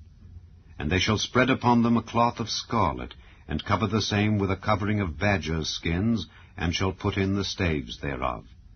And they shall take a cloth of blue, and cover the candlestick of the light, and his lamps, and his tongs, and his snuff dishes, and all the oil vessels thereof, wherewith they minister unto it. And they shall put it and all the vessels thereof within a covering of badgers' skins, and shall put it upon a bar. And upon the golden altar they shall spread a cloth of blue, and cover it with a covering of badgers' skins, and shall put to the staves thereof. And they shall take all the instruments of ministry, wherewith they minister in the sanctuary, and put them in a cloth of blue, and cover them with a covering of badgers' skins, and shall put them on a bar. And they shall take away the ashes from the altar, and spread a purple cloth thereon. And they shall put upon it all the vessels thereof, wherewith they minister about it, even the censers, the flesh hooks, and the shovels, and the basins, all the vessels of the altar. And they shall spread upon it a covering of badgers' skins, and put to the staves of it. And when Aaron and his sons have made an end of covering the sanctuary and all the vessels of the sanctuary, as the camp is to set forward, after that the sons of Kohath shall come to bear it. But they shall not touch any holy thing, lest they die. These things are the burden of the sons of Kohath in the tabernacle of the congregation. And to the office of Eleazar, the son of Aaron the priest, pertaineth the oil for the light, and the sweet incense, and the daily meat offering, and the anointing oil, and the oversight of all the tabernacle, and of all that therein is, in the sanctuary, and in the vessels thereof. And the Lord spake unto Moses and unto Aaron, saying, Cut ye not off the tribe of the families of the Kohathites from among the Levites, but thus do unto them, that they may live and not die when they approach unto the most holy things. Aaron and his sons shall go in, and appoint them every one to his service and to his burden. But they shall not go in to see when the holy things are covered, lest they die. And the Lord spake unto Moses, saying, Take also the sum of the sons of Gershon throughout the houses of their fathers by their families. From 30 years old and upward until 50 years old shalt thou number them, all that enter in to perform the service, to do the work in the tabernacle of the congregation. This is the service of the families of the Gershonites, to serve and for burdens. And they shall bear the curtains of the tabernacle, and the tabernacle of the congregation, his covering, and the covering of the badger's skins that is above upon it, and the hanging for the door of the tabernacle of the congregation, and the hangings of the court, and the hanging for the door of the gate of the court, which is by the tabernacle and by the altar round about, and their cords, and all the instruments of their service, and all that is made for them. So shall they serve. At the appointment of Aaron and his sons shall be all the service of the sons of the Gershonites in all their burdens and in all their service. And ye shall appoint unto them in charge all their burdens. This is the service of the families of the sons of Gershon in the tabernacle of the congregation. And their charge shall be under the hand of Ithamar the son of Aaron the priest. As for the sons of Merari, thou shalt number them after their families by the house of their fathers.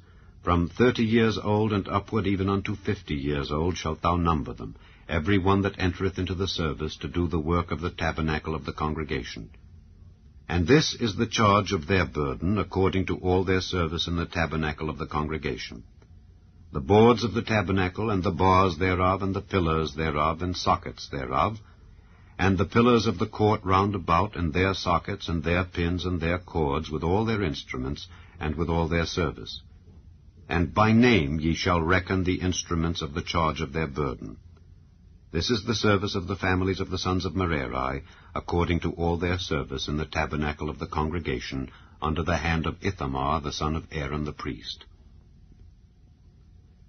And Moses and Aaron and the chief of the congregation numbered the sons of the Kohathites after their families and after the house of their fathers, from 30 years old and upward even unto 50 years old, every one that entereth into the service for the work in the tabernacle of the congregation. And those that were numbered of them by their families were 2,750. These were they that were numbered of the families of the Kohathites, all that might do service in the tabernacle of the congregation, which Moses and Aaron did number according to the commandment of the Lord by the hand of Moses.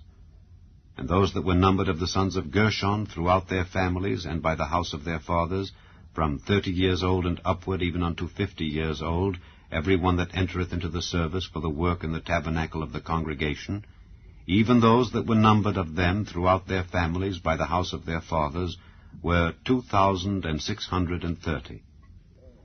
These are they that were numbered of the families of the sons of Gershon, of all that might do service in the tabernacle of the congregation, whom Moses and Aaron did number according to the commandment of the Lord.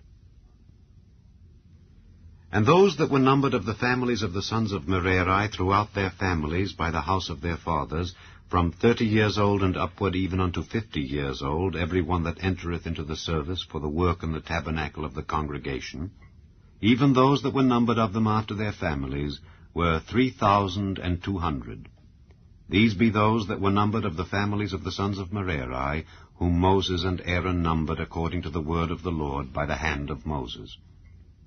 All those that were numbered of the Levites, whom Moses and Aaron and the chief of Israel numbered after their families and after the house of their fathers, from 30 years old and upward even unto 50 years old, every one that came to do the service of the ministry and the service of the burden in the tabernacle of the congregation, even those that were numbered of them were 8,580. According to the commandment of the Lord they were numbered by the hand of Moses, every one according to his service and according to his burden. Thus were they numbered of him, as the Lord commanded Moses. Chapter 5.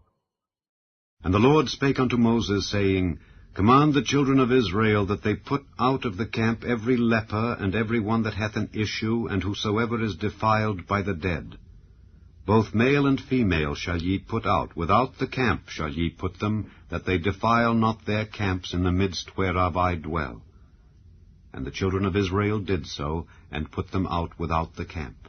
As the Lord spake unto Moses, so did the children of Israel. And the Lord spake unto Moses, saying, Speak unto the children of Israel, When a man or woman shall commit any sin that men commit, to do a trespass against the Lord, and that person be guilty, then they shall confess their sin which they have done, and he shall recompense his trespass with the principal thereof, and add unto it the 5th part thereof, and give it unto him against whom he hath trespassed. But if the man have no kinsman to recompense the trespass unto, let the trespass be recompensed unto the Lord, even to the priest, beside the ram of the atonement, whereby an atonement shall be made for him. And every offering of all the holy things of the children of Israel, which they bring unto the priest, shall be his. And every man's hallowed things shall be his. Whatsoever any man giveth the priest, it shall be his. And the Lord spake unto Moses, saying, Speak unto the children of Israel, and say unto them, If any man's wife go aside, and commit a trespass against him, and a man lie with her carnally, and it be hid from the eyes of her husband, and be kept close, and she be defiled, and there be no witness against her, neither she be taken with the manner, and the spirit of jealousy come upon him, and he be jealous of his wife, and she be defiled, or if the spirit of jealousy come upon him, and he be jealous of his wife, and she be not defiled, then shall the man bring his wife unto the priest, and he shall bring her offering for her, the 10th part of an ephah of barley meal. He shall pour no oil upon it, nor put frankincense thereon, for it is an offering of jealousy, an offering of memorial, bringing iniquity to remembrance. And the priest shall bring her near, and set her before the Lord. And the priest shall take holy water in an earthen vessel, and of the dust that is in the floor of the tabernacle the priest shall take, and put it into the water. And the priest shall set the woman before the Lord, and uncover the woman's head, and put the offering of memorial in her hands, which is the jealousy offering. And the priest shall have in his hand the bitter water that causeth the curse. And the priest shall charge her by an oath, and say unto the woman, If no man have lain with thee, and if thou hast not gone aside to uncleanness with another instead of thy husband, be thou free from this bitter water that causeth the curse. But if thou hast gone aside to another instead of thy husband, and if thou be defiled, and some man have lain with thee beside thine husband, then the priest shall charge the woman with an oath of cursing, and the priest shall say unto the woman, The Lord make thee a curse and an oath among thy people, when the Lord doth make thy thigh to rot and thy belly to swell. And this water that causeth the curse shall go into thy bowels to make thy belly to swell and thy thigh to rot. And the woman shall say, Amen, Amen. And the priest shall write these curses in a book, and he shall blot them out with the bitter water. And he shall cause the woman to drink the bitter water that causeth the curse, and the water that causeth the curse shall enter into her, and become bitter. Then the priest shall take the jealousy offering out of the woman's hand, and shall wave the offering before the Lord, and offer it upon the altar. And the priest shall take an handful of the offering, even the memorial thereof, and burn it upon the altar, and afterward shall cause the woman to drink the water. And when he hath made her to drink the water, then it shall come to pass, that if she be defiled, and have done trespass against her husband, that the water that causeth the curse shall enter into her, and become bitter, and her belly shall swell, and her thigh shall rot, and the woman shall be a curse among her people. And if the woman be not defiled, but be clean, then she shall be free, and shall conceive seed. This is the law of jealousies, when a wife goeth aside to another instead of her husband, and is defiled, or when the spirit of jealousy cometh upon him, and he be jealous over his wife, and shall set the woman before the Lord, and the priest shall execute upon her all this law. Then shall the man be guiltless from iniquity, and this woman shall bear her iniquity. Chapter 6. And the Lord spake unto Moses, saying, Speak unto the children of Israel, and say unto them, When either man or woman shall separate themselves to vow a vow of a Nazarite, to separate themselves unto the Lord, he shall separate himself from wine and strong drink, and shall drink no vinegar of wine or vinegar of strong drink, neither shall he drink any liquor of grapes, nor eat moist grapes, or dried. All the days of his separation shall he eat nothing that is made of the vine tree, from the kernels even to the husk. All the days of the vow of his separation there shall no razor come upon his head. Until the days be fulfilled in the which he separateth himself unto the Lord, he shall be holy, and shall let the locks of the hair of his head grow.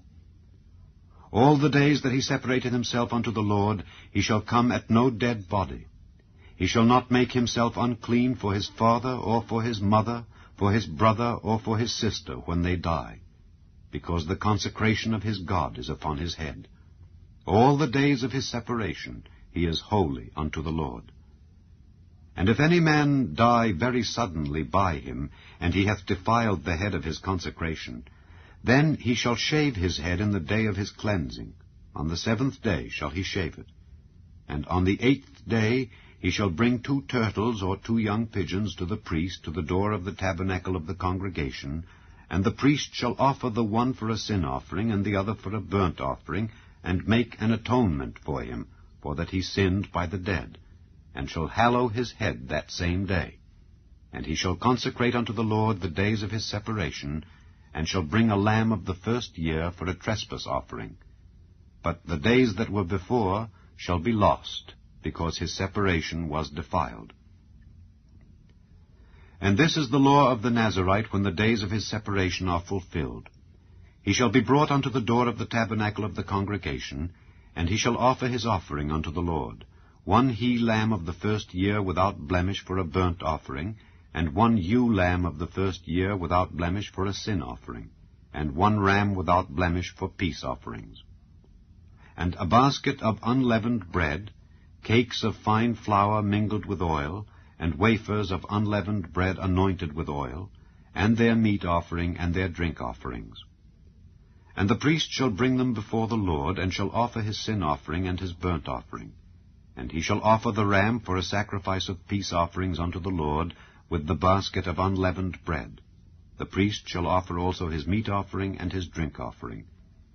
And the Nazarite shall shave the head of his separation at the door of the tabernacle of the congregation, and shall take the hair of the head of his separation, and put it in the fire which is under the sacrifice of the peace offerings. And the priest shall take the sodden shoulder of the ram, and 1 unleavened cake out of the basket, and 1 unleavened wafer, and shall put them upon the hands of the Nazarite, after the hair of his separation is shaven. And the priest shall wave them for a wave offering before the Lord. This is holy for the priest, with the wave breast and heave shoulder. And after that the Nazarite may drink wine. This is the law of the Nazarite who hath vowed, and of his offering unto the Lord for his separation, beside that his hand shall get. According to the vow which he vowed, so he must do after the law of his separation. And the Lord spake unto Moses, saying, Speak unto Aaron and unto his sons, saying, On this wise ye shall bless the children of Israel, saying unto them, The Lord bless thee and keep thee. The Lord make his face shine upon thee, and be gracious unto thee. The Lord lift up his countenance upon thee, and give thee peace. And they shall put my name upon the children of Israel, and I will bless them. Chapter 7. And it came to pass on the day that Moses had fully set up the tabernacle, and had anointed it, and sanctified it, and all the instruments thereof, both the altar and all the vessels thereof, and had anointed them and sanctified them, that the princes of Israel, heads of the house of their fathers, who were the princes of the tribes, and were over them that were numbered, offered. And they brought their offering before the Lord, 6 covered wagons and 12 oxen, a wagon for 2 of the princes, and for each one an ox. And they brought them before the tabernacle. And the Lord spake unto Moses, saying, Take it of them, that they may be to do the service of the tabernacle of the congregation. And thou shalt give them unto the Levites, to every man according to his service. And Moses took the wagons and the oxen, and gave them unto the Levites. 2 wagons and 4 oxen he gave unto the sons of Gershon according to their service, and 4 wagons and 8 oxen he gave unto the sons of Merari according unto their service, under the hand of Ithamar the son of Aaron the priest. But unto the sons of Kohath he gave none, because the service of the sanctuary belonging unto them was that they should bear upon their shoulders. And the princes offered for dedicating of the altar in the day that it was anointed. Even the princes offered their offering before the altar. And the Lord said unto Moses, They shall offer their offering each prince on his day for the dedicating of the altar. And he that offered his offering the first day was Nahshon the son of Amminadab of the tribe of Judah, and his offering was 1 silver charger, the weight thereof was 130 shekels, 1 silver bowl of 70 shekels after the shekel of the sanctuary.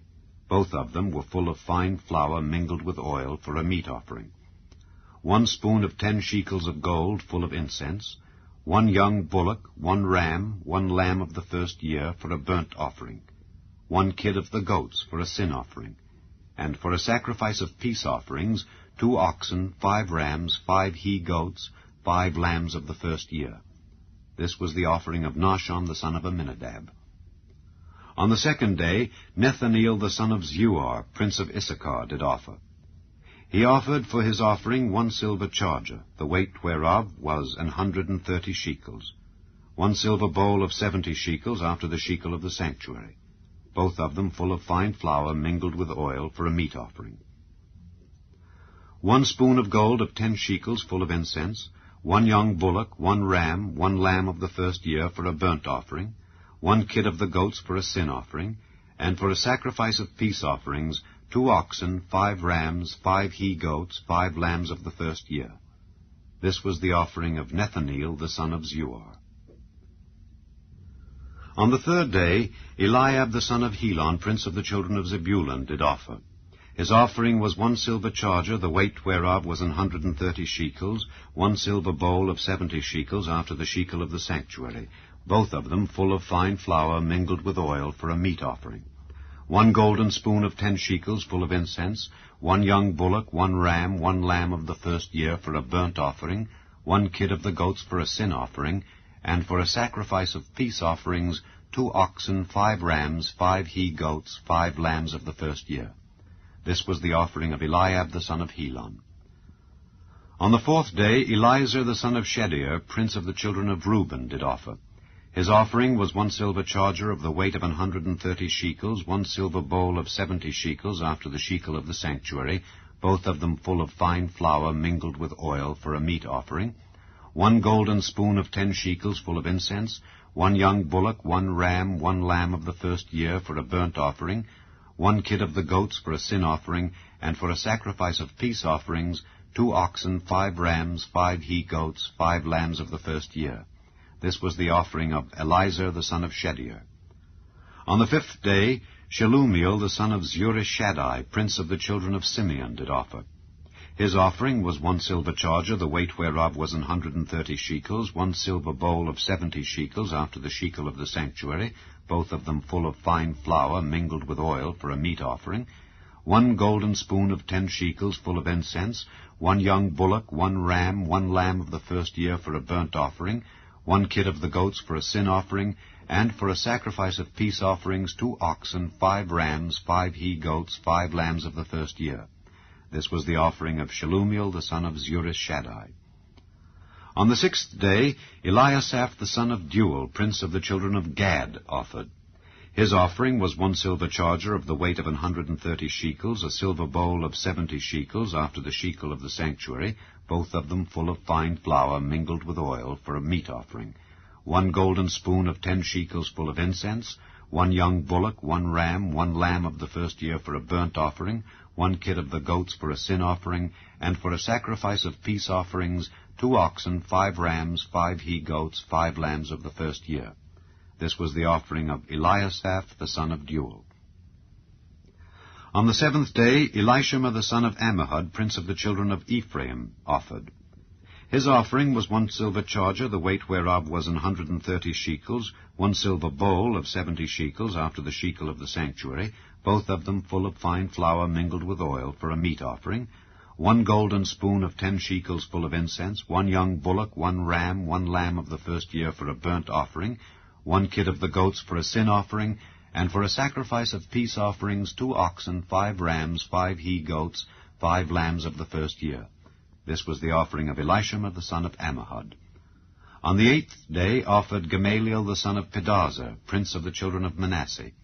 His offering was 1 silver charger of the weight of 130 shekels, 1 silver bowl of 70 shekels after the shekel of the sanctuary, both of them full of fine flour mingled with oil for a meat offering, 1 golden spoon of 10 shekels full of incense, 1 young bullock, 1 ram, 1 lamb of the first year for a burnt offering, 1 kid of the goats for a sin offering, and for a sacrifice of peace offerings 2 oxen, 5 rams, 5 he-goats, 5 lambs of the first year.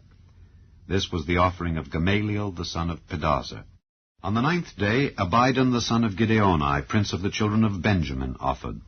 His offering was 1 silver charger, the weight whereof was 130 shekels, 1 silver bowl of 70 shekels after the shekel of the sanctuary, both of them full of fine flour mingled with oil for a meat offering, 1 golden spoon of 10 shekels full of incense, 1 young bullock, 1 ram, 1 lamb of the first year for a burnt offering, 1 kid of the goats for a sin offering, and for a sacrifice of peace offerings, 2 oxen, 5 rams, 5 he-goats, 5 lambs of the first year. This was the offering of Abidan the son of Gideoni. On the 10th day, Ahiezer the son of Ammishaddai, prince of the children of Dan, offered. His offering was 1 silver charger, the weight whereof was 130 shekels, 1 silver bowl of 70 shekels after the shekel of the sanctuary, both of them full of fine flour mingled with oil for a meat offering, 1 golden spoon of 10 shekels full of incense, 1 young bullock, 1 ram, 1 lamb of the first year for a burnt offering, 1 kid of the goats for a sin offering, and for a sacrifice of peace offerings 2 oxen, 5 rams, 5 he-goats, 5 lambs of the first year. This was the offering of Ahiezer the son of Ammishaddai. On the 11th day, Pagiel the son of Ochran, prince of the children of Asher, offered. His offering was 1 silver charger, the weight whereof was 130 shekels, 1 silver bowl of 70 shekels after the shekel of the sanctuary, both of them full of fine flour mingled with oil for a meat offering, 1 golden spoon of 10 shekels full of incense, 1 young bullock, 1 ram, 1 lamb of the first year for a burnt offering, 1 kid of the goats for a sin offering, and for a sacrifice of peace offerings 2 oxen, 5 rams, 5 he-goats, 5 lambs of the first year. This was the offering of Pagiel the son of Ochran. On the 12th day, Ahira the son of Enan, prince of the children of Naphtali, offered. His offering was 1 silver charger, the weight whereof was 130 shekels, 1 silver bowl of 70 shekels after the shekel of the sanctuary, both of them full of fine flour mingled with oil for a meat offering, 1 golden spoon of 10 shekels full of incense, 1 young bullock, 1 ram, 1 lamb of the first year for a burnt offering, 1 kid of the goats for a sin offering, and for a sacrifice of peace offerings 2 oxen, 5 rams, 5 he-goats, 5 lambs of the first year. This was the offering of Ahira the son of Enan. This was the dedication of the altar in the day when it was anointed by the princes of Israel. 12 chargers of silver, 12 silver bowls, 12 spoons of gold. Each charger of silver weighing 130 shekels, each bowl 70. All the silver vessels weighed 2,400 shekels after the shekel of the sanctuary. The golden spoons were 12, full of incense, weighing 10 shekels apiece after the shekel of the sanctuary. All the gold of the spoons was 120 shekels. All the oxen for the burnt offering were 12 bullocks, the rams 12, the lambs of the first year 12 with their meat offering, and the kids of the goats for sin offering 12. And all the oxen for the sacrifice of the peace offerings were 24 bullocks, the rams 60, the he-goats 60, the lambs of the first year 60. This was the dedication of the altar after that it was anointed. And when Moses was gone into the tabernacle of the congregation to speak with him, then he heard the voice of one speaking unto him from off the mercy seat that was upon the ark of testimony, from between the 2 cherubims. And he spake unto him. Chapter 8. And the Lord spake unto Moses, saying, Speak unto Aaron, and say unto him, When thou lightest the lamps, the 7 lamps shall give light over against the candlestick. And Aaron did so. He lighted the lamps thereof over against the candlestick, as the Lord commanded Moses. And this work of the candlestick was of beaten gold. Unto the shaft thereof, unto the flowers thereof, was beaten work. According unto the pattern which the Lord had showed Moses, so he made the candlestick. And the Lord spake unto Moses, saying, Take the Levites from among the children of Israel, and cleanse them. And thus shalt thou do unto them to cleanse them. Sprinkle water of purifying upon them, and let them shave all their flesh, and let them wash their clothes, and so make themselves clean. Then let them take a young bullock with his meat offering, even fine flour mingled with oil, and another young bullock shalt thou take for a sin offering. And thou shalt bring the Levites before the tabernacle of the congregation, and thou shalt gather the whole assembly of the children of Israel together, and thou shalt bring the Levites before the Lord. And the children of Israel shall put their hands upon the Levites. And Aaron shall offer the Levites before the Lord for an offering of the children of Israel, that they may execute the service of the Lord. And the Levites shall lay their hands upon the heads of the bullocks, and thou shalt offer the one for a sin offering, and the other for a burnt offering unto the Lord, to make an atonement for the Levites. And thou shalt set the Levites before Aaron and before his sons, and offer them for an offering unto the Lord. Thus shalt thou separate the Levites from among the children of Israel, and the Levites shall be mine. And after that shall the Levites go in to do the service of the tabernacle of the congregation, and thou shalt cleanse them, and offer them for an offering. For they are wholly given unto me from among the children of Israel. Instead of such as open every womb, even instead of the firstborn of all the children of Israel, have I taken them unto me. For all the firstborn of the children of Israel are mine, both man and beast. On the day that I smote every firstborn in the land of Egypt, I sanctified them for myself. And I have taken the Levites for all the firstborn of the children of Israel. And I have given the Levites as a gift to Aaron and to his sons from among the children of Israel, to do the service of the children of Israel in the tabernacle of the congregation, and to make an atonement for the children of Israel, that there be no plague among the children of Israel when the children of Israel come nigh unto the sanctuary. And Moses and Aaron and all the congregation of the children of Israel did to the Levites according unto all that the Lord commanded Moses concerning the Levites, so did the children of Israel unto them. And the Levites were purified, and they washed their clothes. And Aaron offered them as an offering before the Lord, and Aaron made an atonement for them to cleanse them. And after that went the Levites in to do their service in the tabernacle of the congregation before Aaron and before his sons. As the Lord had commanded Moses concerning the Levites, so did they unto them. And the Lord spake unto Moses, saying, This is it that belongeth unto the Levites. From 25 years old and upward they shall go in to wait upon the service of the tabernacle of the congregation. And from the age of 50 years they shall cease waiting upon the service thereof, and shall serve no more, but shall minister with their brethren in the tabernacle of the congregation, to keep the charge, and shall do no service. Thus shalt thou do unto the Levites touching their charge. Chapter 9. And the Lord spake unto Moses in the wilderness of Sinai in the 1st month of the 2nd year after they were come out of the land of Egypt, saying, Let the children of Israel also keep the Passover at his appointed season.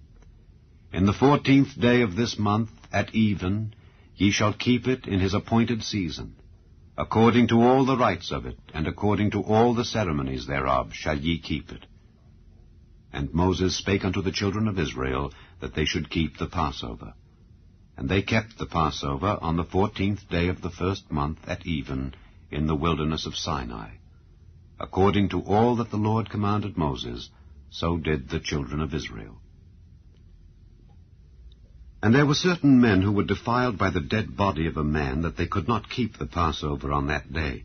And they came before Moses and before Aaron on that day, and those men said unto him, We are defiled by the dead body of a man. Wherefore are we kept back, that we may not offer an offering of the Lord in his appointed season among the children of Israel? And Moses said unto them, Stand still, and I will hear what the Lord will command concerning you.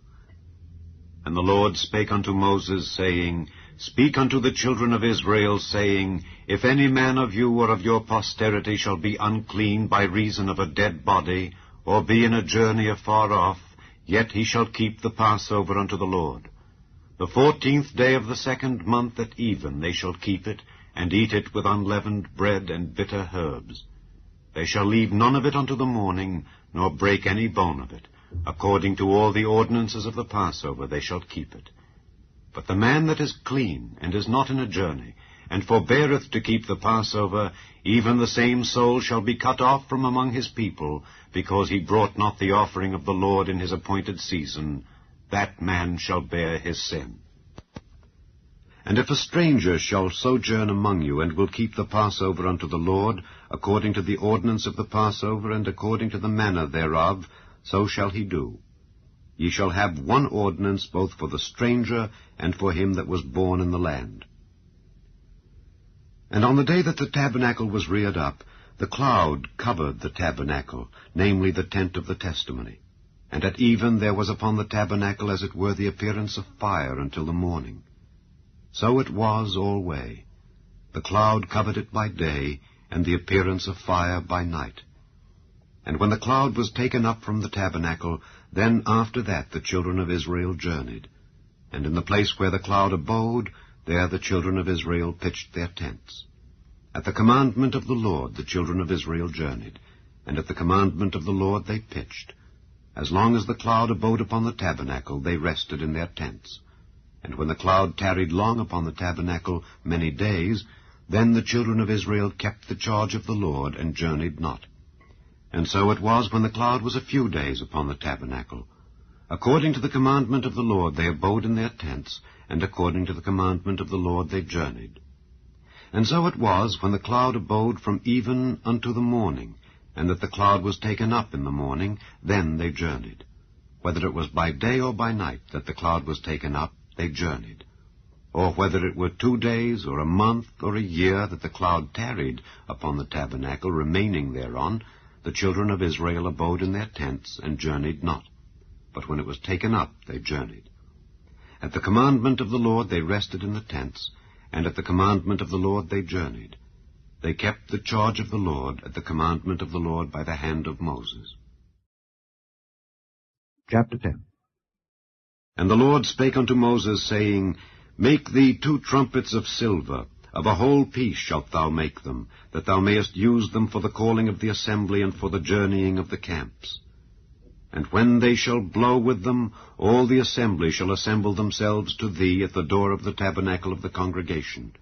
And if they blow but with 1 trumpet, then the princes, which are heads of the thousands of Israel, shall gather themselves unto thee. When ye blow an alarm, then the camps that lie on the east parts shall go forward. When ye blow an alarm the 2nd time, then the camps that lie on the south side shall take their journey. They shall blow an alarm for their journeys. But when the congregation is to be gathered together, ye shall blow, but ye shall not sound an alarm. And the sons of Aaron the priests shall blow with the trumpets, and they shall be to you for an ordinance forever throughout your generations. And if ye go to war in your land against the enemy that oppresseth you, then ye shall blow an alarm with the trumpets, and ye shall be remembered before the Lord your God, and ye shall be saved from your enemies.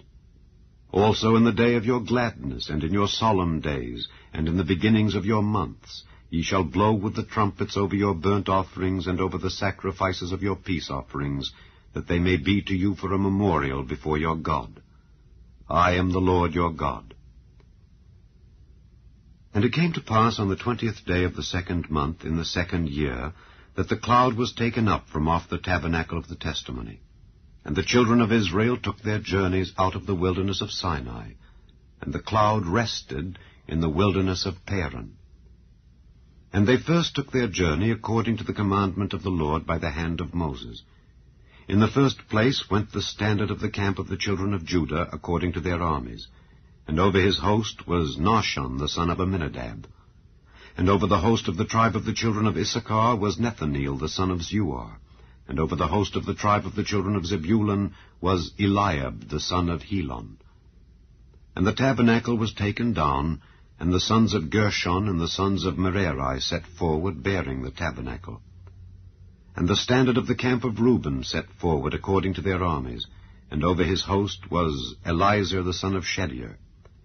And over the host of the tribe of the children of Simeon was Shelumiel the son of Zurishaddai. And over the host of the tribe of the children of Gad was Eliasaph the son of Deuel. And the Kohathites set forward, bearing the sanctuary, and the other did set up the tabernacle against they came. And the standard of the camp of the children of Ephraim set forward according to their armies, and over his host was Elishama the son of Ammihud. And over the host of the tribe of the children of Manasseh was Gamaliel the son of Pedahzur. And over the host of the tribe of the children of Benjamin was Abidan the son of Gideoni. And the standard of the camp of the children of Dan set forward, which was the rear ward of all the camps throughout their hosts. And over his host was Ahiezer the son of Ammishaddai. And over the host of the tribe of the children of Asher was Pagiel the son of Ochran. And over the host of the tribe of the children of Naphtali was Ahira the son of Enan. Thus were the journeyings of the children of Israel according to their armies when they set forward. And Moses said unto Hobab the son of Raguel the Midianite, Moses' father-in-law, We are journeying unto the place of which the Lord said, I will give it you. Come thou with us, and we will do thee good, for the Lord hath spoken good concerning Israel. And he said unto him, I will not go, but I will depart to mine own land and to my kindred. And he said, Leave us not, I pray thee, forasmuch as thou knowest how we are to encamp in the wilderness, and thou mayest be to us instead of eyes. And it shall be, if thou go with us, yea, it shall be that what goodness the Lord shall do unto us, the same will we do unto thee. And they departed from the mount of the Lord 3 days' journey, and the ark of the covenant of the Lord went before them in the 3 days' journey to search out a resting place for them. And the cloud of the Lord was upon them by day when they went out of the camp. And it came to pass, when the ark set forward, that Moses said, Rise up, Lord, and let thine enemies be scattered, and let them that hate thee flee before thee. And when it rested, he said, Return, O Lord, unto the many thousands of Israel. Chapter 11. And when the people complained, it displeased the Lord, and the Lord heard it, and his anger was kindled, and the fire of the Lord burnt among them, and consumed them that were in the uttermost parts of the camp. And the people cried unto Moses, and when Moses prayed unto the Lord, the fire was quenched. And he called the name of the place Taberah, because the fire of the Lord burnt among them. And the mixed multitude that was among them fell a-lusting, and the children of Israel also wept again, and said, Who shall give us flesh to eat? We remember the fish which we did eat in Egypt freely, the cucumbers, and the melons, and the leeks, and the onions, and the garlic. But now our soul is dried away. There is nothing at all beside this manna before our eyes. And the manna was as coriander seed, and the color thereof as the color of bdellium. And the people went about and gathered it, and ground it in mills, or beat it in a mortar, and baked it in pans, and made cakes of it. And the taste of it was as the taste of fresh oil. And when the dew fell upon the camp in the night, the manna fell upon it. Then Moses heard the people weep throughout their families, every man in the door of his tent. And the anger of the Lord was kindled greatly. Moses also was displeased. And Moses said unto the Lord, Wherefore hast thou afflicted thy servant? And wherefore have I not found favor in thy sight, that thou layest the burden of all this people upon me? Have I conceived all this people? Have I begotten them, that thou shouldest say unto me, Carry them in thy bosom, as a nursing father beareth the sucking child, unto the land which thou swarest unto their fathers? When should I have flesh to give unto all this people? For they weep unto me, saying, Give us flesh, that we may eat. I am not able to bear all this people alone, because it is too heavy for me.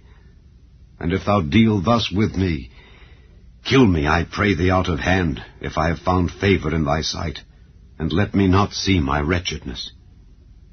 And the Lord said unto Moses, Gather unto me 70 men of the elders of Israel, whom thou knowest to be the elders of the people, and officers over them, and bring them unto the tabernacle of the congregation, that they may stand there with thee.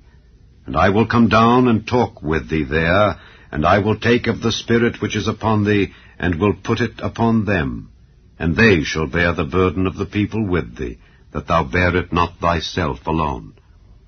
And say thou unto the people, Sanctify yourselves against tomorrow, and ye shall eat flesh. For ye have wept in the ears of the Lord, saying, Who shall give us flesh to eat? For it was well with us in Egypt. Therefore the Lord will give you flesh, and ye shall eat. Ye shall not eat 1 day, nor 2 days, nor 5 days, neither 10 days, nor 20 days, but even a whole month, until it come out at your nostrils, and it be loathsome unto you, because that ye have despised the Lord which is among you, and have wept before him, saying, Why came we forth out of Egypt?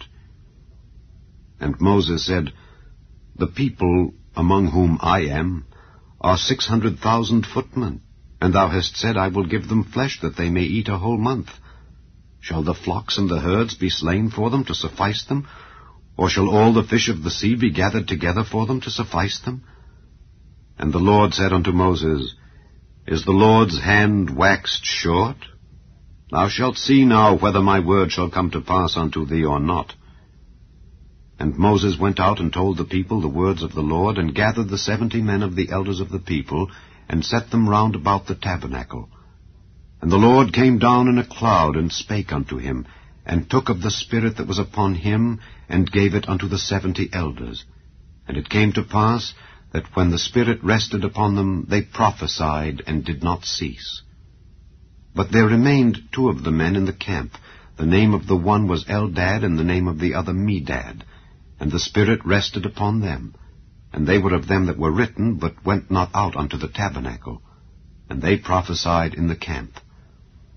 And there ran a young man, and told Moses, and said, Eldad and Medad do prophesy in the camp. And Joshua the son of Nun, the servant of Moses, one of his young men, answered and said, My lord Moses, forbid them. And Moses said unto him, Enviest thou for my sake? Would God that all the Lord's people were prophets, and that the Lord would put his Spirit upon them. And Moses gat him into the camp, he and the elders of Israel. And there went forth a wind from the Lord, and brought quails from the sea, and let them fall by the camp, as it were a day's journey on this side, and as it were a day's journey on the other side, round about the camp, and as it were 2 cubits high upon the face of the earth. And the people stood up all that day, and all that night, and all the next day, and they gathered the quails. He that gathered least gathered 10 homers, and they spread them all abroad for themselves round about the camp. And while the flesh was yet between their teeth, ere it was chewed, the wrath of the Lord was kindled against the people, and the Lord smote the people with a very great plague. And he called the name of that place Kibroth-Hattaavah, because there they buried the people that lusted. And the people journeyed from Kibroth-Hattaavah unto Hazeroth, and abode at Hazeroth. Chapter 12. And Miriam and Aaron spake against Moses because of the Ethiopian woman whom he had married, for he had married an Ethiopian woman. And they said, Hath the Lord indeed spoken only by Moses? Hath he not spoken also by us? And the Lord heard it. Now the man Moses was very meek, above all the men which were upon the face of the earth. And the Lord spake suddenly unto Moses, and unto Aaron, and unto Miriam, Come out, ye 3, unto the tabernacle of the congregation. And they 3 came out. And the Lord came down in the pillar of the cloud, and stood in the door of the tabernacle, and called Aaron and Miriam, and they both came forth. And he said, Hear now my words.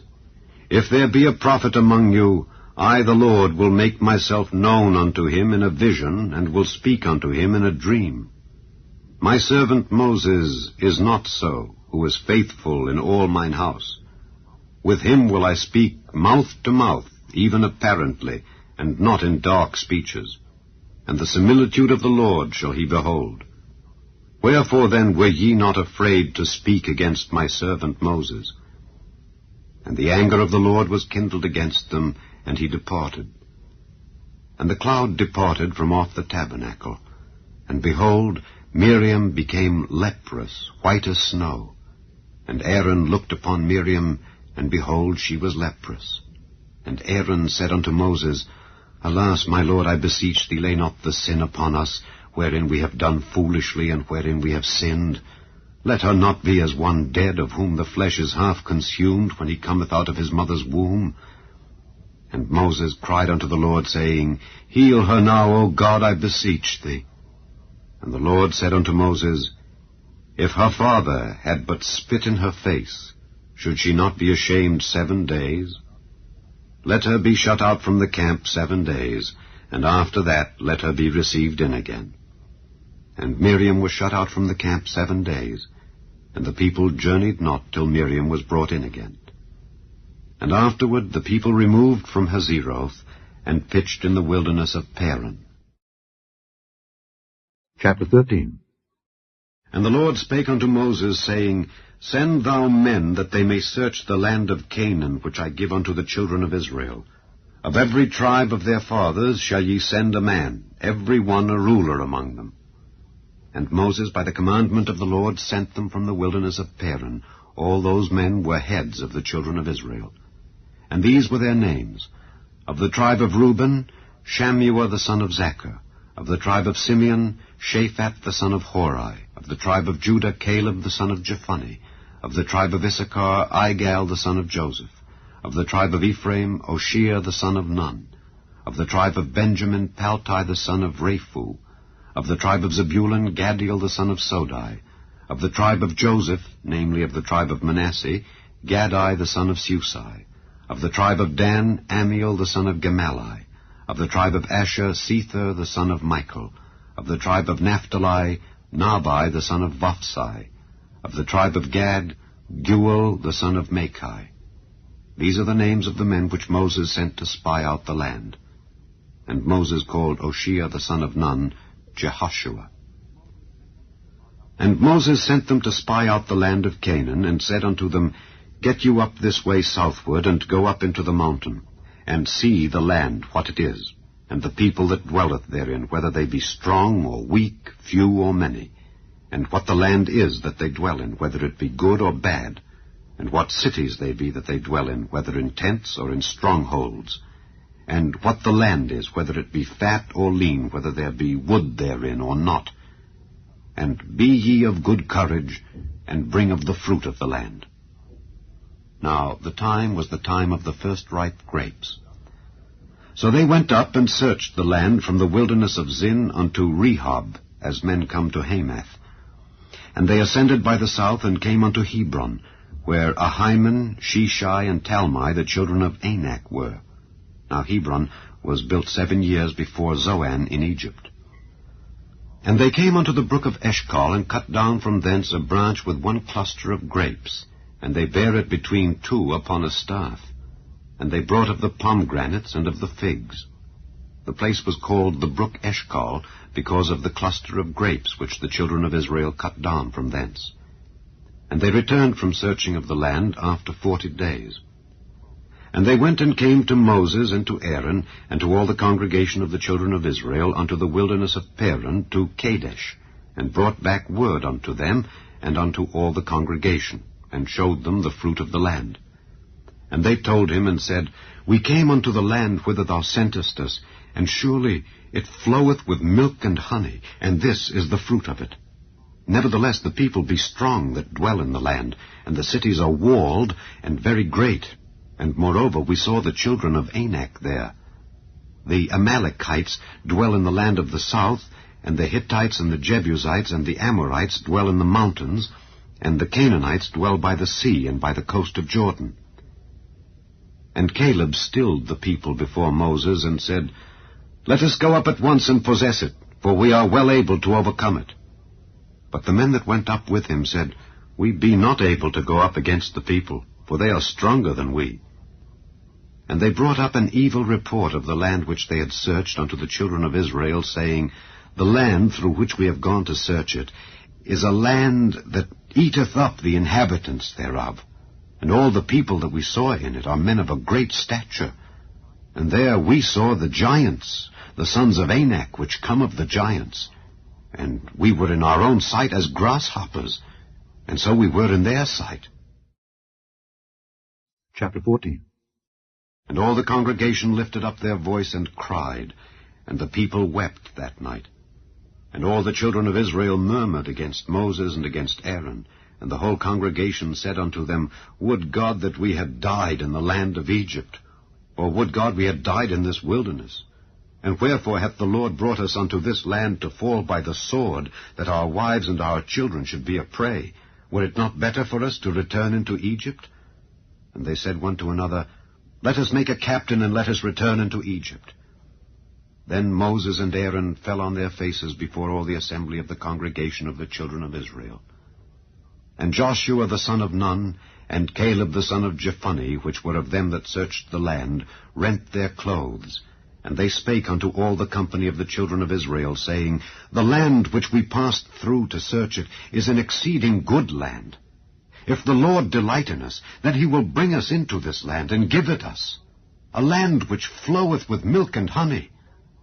Only rebel not ye against the Lord, neither fear ye the people of the land, for they are bread for us.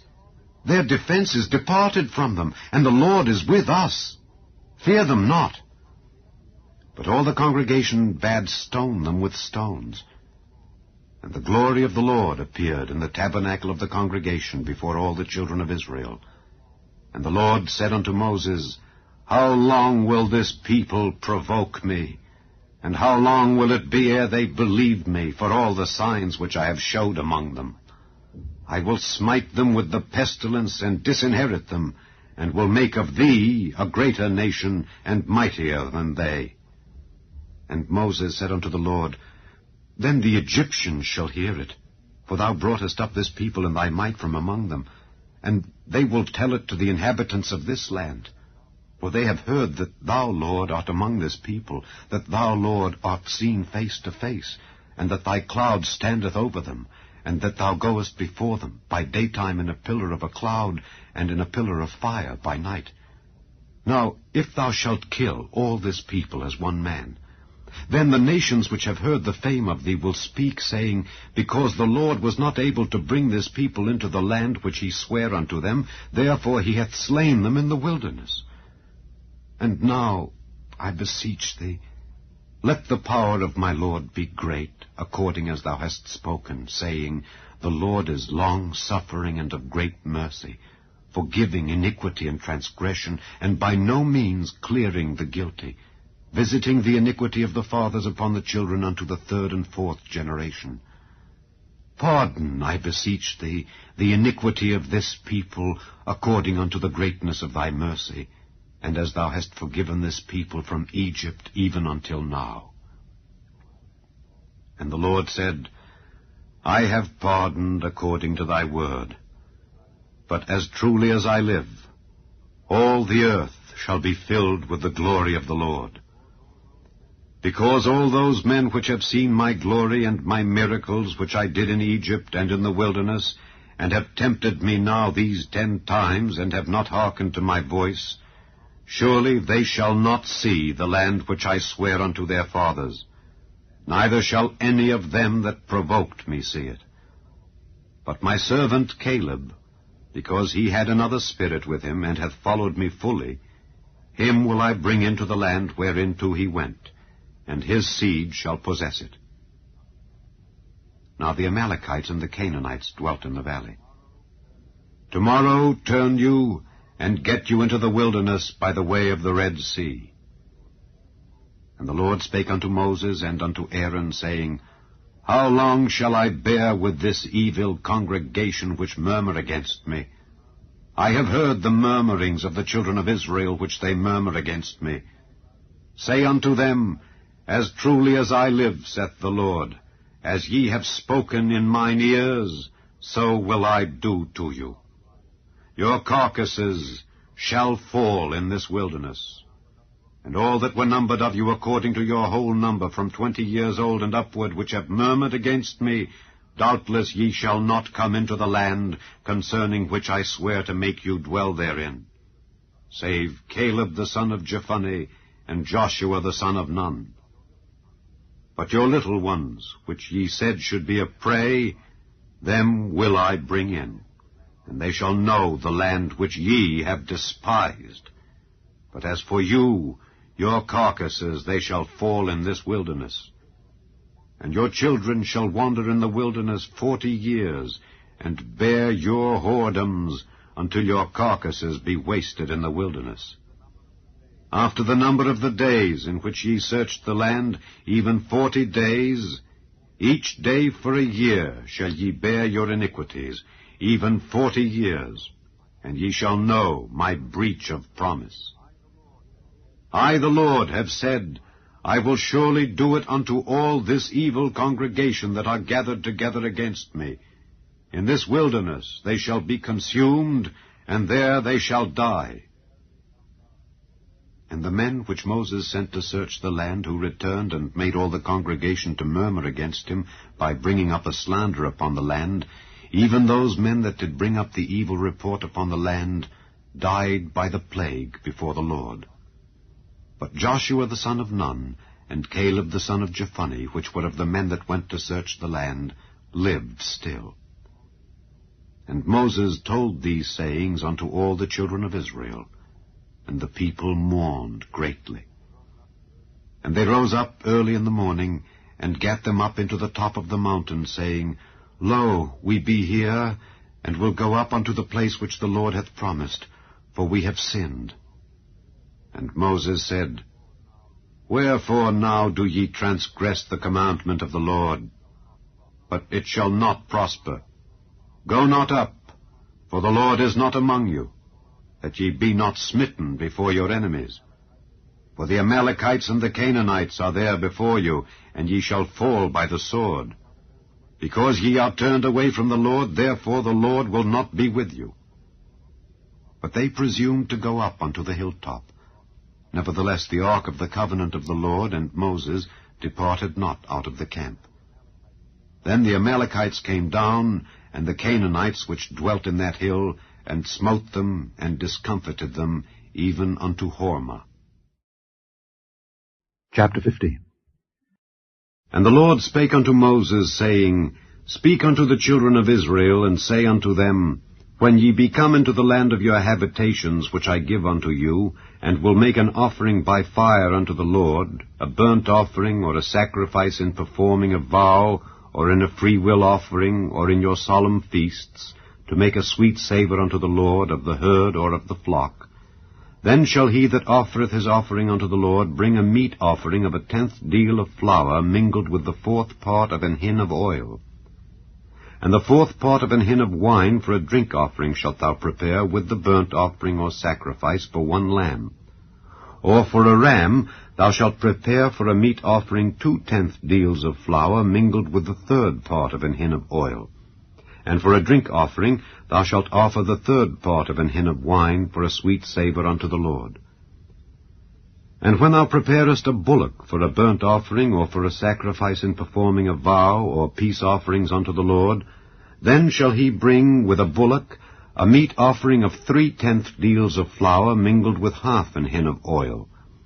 And thou shalt bring for a drink offering 1/2 an hin of wine, for an offering made by fire of a sweet savour unto the Lord. Thus shall it be done for 1 bullock, or for 1 ram, or for a lamb or a kid. According to the number that ye shall prepare, so shall ye do to every one according to their number. All that are born of the country shall do these things after this manner, in offering an offering made by fire of a sweet savour unto the Lord. And if a stranger sojourn with you, or whosoever be among you in your generations, and will offer an offering made by fire of a sweet savour unto the Lord, as ye do, so he shall do. 1 ordinance shall be both for you of the congregation, and also for the stranger that sojourneth with you, an ordinance forever in your generations. As ye are, so shall the stranger be before the Lord. 1 law and 1 manner shall be for you, and for the stranger that sojourneth with you. And the Lord spake unto Moses, saying, Speak unto the children of Israel, and say unto them, When ye come into the land whither I bring you, then it shall be that when ye eat of the bread of the land, ye shall offer up an heave offering unto the Lord. Ye shall offer up a cake of the first of your dough for an heave offering. As ye do the heave offering of the threshing floor, so shall ye heave it. Of the first of your dough ye shall give unto the Lord an heave offering in your generations. And if ye have erred, and not observed all these commandments which the Lord hath spoken unto Moses, even all that the Lord hath commanded you by the hand of Moses, from the day that the Lord commanded Moses, and henceforward among your generations, then it shall be, if aught be committed by ignorance, without the knowledge of the congregation, that all the congregation shall offer one young bullock for a burnt offering for a sweet savour unto the Lord, with his meat offering and his drink offering, according to the manner, and one kid of the goats for a sin offering. And the priest shall make an atonement for all the congregation of the children of Israel, and it shall be forgiven them, for it is ignorance. And they shall bring their offering, a sacrifice made by fire unto the Lord, and their sin offering before the Lord for their ignorance.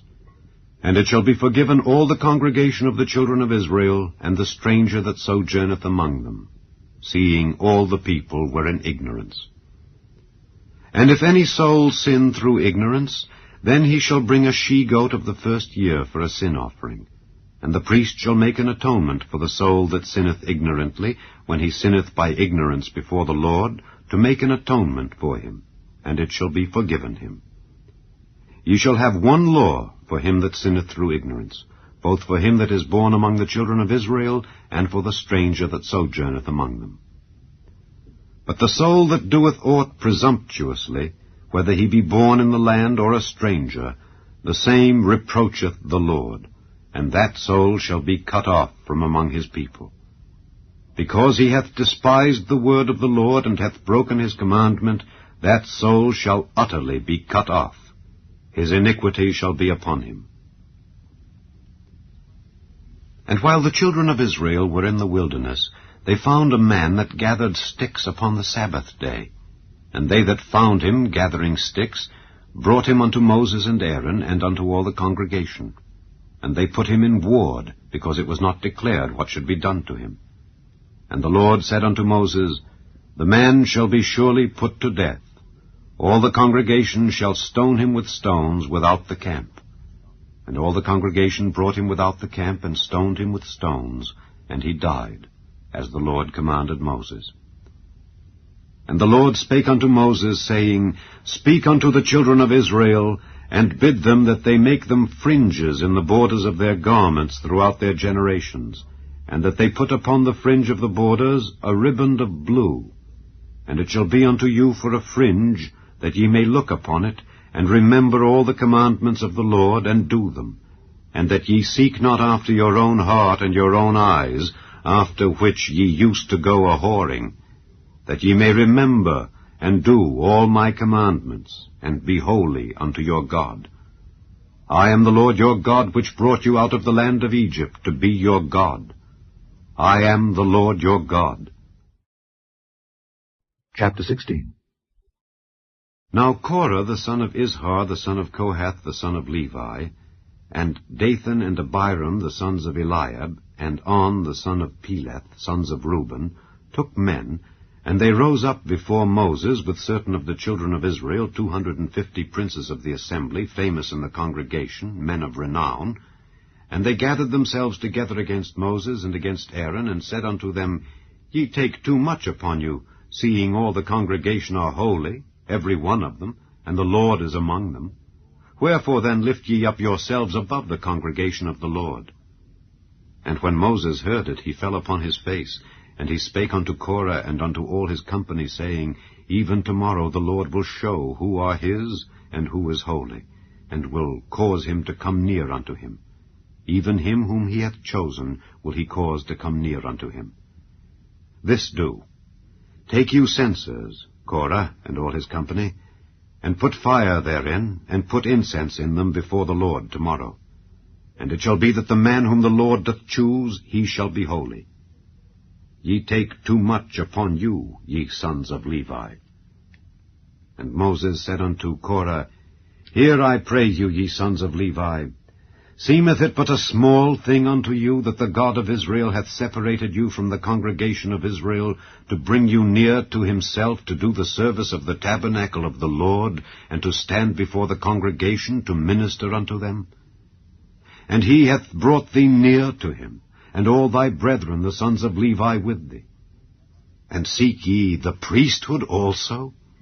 For which cause both thou and all thy company are gathered together against the Lord. And what is Aaron that ye murmur against him? And Moses sent to call Dathan and Abiram, the sons of Eliab, which said, We will not come up.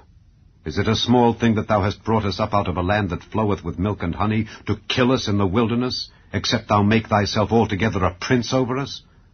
Moreover, thou hast not brought us into a land that floweth with milk and honey, or given us inheritance of fields and vineyards.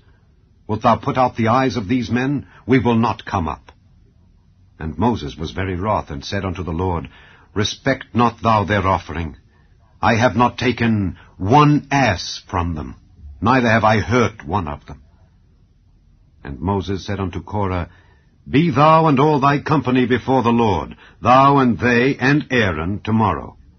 And take every man his censer, and put incense in them, and bring ye before the Lord every man his censer, 250 censers, thou also and Aaron, each of you his censer. And they took every man his censer, and put fire in them, and laid incense thereon, and stood in the door of the tabernacle of the congregation with Moses and Aaron. And Korah gathered all the congregation against them unto the door of the tabernacle of the congregation. And the glory of the Lord appeared unto all the congregation. And the Lord spake unto Moses and unto Aaron, saying, Separate yourselves from among this congregation, that I may consume them in a moment. And they fell upon their faces, and said, O God, the God of the spirits of all flesh, shall one man sin, and wilt thou be wroth with all the congregation? And the Lord spake unto Moses, saying, Speak unto the congregation, saying, Get you up from about the tabernacle of Korah, Dathan, and Abiram. And Moses rose up and went unto Dathan and Abiram, and the elders of Israel followed him. And he spake unto the congregation, saying, Depart, I pray you, from the tents of these wicked men, and touch nothing of theirs, lest ye be consumed in all their sins. So they gat up from the tabernacle of Korah, Dathan, and Abiram on every side. And Dathan and Abiram came out, and stood in the door of their tents, and their wives, and their sons, and their little children. And Moses said, Hereby ye shall know that the Lord hath sent me to do all these works, for I have not done them of mine own mind. If these men die the common death of all men, or if they be visited after the visitation of all men, then the Lord hath not sent me. But if the Lord make a new thing, and the earth open her mouth, and swallow them up, with all that appertain unto them, and they go down quick into the pit, then ye shall understand that these men have provoked the Lord. And it came to pass, as he had made an end of speaking all these words, that the ground clave asunder that was under them, and the earth opened her mouth and swallowed them up, and their houses, and all the men that appertained unto Korah, and all their goods. They and all that appertained to them went down alive into the pit, and the earth closed upon them, and they perished from among the congregation. And all Israel that were round about them fled at the cry of them, for they said, Lest the earth swallow us up also. And there came out a fire from the Lord, and consumed the 250 men that offered incense. And the Lord spake unto Moses, saying, Speak unto Eleazar the son of Aaron the priest, that he take up the censers out of the burning, and scatter thou the fire yonder, for they are hallowed. The censers of these sinners against their own souls, let them make them broad plates for a covering of the altar, for they offered them before the Lord, therefore they are hallowed. And they shall be a sign unto the children of Israel. And Eleazar the priest took the brazen censers wherewith they that were burnt had offered, and they were made broad plates for a covering of the altar, to be a memorial unto the children of Israel, that no stranger which is not of the seed of Aaron come near to offer incense before the Lord, that he be not as Korah and as his company, as the Lord said to him by the hand of Moses.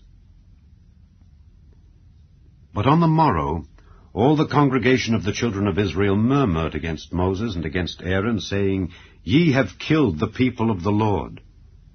And it came to pass, when the congregation was gathered against Moses and against Aaron, that they looked toward the tabernacle of the congregation, and behold, the cloud covered it, and the glory of the Lord appeared. And Moses and Aaron came before the tabernacle of the congregation. And the Lord spake unto Moses, saying, Get you up from among this congregation, that I may consume them as in a moment. And they fell upon their faces. And Moses said unto Aaron, Take a censer, and put fire therein from off the altar, and put on incense, and go quickly unto the congregation, and make an atonement for them. For there is wrath gone out from the Lord, the plague is begun. And Aaron took as Moses commanded, and ran into the midst of the congregation. And behold, the plague was begun among the people.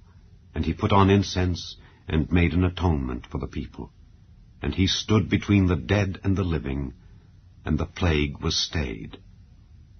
Now they that died in the plague were 14,700, beside them that died about the matter of Korah.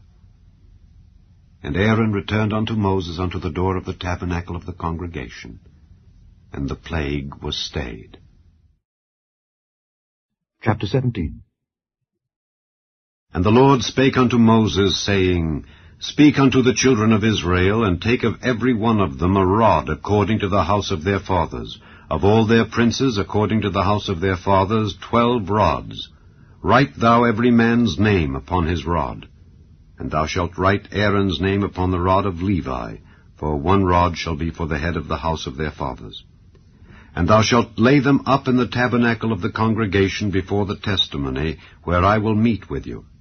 And it shall come to pass that the man's rod whom I shall choose shall blossom, and I will make to cease from me the murmurings of the children of Israel, whereby they murmur against you. And Moses spake unto the children of Israel, and every one of their princes gave him a rod apiece, for each prince 1, according to their fathers' houses, even 12 rods. And the rod of Aaron was among their rods. And Moses laid up the rods before the Lord in the tabernacle of witness. And it came to pass that on the morrow Moses went into the tabernacle of witness, and behold, the rod of Aaron for the house of Levi was budded, and brought forth buds, and bloomed blossoms, and yielded almonds. And Moses brought out all the rods from before the Lord unto all the children of Israel, and they looked, and took every man his rod. And the Lord said unto Moses, Bring Aaron's rod again before the testimony, to be kept for a token against the rebels, and thou shalt quite take away their murmurings from me, that they die not. And Moses did so, as the Lord commanded him, so did he. And the children of Israel spake unto Moses, saying, Behold, we die, we perish, we all perish. Whosoever cometh anything near unto the tabernacle of the Lord shall die. Shall we be consumed with dying? Chapter 18. And the Lord said unto Aaron, Thou and thy sons and thy father's house with thee shall bear the iniquity of the sanctuary, and thou and thy sons with thee shall bear the iniquity of your priesthood. And thy brethren also of the tribe of Levi, the tribe of thy father, bring thou with thee, that they may be joined unto thee, and minister unto thee. But thou and thy sons with thee shall minister before the tabernacle of witness. And they shall keep thy charge and the charge of all the tabernacle.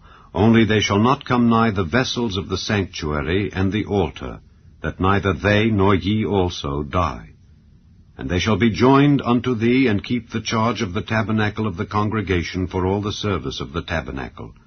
And a stranger shall not come nigh unto you. And ye shall keep the charge of the sanctuary and the charge of the altar, that there be no wrath any more upon the children of Israel. And I, behold, I have taken your brethren the Levites from among the children of Israel. To you they are given as a gift for the Lord, to do the service of the tabernacle of the congregation. Therefore thou and thy sons with thee shall keep your priest's office for everything of the altar, and within the veil, and ye shall serve. I have given your priest's office unto you as a service of gift, and the stranger that cometh nigh shall be put to death. And the Lord spake unto Aaron, Behold, I also have given thee the charge of mine heave offerings of all the hallowed things of the children of Israel. Unto thee have I given them by reason of the anointing, and to thy sons by an ordinance forever. This shall be thine of the most holy things, reserved from the fire. Every oblation of theirs, every meat offering of theirs, and every sin offering of theirs, and every trespass offering of theirs, which they shall render unto me, shall be most holy, for thee and for thy sons. In the most holy place shalt thou eat it. Every male shall eat it. It shall be holy unto thee. And this is thine, the heave offering of their gift, with all the wave offerings of the children of Israel. I have given them unto thee, and to thy sons, and to thy daughters with thee, by a statute forever. Every one that is clean in thy house shall eat of it. All the best of the oil, and all the best of the wine, and of the wheat, the first fruits of them which they shall offer unto the Lord, them have I given thee. And whatsoever is first ripe in the land which they shall bring unto the Lord shall be thine. Every one that is clean in thine house shall eat of it. Everything devoted in Israel shall be thine. Everything that openeth the matrix in all flesh which they bring unto the Lord, whether it be of men or beasts, shall be thine. Nevertheless the firstborn of man shalt thou surely redeem, and the firstling of unclean beasts shalt thou redeem. And those that are to be redeemed, from a month old shalt thou redeem, according to thine estimation, for the money of 5 shekels after the shekel of the sanctuary, which is 20 gerahs. But the firstling of a cow, or the firstling of a sheep, or the firstling of a goat, thou shalt not redeem. They are holy. Thou shalt sprinkle their blood upon the altar, and shalt burn their fat for an offering made by fire, for a sweet savour unto the Lord. And the flesh of them shall be thine, as the wave breast and as the right shoulder are thine. All the heave offerings of the holy things which the children of Israel offer unto the Lord have I given thee, and thy sons and thy daughters with thee, by a statute forever. It is a covenant of salt forever before the Lord unto thee and to thy seed with thee. And the Lord spake unto Aaron, Thou shalt have no inheritance in their land, neither shalt thou have any part among them. I am thy part and thine inheritance among the children of Israel. And behold, I have given the children of Levi all the 10th in Israel for an inheritance, for their service which they serve, even the service of the tabernacle of the congregation. Neither must the children of Israel henceforth come nigh the tabernacle of the congregation, lest they bear sin and die. But the Levites shall do the service of the tabernacle of the congregation, and they shall bear their iniquity.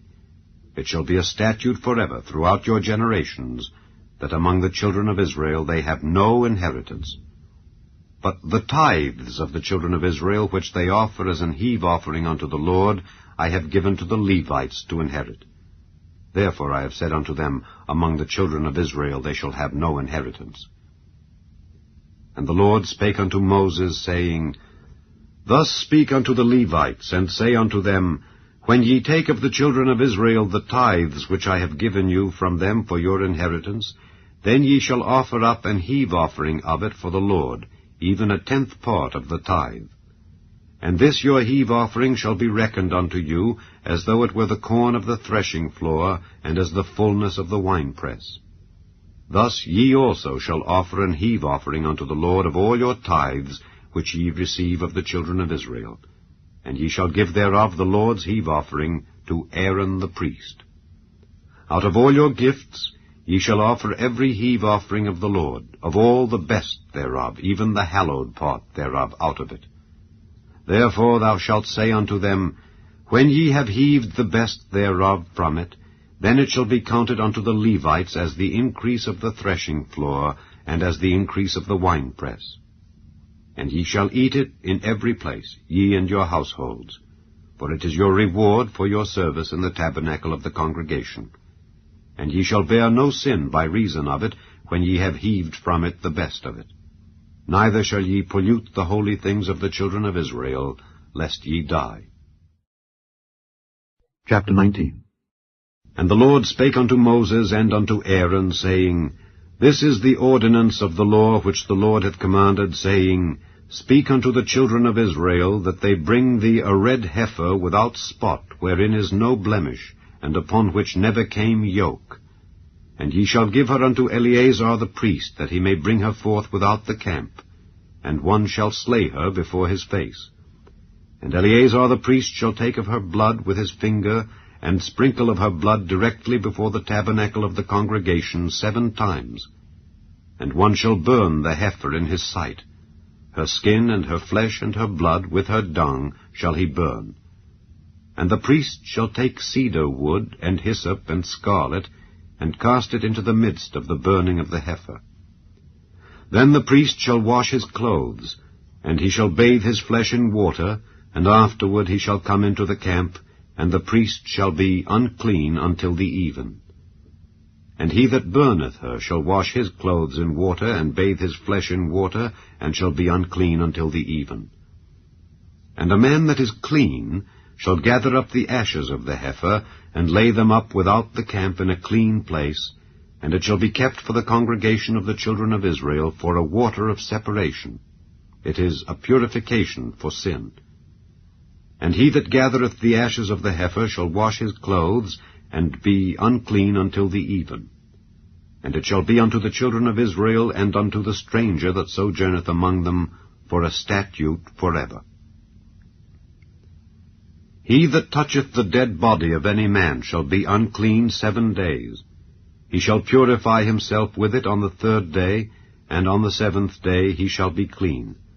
But if he purify not himself the 3rd day, then the 7th day he shall not be clean.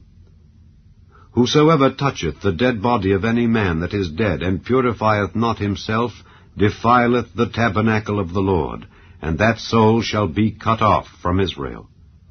Because the water of separation was not sprinkled upon him, he shall be unclean. His uncleanness is yet upon him. This is the law when a man dieth in a tent. All that come into the tent, and all that is in the tent, shall be unclean 7 days. And every open vessel which hath no covering bound upon it is unclean. And whosoever toucheth one that is slain with a sword in the open fields, or a dead body, or a bone of a man, or a grave, shall be unclean 7 days. And for an unclean person they shall take of the ashes of the burnt heifer of purification for sin, and running water shall be put thereto in a vessel. And a clean person shall take hyssop, and dip it in the water, and sprinkle it upon the tent, and upon all the vessels, and upon the persons that were there, and upon him that touched a bone, or one slain, or one dead, or a grave. And the clean person shall sprinkle upon the unclean on the 3rd day, and on the 7th day. And on the 7th day he shall purify himself, and wash his clothes, and bathe himself in water, and shall be clean at even. But the man that shall be unclean, and shall not purify himself, that soul shall be cut off from among the congregation, because he hath defiled the sanctuary of the Lord. The water of separation hath not been sprinkled upon him. He is unclean. And it shall be a perpetual statute unto them, that he that sprinkleth the water of separation shall wash his clothes, and he that toucheth the water of separation shall be unclean until even. And whatsoever the unclean person toucheth shall be unclean, and the soul that toucheth it shall be unclean until even. Chapter 20. Then came the children of Israel, even the whole congregation, into the desert of Zin in the 1st month, and the people abode in Kadesh. And Miriam died there, and was buried there. And there was no water for the congregation. And they gathered themselves together against Moses and against Aaron. And the people chode with Moses, and spake, saying, Would God that we had died when our brethren died before the Lord! And why have ye brought up the congregation of the Lord into this wilderness, that we and our cattle should die there? And wherefore have ye made us to come up out of Egypt, to bring us in unto this evil place? It is no place of seed, or of figs, or of vines, or of pomegranates, neither is there any water to drink. And Moses and Aaron went from the presence of the assembly unto the door of the tabernacle of the congregation, and they fell upon their faces, and the glory of the Lord appeared unto them. And the Lord spake unto Moses, saying, Take the rod, and gather thou the assembly together, thou and Aaron thy brother, And speak ye unto the rock before their eyes, and it shall give forth his water, and thou shalt bring forth to them water out of the rock. So thou shalt give the congregation and their beasts drink. And Moses took the rod from before the Lord as he commanded him. And Moses and Aaron gathered the congregation together before the rock, and he said unto them, Hear now, ye rebels, must we fetch you water out of this rock? And Moses lifted up his hand, and with his rod he smote the rock twice, and the water came out abundantly, and the congregation drank, and their beasts also. And the Lord spake unto Moses and Aaron, Because ye believed me not to sanctify me in the eyes of the children of Israel, therefore ye shall not bring this congregation into the land which I have given them. This is the water of Meribah, because the children of Israel strove with the Lord, and he was sanctified in them. And Moses sent messengers from Kadesh unto the king of Edom. Thus saith thy brother Israel, Thou knowest all the travail that hath befallen us, how our fathers went down into Egypt, and we have dwelt in Egypt a long time, and the Egyptians vexed us and our fathers. And when we cried unto the Lord, he heard our voice, and sent an angel, and hath brought us forth out of Egypt. And behold, we are in Kadesh, a city in the uttermost of thy border. Let us pass, I pray thee, through thy country. We will not pass through the fields or through the vineyards, neither will we drink of the water of the wells. We will go by the king's highway. We will not turn to the right hand nor to the left, until we have passed thy borders. And Edom said unto him, Thou shalt not pass by me, lest I come out against thee with the sword. And the children of Israel said unto him, We will go by the highway, and if I and my cattle drink of thy water, then I will pay for it. I will only, without doing anything else, go through on my feet. And he said, Thou shalt not go through. And Edom came out against him with much people and with a strong hand. Thus Edom refused to give Israel passage through his border, wherefore Israel turned away from him. And the children of Israel, even the whole congregation, journeyed from Kadesh, and came unto Mount Hor. And the Lord spake unto Moses and Aaron in Mount Hor by the coast of the land of Edom, saying, Aaron shall be gathered unto his people, for he shall not enter into the land which I have given unto the children of Israel, because ye rebelled against my word at the water of Meribah. Take Aaron and Eleazar his son, and bring them up unto Mount Hor, and strip Aaron of his garments, and put them upon Eleazar his son. And Aaron shall be gathered unto his people, and shall die there. And Moses did as the Lord commanded, and they went up into Mount Hor in the sight of all the congregation. And Moses stripped Aaron of his garments, and put them upon Eleazar his son. And Aaron died there in the top of the mount. And Moses and Eleazar came down from the mount. And when all the congregation saw that Aaron was dead, they mourned for Aaron 30 days, even all the house of Israel. Chapter 21. And when King Arad the Canaanite, which dwelt in the south, heard tell that Israel came by the way of the spies, then he fought against Israel, and took some of them prisoners. And Israel vowed a vow unto the Lord, and said, If thou wilt indeed deliver this people into my hand, then I will utterly destroy their cities. And the Lord hearkened to the voice of Israel, and delivered up the Canaanites, and they utterly destroyed them and their cities, and he called the name of the place Hormah. And they journeyed from Mount Hor by the way of the Red Sea to compass the land of Edom, and the soul of the people was much discouraged because of the way. And the people spake against God and against Moses, Wherefore have ye brought us up out of Egypt to die in the wilderness? For there is no bread, neither is there any water, and our soul loatheth this light bread. And the Lord sent fiery serpents among the people, and they bit the people, and much people of Israel died. Therefore the people came to Moses and said, We have sinned, for we have spoken against the Lord and against thee. Pray unto the Lord that he take away the serpents from us. And Moses prayed for the people. And the Lord said unto Moses, Make thee a fiery serpent, and set it upon a pole, And it shall come to pass that every one that is bitten, when he looketh upon it, shall live. And Moses made a serpent of brass, and put it upon a pole, and it came to pass that if a serpent had bitten any man, when he beheld the serpent of brass, he lived. And the children of Israel set forward, and pitched in Oboth. And they journeyed from Oboth, and pitched at Ijeabarim, in the wilderness which is before Moab, toward the sunrising. From thence they removed, and pitched in the valley of Zered. From thence they removed, and pitched on the other side of Arnon, which is in the wilderness that cometh out of the coasts of the Amorites. For Arnon is the border of Moab, between Moab and the Amorites. Wherefore it is said in the book of the wars of the Lord, what he did in the Red Sea, and in the brooks of Arnon, and at the stream of the brooks that goeth down to the dwelling of Ar, and lieth upon the border of Moab. And from thence they went to Beer, that is the well whereof the Lord spake unto Moses, Gather the people together, and I will give them water. Then Israel sang this song, Spring up, O well, sing ye unto it. The princes digged the well, the nobles of the people digged it by the direction of the lawgiver with their staves.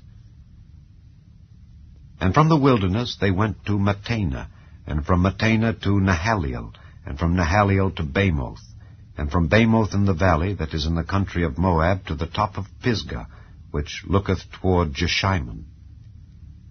And Israel sent messengers unto Sihon king of the Amorites, saying, Let me pass through thy land. We will not turn into the fields or into the vineyards. We will not drink of the waters of the well, but we will go along by the king's highway until we be past thy borders. And Sihon would not suffer Israel to pass through his border. But Sihon gathered all his people together, and went out against Israel into the wilderness. And he came to Jahaz, and fought against Israel. And Israel smote him with the edge of the sword, and possessed his land from Arnon unto Jabbok, even unto the children of Ammon, for the border of the children of Ammon was strong. And Israel took all these cities, and Israel dwelt in all the cities of the Amorites, in Heshbon, and in all the villages thereof. For Heshbon was the city of Sihon the king of the Amorites, who had fought against the former king of Moab, and taken all his land out of his hand, even unto Arnon. Wherefore they that speak in Proverbs say, Come into Heshbon, let the city of Sihon be built and prepared. For there is a fire gone out of Heshbon, a flame from the city of Sihon. It hath consumed Ar of Moab, and the lords of the high places of Arnon. Woe to thee, Moab! Thou art undone, O people of Chemosh. He hath given his sons that escaped, and his daughters, into captivity unto Sihon king of the Amorites. We have shot at them. Heshbon is perished even unto Dibon, and we have laid them waste even unto Nophah, which reacheth unto Medeba.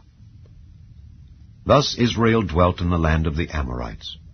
And Moses sent to spy out Jazer, and they took the villages thereof, and drove out the Amorites that were there. And they turned and went up by the way of Bashan, and Og the king of Bashan went out against them, he and all his people, to the battle at Edrei. And the Lord said unto Moses, Fear him not, for I have delivered him into thy hand, and all his people and his land. And thou shalt do to him as thou didst unto Sihon king of the Amorites, which dwelt at Heshbon. So they smote him and his sons and all his people, until there was none left him alive, and they possessed his land. Chapter 22.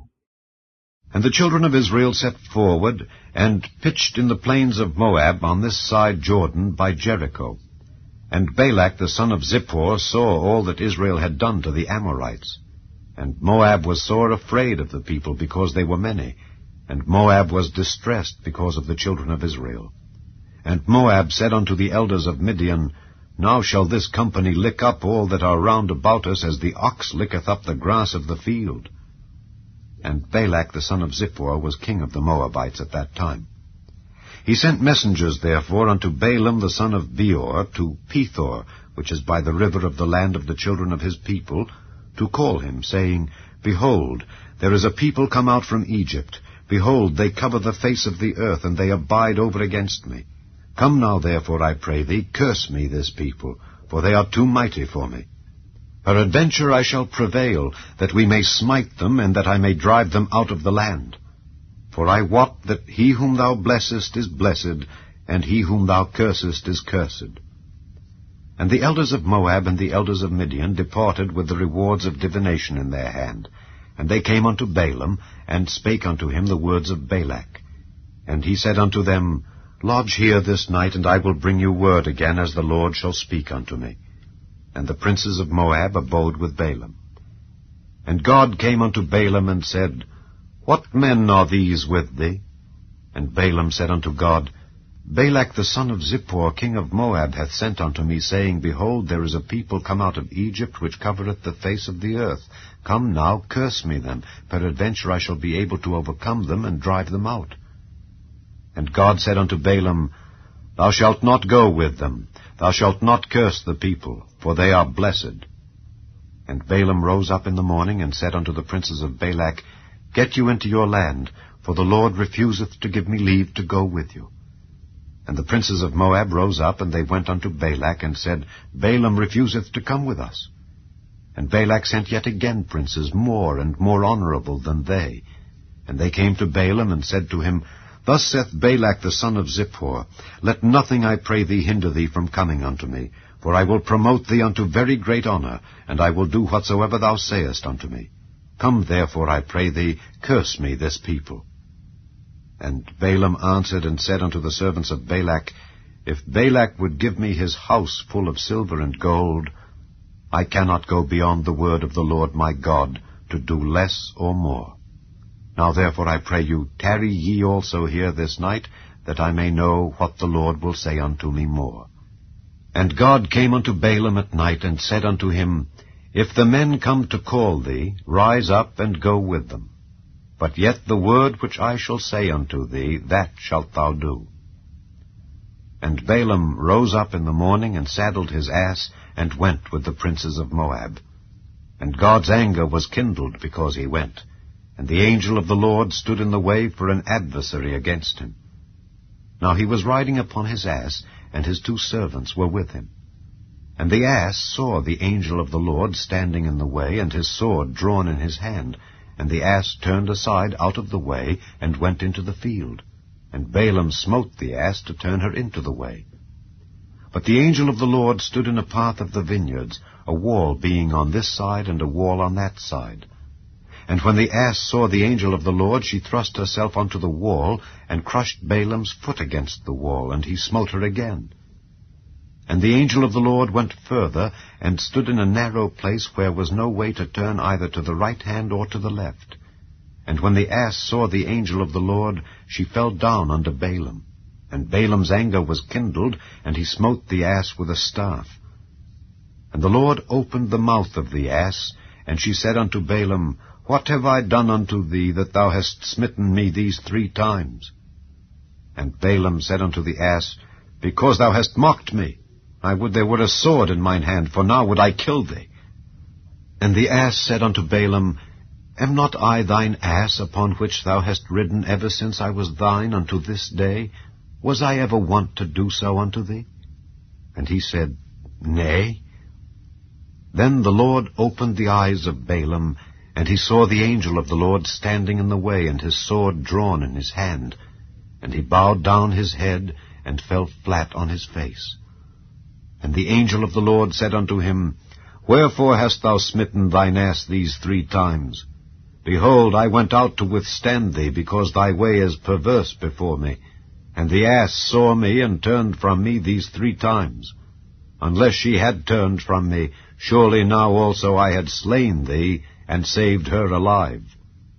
And Balaam said unto the angel of the Lord, I have sinned, for I knew not that thou stoodest in the way against me. Now therefore, if it displease thee, I will get me back again. And the angel of the Lord said unto Balaam, Go with the men, but only the word that I shall speak unto thee, that thou shalt speak. So Balaam went with the princes of Balak. And when Balak heard that Balaam was come, he went out to meet him unto a city of Moab, which is in the border of Arnon, which is in the utmost coast. And Balak said unto Balaam, Did I not earnestly send unto thee to call thee? Wherefore camest thou not unto me? Am I not able indeed to promote thee to honor? And Balaam said unto Balak, Lo, I am come unto thee. Have I now any power at all to say anything? The word that God putteth in my mouth, that shall I speak. And Balaam went with Balak, and they came unto Kirjath-Huzoth. And Balak offered oxen and sheep, and sent to Balaam and to the princes that were with him. And it came to pass on the morrow that Balak took Balaam, and brought him up into the high places of Baal, that thence he might see the utmost part of the people. Chapter 23. And Balaam said unto Balak, Build me here 7 altars, and prepare me here 7 oxen and 7 rams. And Balak did as Balaam had spoken. And Balak and Balaam offered on every altar a bullock and a ram. And Balaam said unto Balak, Stand by thy burnt offering, and I will go. Peradventure the Lord will come to meet me, and whatsoever he showeth me I will tell thee. And he went to an high place. And God met Balaam. And he said unto him, I have prepared 7 altars, and I have offered upon every altar a bullock and a ram.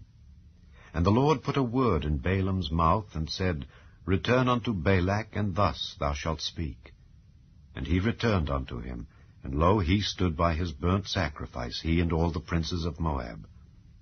And he took up his parable, and said, Balak the king of Moab hath brought me from Aram out of the mountains of the east, saying, Come curse me, Jacob, and come defy Israel. How shall I curse whom God hath not cursed? Or how shall I defy whom the Lord hath not defied? For from the top of the rocks I see him, and from the hills I behold him. Lo, the people shall dwell alone, and shall not be reckoned among the nations. Who can count the dust of Jacob, and the number of the 4th part of Israel? Let me die the death of the righteous, and let my last end be like his. And Balak said unto Balaam, What hast thou done unto me? I took thee to curse mine enemies, and behold, thou hast blessed them altogether. And he answered and said, Must I not take heed to speak that which the Lord hath put in my mouth? And Balak said unto him, Come, I pray thee, with me unto another place, from whence thou mayest see them. Thou shalt see but the utmost part of them, and shalt not see them all, and curse me them from thence. And he brought him into the field of Zophim, to the top of Pisgah, and built 7 altars, and offered a bullock and a ram on every altar. And he said unto Balak, Stand here by thy burnt offering, while I meet the Lord yonder. And the Lord met Balaam, and put a word in his mouth, and said, Go again unto Balak, and say thus. And when he came to him, behold, he stood by his burnt offering, and the princes of Moab with him. And Balak said unto him, What hath the Lord spoken? And he took up his parable, and said, Rise up, Balak, and hear. Hearken unto me, thou son of Zippor. God is not a man that he should lie, neither the son of man that he should repent. Hath he said, and shall he not do it? Or hath he spoken, and shall he not make it good? Behold, I have received commandment to bless, and he hath blessed, and I cannot reverse it. He hath not beheld iniquity in Jacob, neither hath he seen perverseness in Israel. The Lord his God is with him, and the shout of a king is among them. God brought them out of Egypt. He hath as it were the strength of an unicorn. Surely there is no enchantment against Jacob, neither is there any divination against Israel. According to this time it shall be said of Jacob and of Israel, What hath God wrought? Behold, the people shall rise up as a great lion, and lift up himself as a young lion. He shall not lie down until he eat of the prey, and drink the blood of the slain. And Balak said unto Balaam, Neither curse them at all, nor bless them at all. But Balaam answered and said unto Balak, Told not I thee, saying, All that the Lord speaketh, that I must do? And Balak said unto Balaam, Come, I pray thee, I will bring thee unto another place. Peradventure it will please God that thou mayest curse me them from thence. And Balak brought Balaam unto the top of Peor, that looketh toward Jeshimon. And Balaam said unto Balak, Build me here 7 altars, and prepare me here 7 bullocks and 7 rams. And Balak did as Balaam had said, and offered a bullock and a ram on every altar. Chapter 24. And when Balaam saw that it pleased the Lord to bless Israel, he went not as at other times to seek for enchantments, but he set his face toward the wilderness. And Balaam lifted up his eyes, and he saw Israel abiding in his tents, according to their tribes. And the Spirit of God came upon him. And he took up his parable and said, Balaam the son of Beor hath said, and the man whose eyes are open hath said, He hath said which heard the words of God, which saw the vision of the Almighty, falling into a trance, but having his eyes open, How goodly are thy tents, O Jacob, and thy tabernacles, O Israel! As the valleys are they spread forth, as gardens by the river's side, as the trees of lign aloes which the Lord hath planted, and as cedar trees beside the waters. He shall pour the water out of his buckets, and his seed shall be in many waters, and his king shall be higher than Agag, and his kingdom shall be exalted. God brought him forth out of Egypt. He hath as it were the strength of an unicorn. He shall eat up the nations his enemies, and shall break their bones, and pierce them through with his arrows. He couched, he lay down as a lion, and as a great lion. Who shall stir him up? Blessed is he that blesseth thee, and cursed is he that curseth thee. And Balak's anger was kindled against Balaam, and he smote his hands together. And Balak said unto Balaam, I called thee to curse mine enemies, and behold, thou hast altogether blessed them these 3 times. Therefore now flee thou to thy place. I thought to promote thee unto great honor, but lo, the Lord hath kept thee back from honor.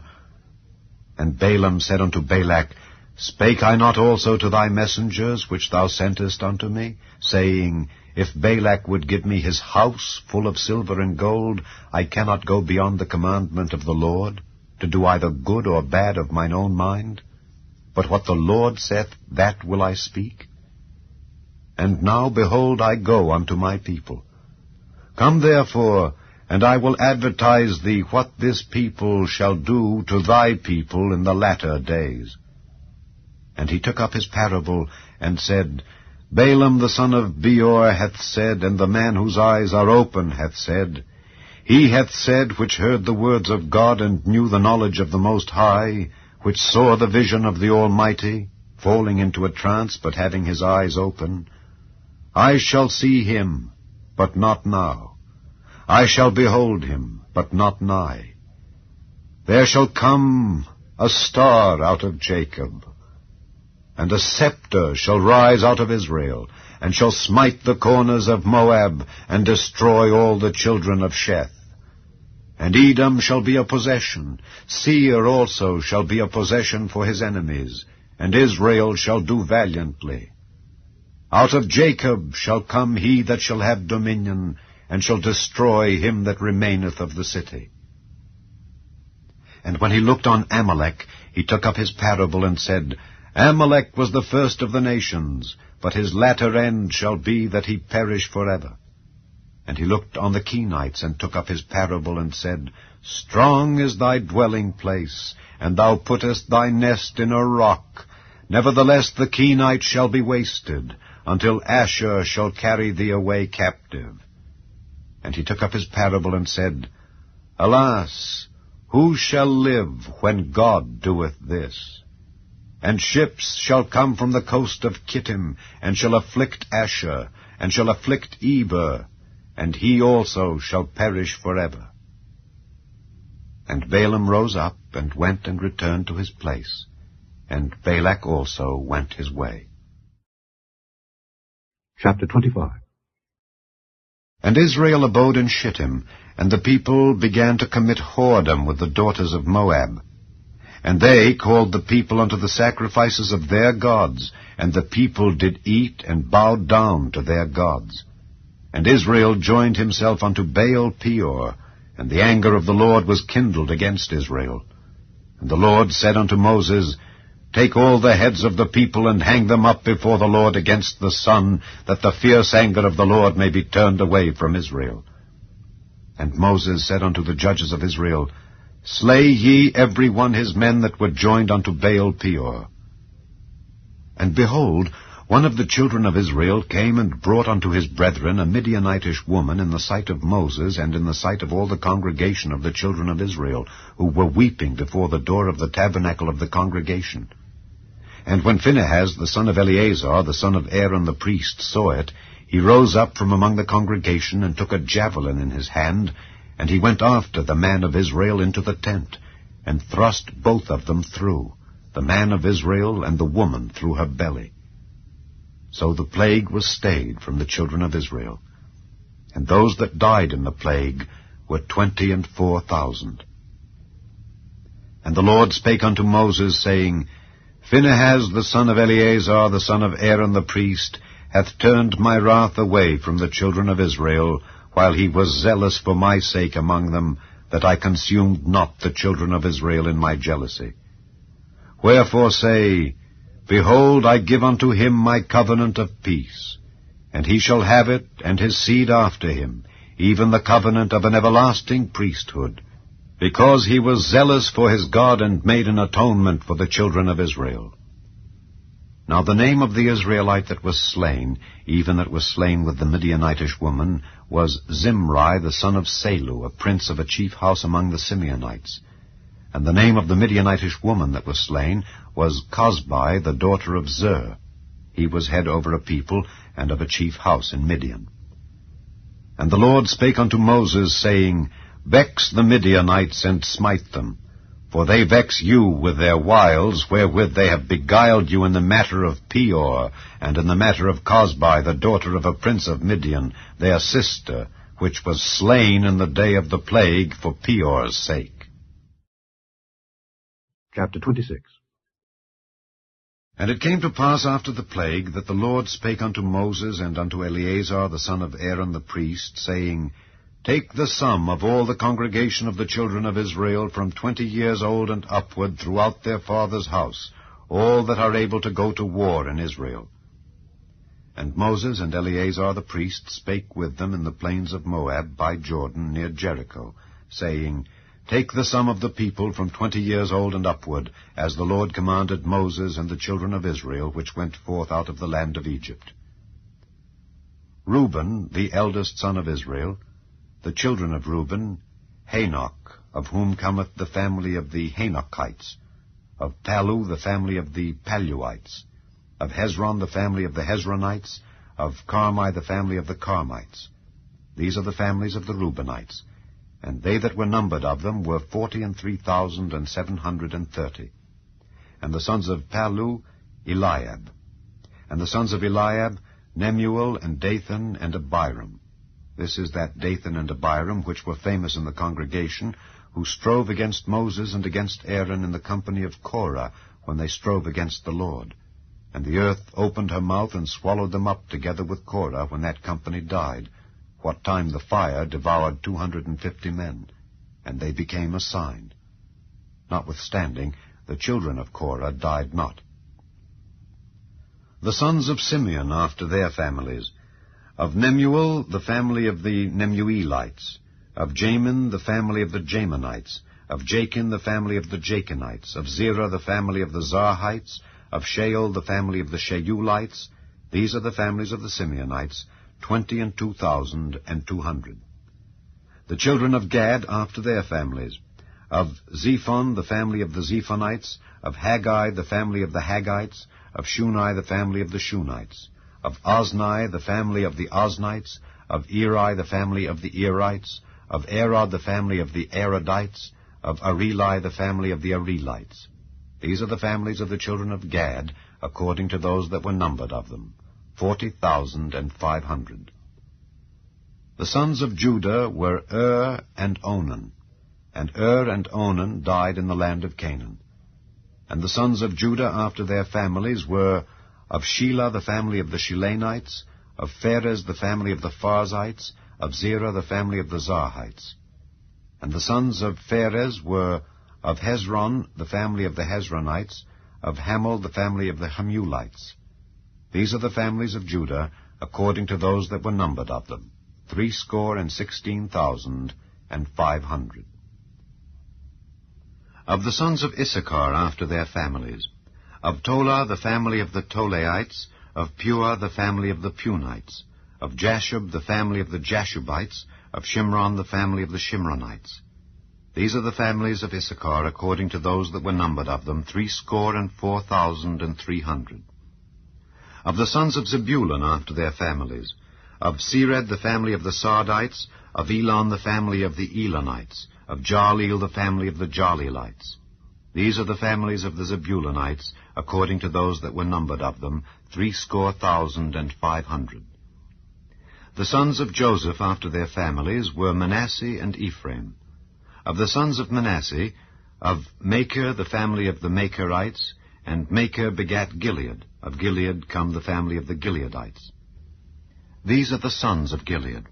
Of Jeezer, the family of the Jeezerites. Of Helek, the family of the Helekites. And of Azriel, the family of the Azrielites. And of Shechem, the family of the Shechemites. And of Shemida, the family of the Shemidaites. And of Hepher, the family of the Hepherites. And Zelophehad, the son of Hepher, had no sons, but daughters. And the names of the daughters of Zelophehad were Mahlah and Noah, Hoglah, Milcah, and Tirzah. These are the families of Manasseh, and those that were numbered of them, 52,700. These are the sons of Ephraim after their families. Of Shuthelah, the family of the Shuthalhites.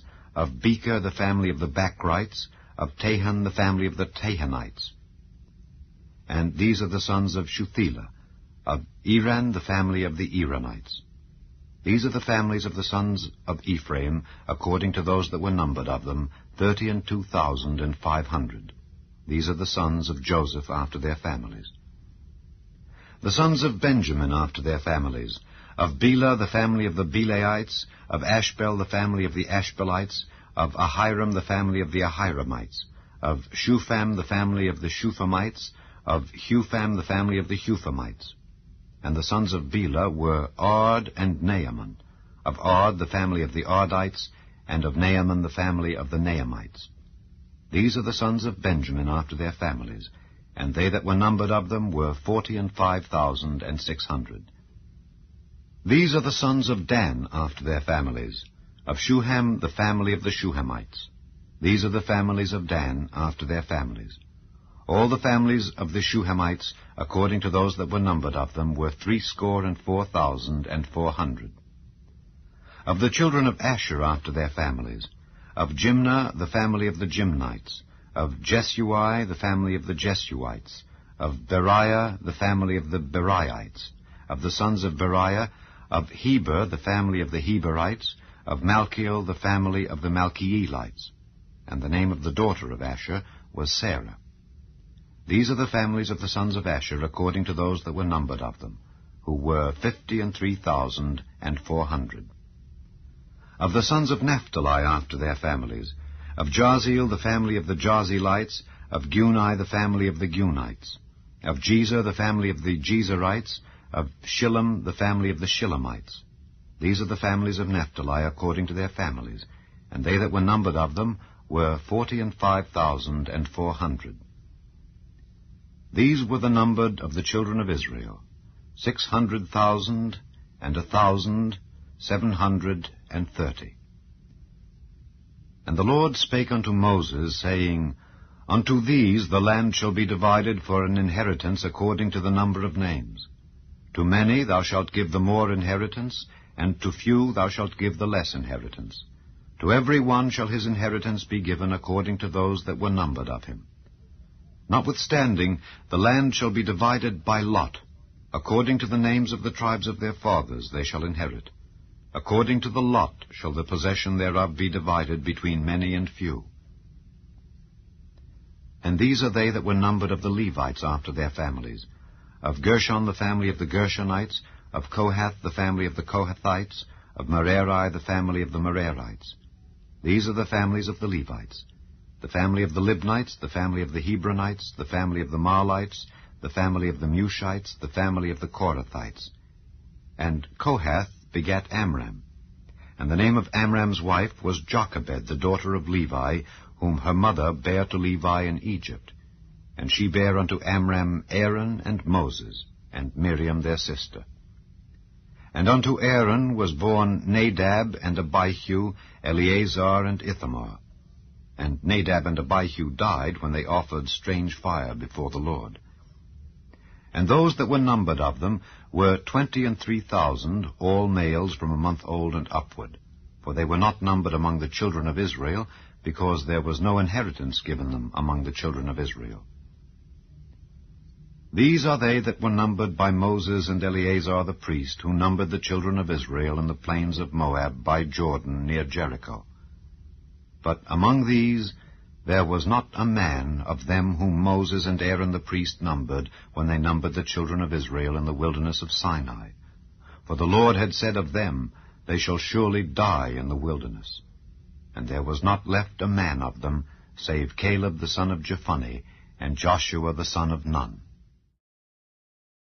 Chapter 27. Then came the daughters of Zelophehad, the son of Hepher, the son of Gilead, the son of Machir, the son of Manasseh, of the families of Manasseh, the son of Joseph. And these are the names of his daughters, Mahlah, Noah, and Hoglah, and Milcah, and Tirzah. And they stood before Moses, and before Eleazar the priest, and before the princes and all the congregation, by the door of the tabernacle of the congregation, saying, Our father died in the wilderness, and he was not in the company of them that gathered themselves together against the Lord in the company of Korah, but died in his own sin, and had no sons. Why should the name of our father be done away from among his family, because he hath no son? Give unto us therefore a possession among the brethren of our father. And Moses brought their cause before the Lord. And the Lord spake unto Moses, saying, The daughters of Zelophehad speak right. Thou shalt surely give them a possession of an inheritance among their father's brethren, and thou shalt cause the inheritance of their father to pass unto them. And thou shalt speak unto the children of Israel, saying, If a man die and have no son, then ye shall cause his inheritance to pass unto his daughter. And if he have no daughter, then ye shall give his inheritance unto his brethren. And if he have no brethren, then ye shall give his inheritance unto his father's brethren. And if his father have no brethren, then ye shall give his inheritance unto his kinsman that is next to him of his family, and he shall possess it. And it shall be unto the children of Israel a statute of judgment, as the Lord commanded Moses. And the Lord said unto Moses, Get thee up into this Mount Abarim, and see the land which I have given unto the children of Israel. And when thou hast seen it, thou also shalt be gathered unto thy people, as Aaron thy brother was gathered. For ye rebelled against my commandment in the desert of Zin, in the strife of the congregation, to sanctify me at the water before their eyes. That is the water of Meribah in Kadesh, in the wilderness of Zin. And Moses spake unto the Lord, saying, Let the Lord, the God of the spirits of all flesh, set a man over the congregation, which may go out before them, and which may go in before them, and which may lead them out, and which may bring them in, that the congregation of the Lord be not as sheep which have no shepherd. And the Lord said unto Moses, Take thee Joshua the son of Nun, a man in whom is the Spirit, and lay thine hand upon him, and set him before Eleazar the priest, and before all the congregation, and give him a charge in their sight. And thou shalt put some of thine honor upon him, that all the congregation of the children of Israel may be obedient. And he shall stand before Eleazar the priest, who shall ask counsel for him after the judgment of Urim before the Lord. At his word shall they go out, and at his word they shall come in, both he and all the children of Israel with him, even all the congregation. And Moses did as the Lord commanded him. And he took Joshua, and set him before Eleazar the priest, and before all the congregation, and he laid his hands upon him, and gave him a charge, as the Lord commanded by the hand of Moses. Chapter 28. And the Lord spake unto Moses, saying, Command the children of Israel, and say unto them, My offering and my bread for my sacrifices made by fire for a sweet savour unto me, shall ye observe to offer unto me in their due season. And thou shalt say unto them, This is the offering made by fire, which ye shall offer unto the Lord. 2 lambs of the first year without spot, day by day, for a continual burnt offering. The one lamb shalt thou offer in the morning, and the other lamb shalt thou offer at even. And 1/10 part of an ephah of flour for a meat offering, mingled with the 4th part of an hin of beaten oil. It is a continual burnt offering, which was ordained in Mount Sinai for a sweet savour, a sacrifice made by fire unto the Lord. And the drink offering thereof shall be the 4th part of an hin for the one lamb. In the holy place shalt thou cause the strong wine to be poured unto the Lord for a drink offering. And the other lamb shalt thou offer at even. As the meat offering of the morning, and as the drink offering thereof, thou shalt offer it, a sacrifice made by fire of a sweet savour unto the Lord. And on the Sabbath day 2 lambs of the 1st year without spot, and 2/10 deals of flour for a meat offering mingled with oil, and the drink offering thereof. This is the burnt offering of every Sabbath, beside the continual burnt offering and his drink offering. And in the beginnings of your months ye shall offer a burnt offering unto the Lord, 2 young bullocks and 1 ram, 7 lambs of the 1st year without spot, and 3/10 deals of flour for a meat offering mingled with oil for 1 bullock, and 2/10 deals of flour for a meat offering mingled with oil for 1 ram, and a several 10th deal of flour mingled with oil for a meat offering unto 1 lamb, for a burnt offering of a sweet savour, a sacrifice made by fire unto the Lord. And their drink offerings shall be 1/2 an hin of wine unto a bullock, and the 3rd part of an hin unto a ram, and a 4th part of an hin unto a lamb. This is the burnt offering of every month throughout the months of the year. And 1 kid of the goats for a sin offering unto the Lord shall be offered, beside the continual burnt offering, and his drink offering. And in the 14th day of the 1st month is the Passover of the Lord, and in the 15th day of this month is the feast. 7 days shall unleavened bread be eaten. In the 1st day shall be an holy convocation. Ye shall do no manner of servile work therein. But ye shall offer a sacrifice made by fire for a burnt offering unto the Lord, 2 young bullocks and 1 ram and 7 lambs of the 1st year. They shall be unto you without blemish. And their meat offering shall be of flour mingled with oil. 3/10 deals shall ye offer for a bullock, and 2/10 deals for a ram. A several 10th deal shalt thou offer for every lamb throughout the 7 lambs. And 1 goat for a sin offering to make an atonement for you. Ye shall offer these beside the burnt offering in the morning, which is for a continual burnt offering. After this manner ye shall offer daily, throughout the 7 days, the meat of the sacrifice made by fire of a sweet savour unto the Lord. It shall be offered beside the continual burnt offering and his drink offering. And on the 7th day ye shall have an holy convocation. Ye shall do no servile work. Also in the day of the first fruits, when ye bring a new meat offering unto the Lord, after your weeks be out, ye shall have an holy convocation. Ye shall do no servile work. But ye shall offer the burnt offering for a sweet savour unto the Lord, 2 young bullocks, 1 ram, 7 lambs of the 1st year, and their meat offering of flour mingled with oil, 3/10 deals unto 1 bullock, 2/10 deals unto 1 ram, a several 10th deal unto 1 lamb throughout the 7 lambs, and 1 kid of the goats to make an atonement for you. Ye shall offer them beside the continual burnt offering, and his meat offering. They shall be unto you without blemish, and their drink offerings. Chapter 29. And in the 7th month, on the 1st day of the month, ye shall have an holy convocation. Ye shall do no servile work. It is a day of blowing the trumpets unto you. And ye shall offer a burnt offering for a sweet savour unto the Lord, 1 young bullock, 1 ram, and 7 lambs of the 1st year without blemish. And their meat offering shall be of flour mingled with oil, 3/10 deals for a bullock, and 2/10 deals for a ram, and 1/10 deal for 1 lamb throughout the 7 lambs. And 1 kid of the goats for a sin offering, to make an atonement for you, beside the burnt offering of the month, and his meat offering, and the daily burnt offering and his meat offering, and their drink offerings according unto their manner, for a sweet savour, a sacrifice made by fire unto the Lord. And ye shall have on the 10th day of this 7th month an holy convocation, and ye shall afflict your souls. Ye shall not do any work therein. But ye shall offer a burnt offering unto the Lord for a sweet savour, 1 young bullock, 1 ram, and 7 lambs of the first year. They shall be unto you without blemish. And their meat offering shall be of flour mingled with oil, 3/10 deals to a bullock, and 2/10 deals to 1 ram, a several 10th deal for 1 lamb throughout the 7 lambs, 1 kid of the goats for a sin offering, beside the sin offering of atonement, and the continual burnt offering, and the meat offering of it, and their drink offerings.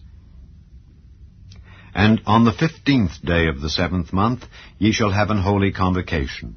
Ye shall do no servile work, and ye shall keep a feast unto the Lord 7 days. And ye shall offer a burnt offering, a sacrifice made by fire of a sweet savour unto the Lord, 13 young bullocks, 2 rams, and 14 lambs of the first year. They shall be without blemish. And their meat offering shall be of flour mingled with oil, 3/10 deals unto every bullock of the 13 bullocks, 2/10 deals to each ram of the 2 rams, and a several 10th deal to each lamb of the 14 lambs. And 1 kid of the goats for a sin offering, beside the continual burnt offering, his meat offering, and his drink offering.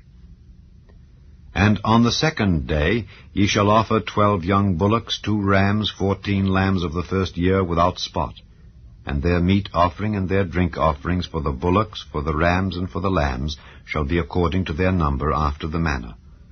And 1 kid of the goats for a sin offering, beside the continual burnt offering and the meat offering thereof, and their drink offerings. And on the 3rd day 11 bullocks, 2 rams, 14 lambs of the first year without blemish, and their meat offering and their drink offerings for the bullocks, for the rams, and for the lambs shall be according to their number after the manner. And 1 goat for a sin offering, beside the continual burnt offering, and his meat offering, and his drink offering. And on the 4th day 10 bullocks, 2 rams, and 14 lambs of the first year without blemish. Their meat offering and their drink offerings for the bullocks, for the rams, and for the lambs shall be according to their number after the manner. And 1 kid of the goats for a sin offering, beside the continual burnt offering, his meat offering, and his drink offering. And on the 5th day 9 bullocks, 2 rams, and 14 lambs of the first year without spot, and their meat offering and their drink offerings for the bullocks, for the rams, and for the lambs shall be according to their number after the manner. And 1 goat for a sin offering, beside the continual burnt offering, and his meat offering, and his drink offering. And on the 6th day 8 bullocks, 2 rams, and 14 lambs of the first year without blemish, and their meat offering and their drink offerings for the bullocks, for the rams, and for the lambs shall be according to their number after the manner. And 1 goat for a sin offering, beside the continual burnt offering, his meat offering, and his drink offering. And on the 7th day 7 bullocks, 2 rams, and 14 lambs of the first year without blemish, and their meat offering and their drink offerings for the bullocks, for the rams, and for the lambs shall be according to their number after the manner. And 1 goat for a sin offering, beside the continual burnt offering, his meat offering, and his drink offering. On the 8th day ye shall have a solemn assembly. Ye shall do no servile work therein. But ye shall offer a burnt offering, a sacrifice made by fire of a sweet savour unto the Lord, 1 bullock, 1 ram, 7 lambs of the first year without blemish. Their meat offering and their drink offerings for the bullock, for the ram, and for the lambs shall be according to their number after the manner. And 1 goat for a sin offering, beside the continual burnt offering, and his meat offering, and his drink offering. These things ye shall do unto the Lord in your set feasts, beside your vows and your freewill offerings, for your burnt offerings, and for your meat offerings, and for your drink offerings, and for your peace offerings. And Moses told the children of Israel according to all that the Lord commanded Moses. Chapter 30. And Moses spake unto the heads of the tribes concerning the children of Israel, saying, This is the thing which the Lord hath commanded. If a man vow a vow unto the Lord, or swear an oath to bind his soul with a bond, he shall not break his word. He shall do according to all that proceedeth out of his mouth. If a woman also vow a vow unto the Lord, and bind herself by a bond, being in her father's house in her youth, and her father hear her vow, and her bond wherewith she hath bound her soul, and her father shall hold his peace at her, then all her vows shall stand, and every bond wherewith she hath bound her soul shall stand. But if her father disallow her in the day that he heareth, not any of her vows or of her bonds wherewith she hath bound her soul shall stand, and the Lord shall forgive her, because her father disallowed her. And if she had at all an husband when she vowed, or uttered aught out of her lips wherewith she bound her soul, and her husband heard it, and held his peace at her in the day that he heard it, then her vows shall stand, and her bonds wherewith she bound her soul shall stand. But if her husband disallowed her on the day that he heard it, then he shall make her vow which she vowed, and that which she uttered with her lips, wherewith she bound her soul, of none effect, and the Lord shall forgive her. But every vow of a widow and of her that is divorced, wherewith they have bound their souls, shall stand against her.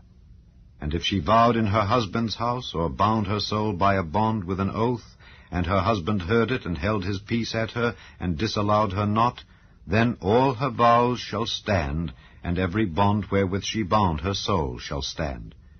But if her husband hath utterly made them void on the day he heard them, then whatsoever proceeded out of her lips concerning her vows, or concerning the bond of her soul, shall not stand. Her husband hath made them void, and the Lord shall forgive her. Every vow and every binding oath to afflict the soul, her husband may establish it, or her husband may make it void. But if her husband altogether hold his peace at her from day to day, then he establisheth all her vows or all her bonds which are upon her. He confirmeth them, because he held his peace at her in the day that he heard them. But if he shall any ways make them void after that he hath heard them, then he shall bear her iniquity. These are the statutes which the Lord commanded Moses between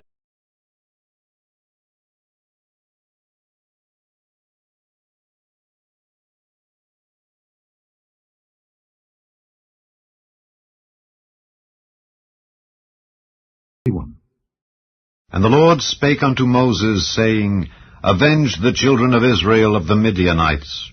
Afterward shalt thou be gathered unto thy people. And Moses spake unto the people, saying, Arm some of yourselves unto the war, and let them go against the Midianites, and avenge the Lord of Midian. Of every tribe 1,000 throughout all the tribes of Israel shall ye send to the war. So there were delivered out of the thousands of Israel 1,000 of every tribe, 12,000 armed for war. And Moses sent them to the war, 1,000